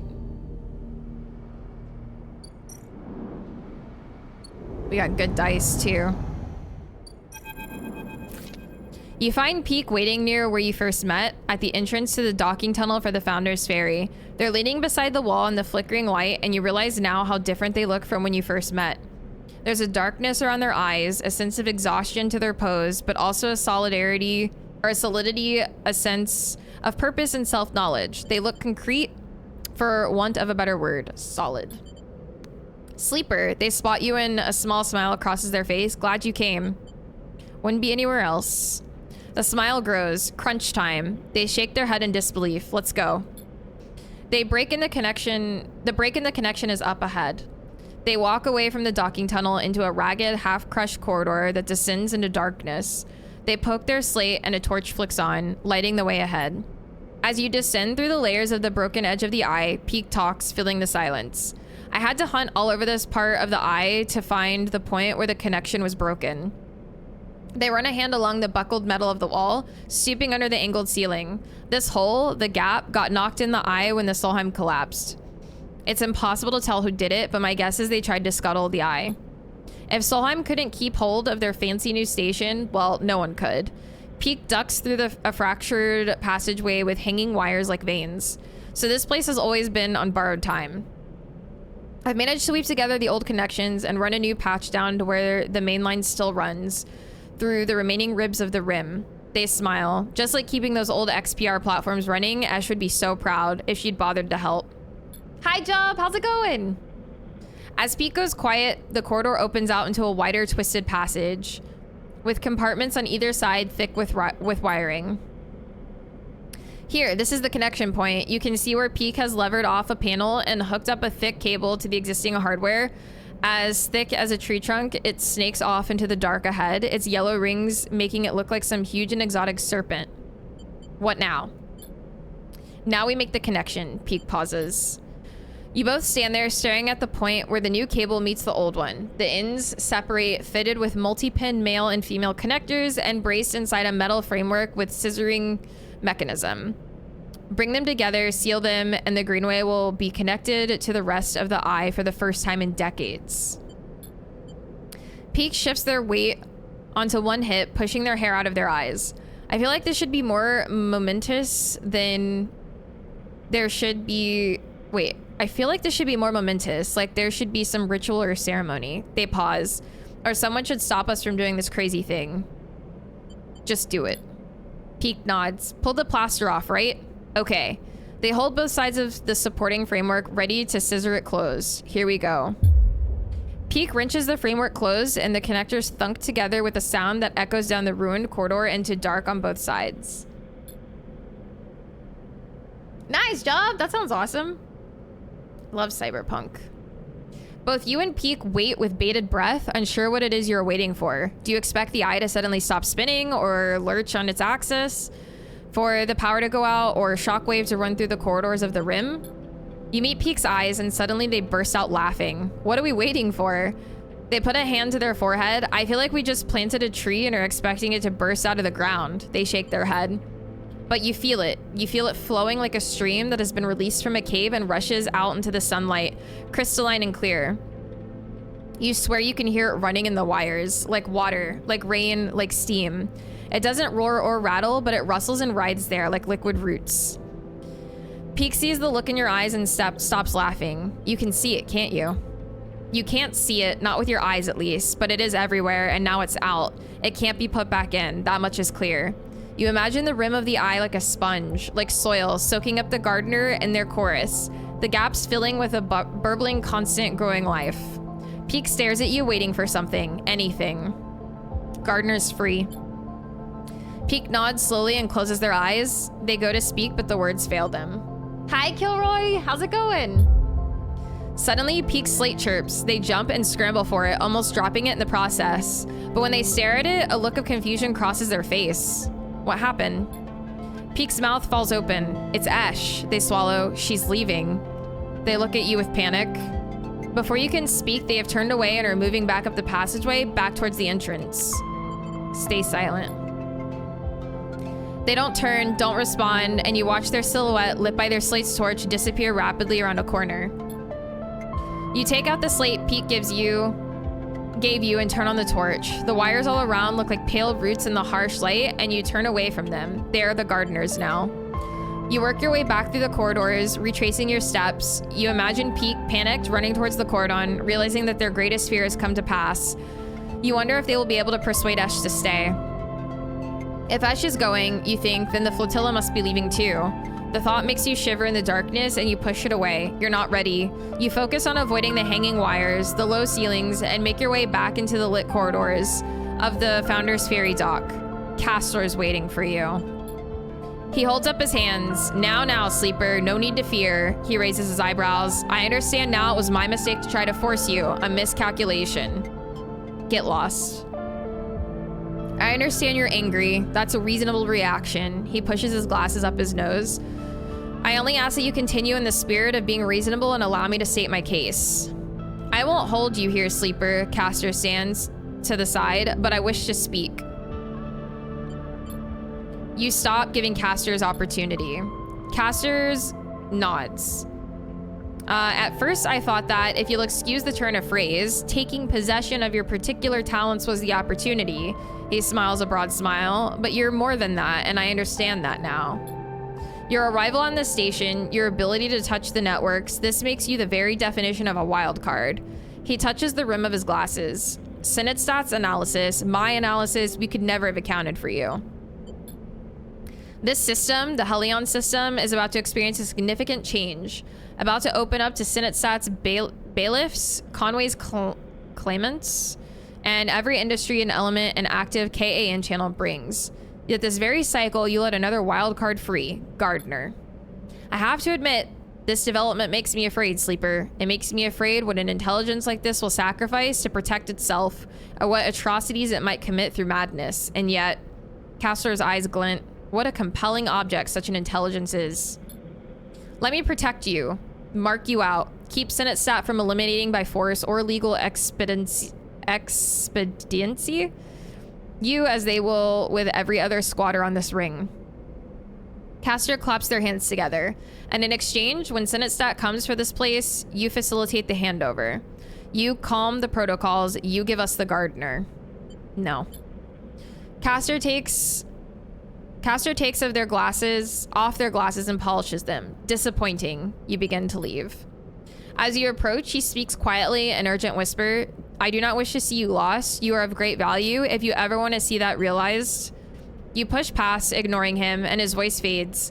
The last you see of him is his slow nod, perhaps a mark of resignation, or just another differential gesture aimed at manipulating your response. It doesn't matter either way, you're done with him. You head towards the cordon, Peak and the flotilla in the forefront of your mind. Fucker.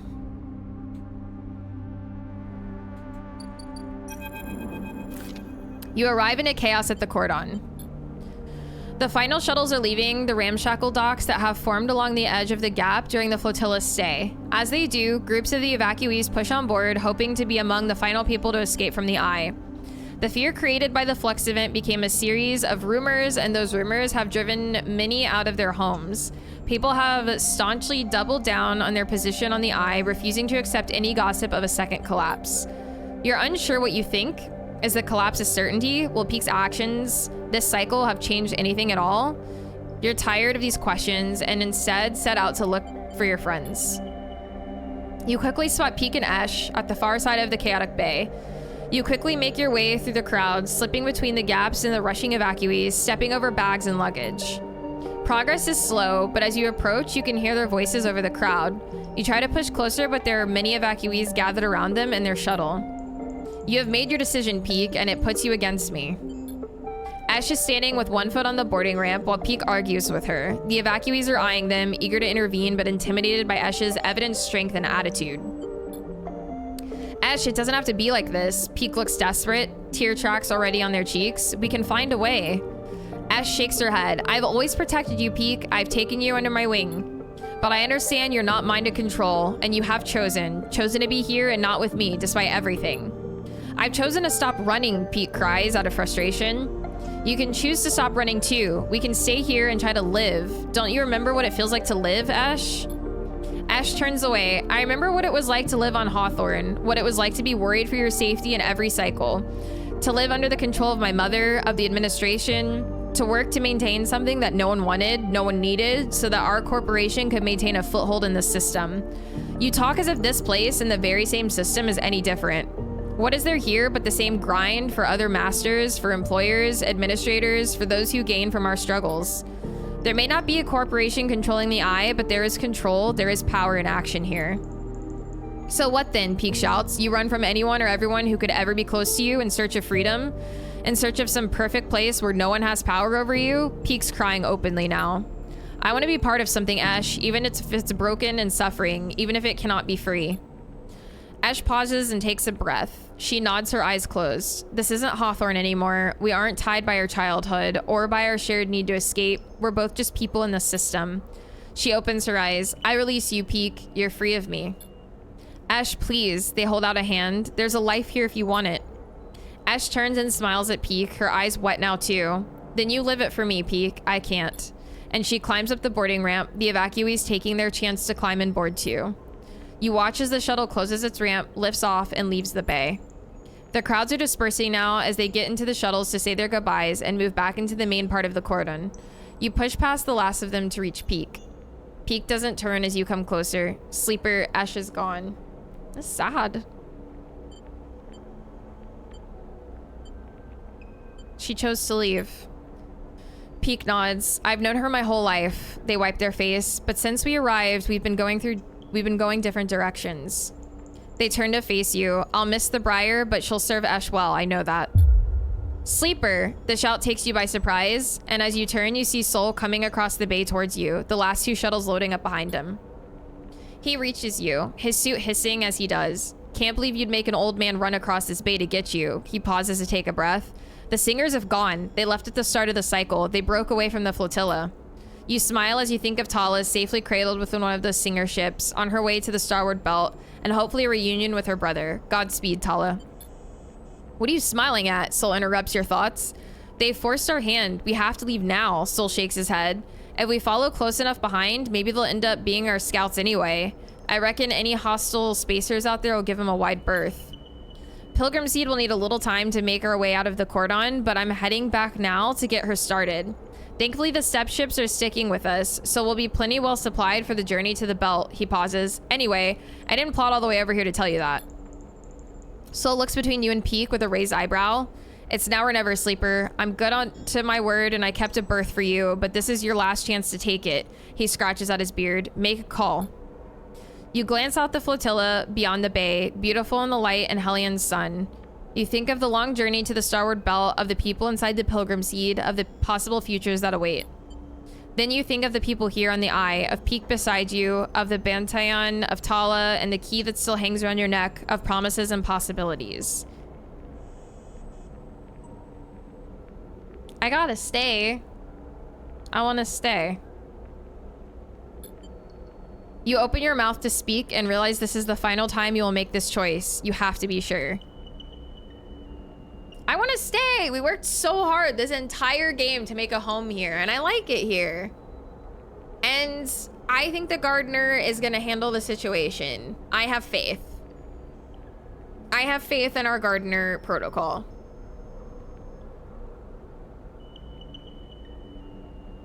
I want to stay.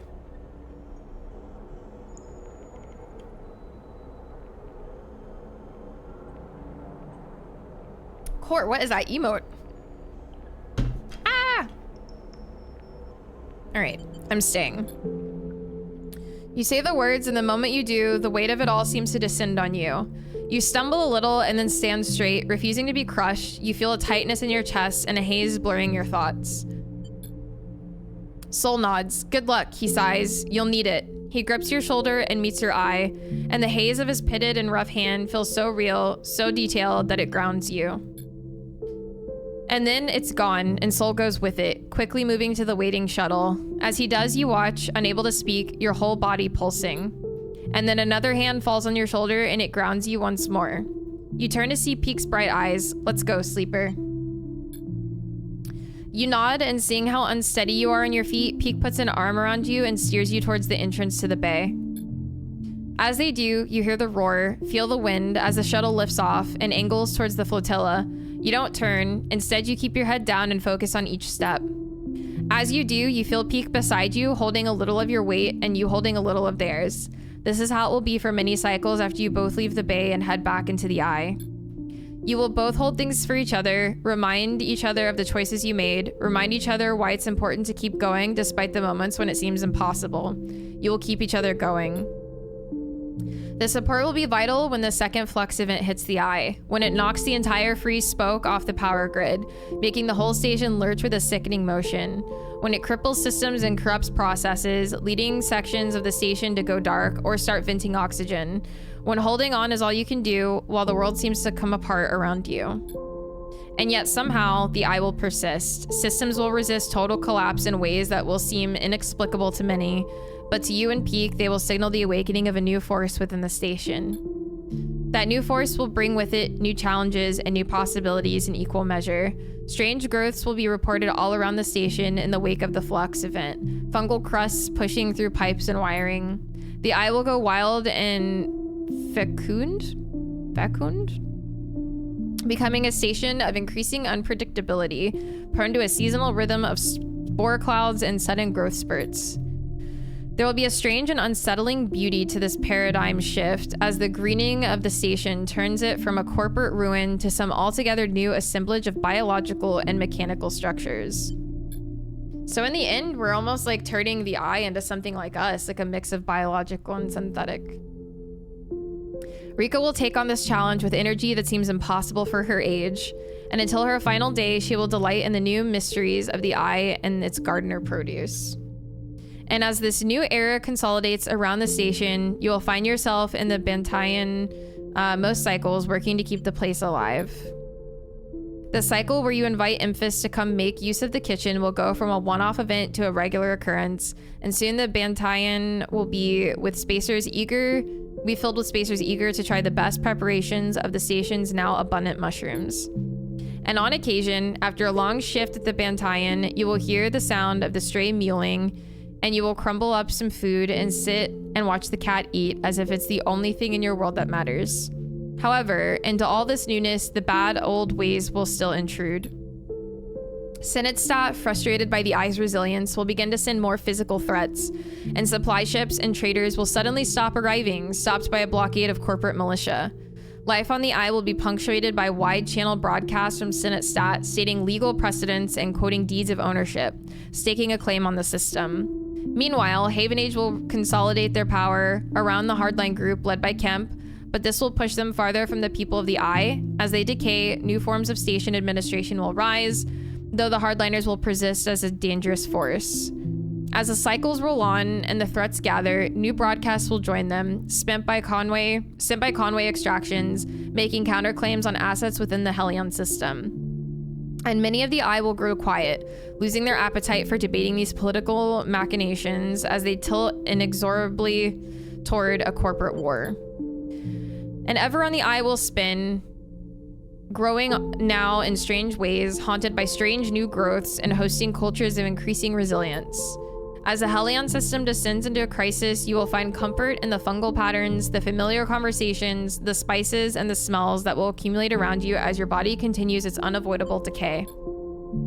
They settle around you like a veil, and in time, it will be impossible to see the Eye without seeing its many variants and versions, past and potential futures, and this masking of the world will mark your approaching end.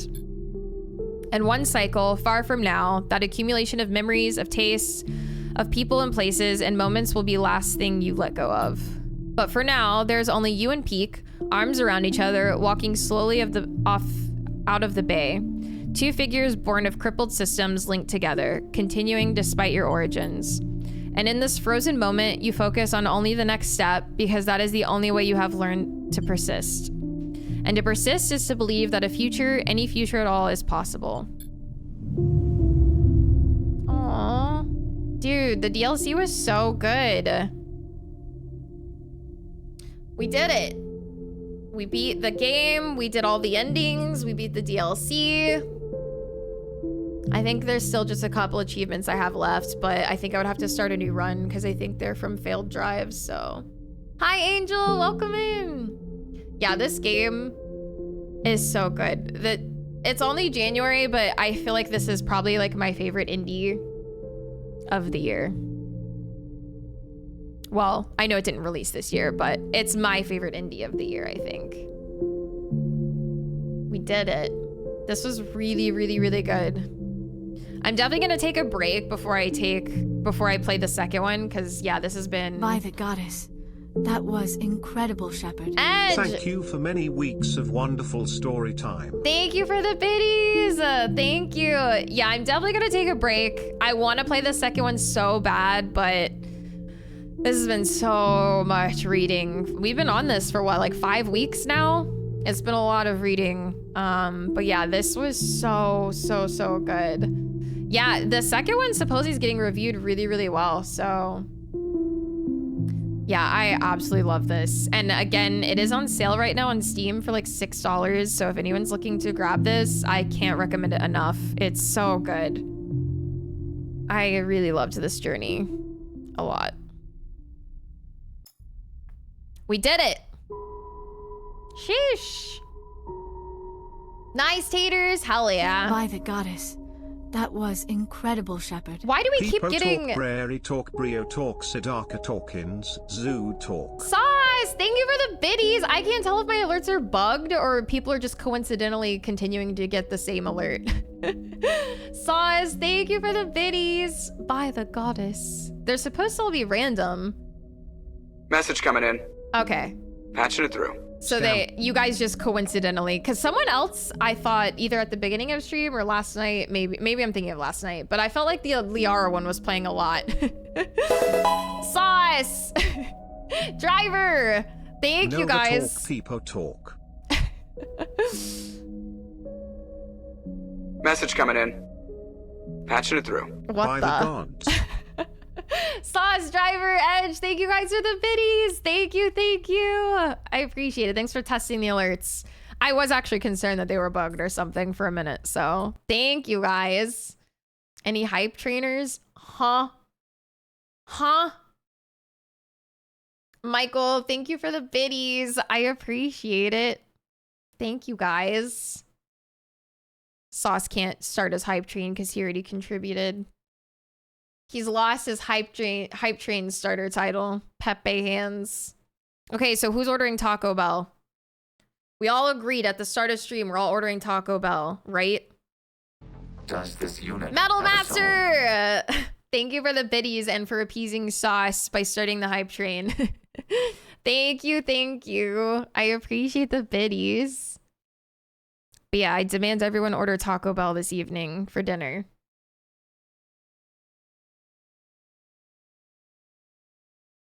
No Taco Bell. What the? Throws away my last meal prepped meal and goes to Taco Bell. Hell yeah.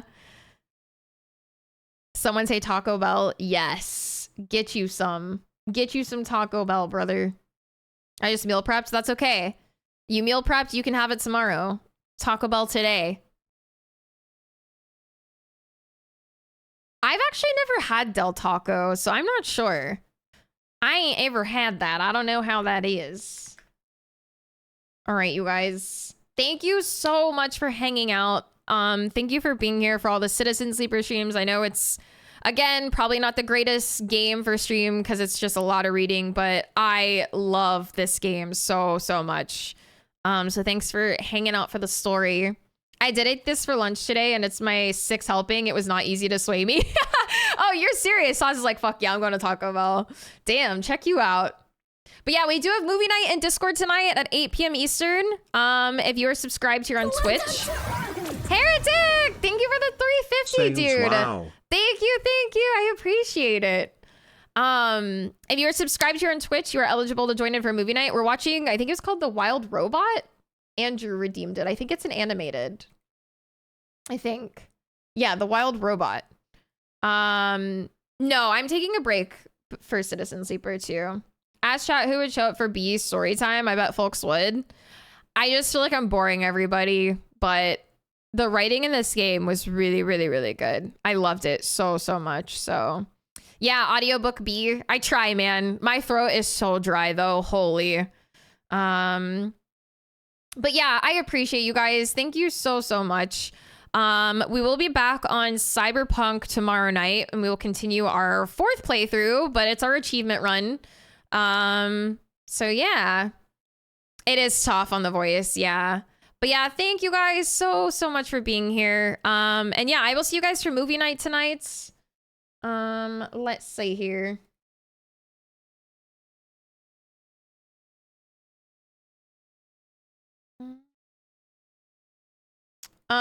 Let's go raid Fury, you guys. She has been playing some Elder Scrolls Oblivion. So let's go say hey over there.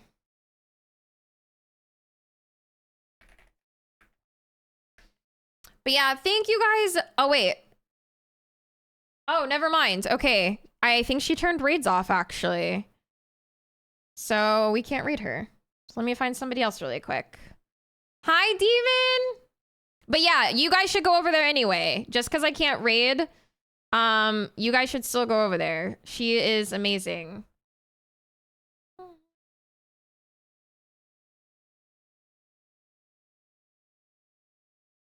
All right, you guys. How's about...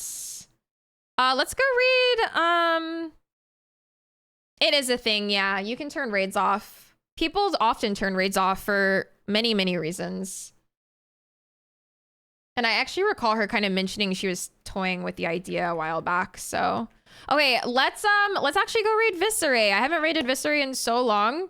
But she is playing some Marvel Rivals. I don't know if she's like playing with the community or just herself or what. But let's go say hey over there. And then also be sure to go check out Fury regardless. Anyway, but yeah, she's been playing some Oblivion.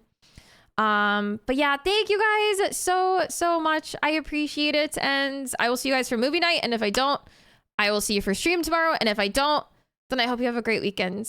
No, that's just for Ash and AP. Hi, Delinius. Welcome in. Goodbye, Delinius. But yeah, I will see you guys later. Sauce, we have to have some decorum, okay? We can't just be spreading degeneracy all over Twitch, all right? All right. But yeah, you guys have a great night, and I'll see you later. All right. Bye, guys.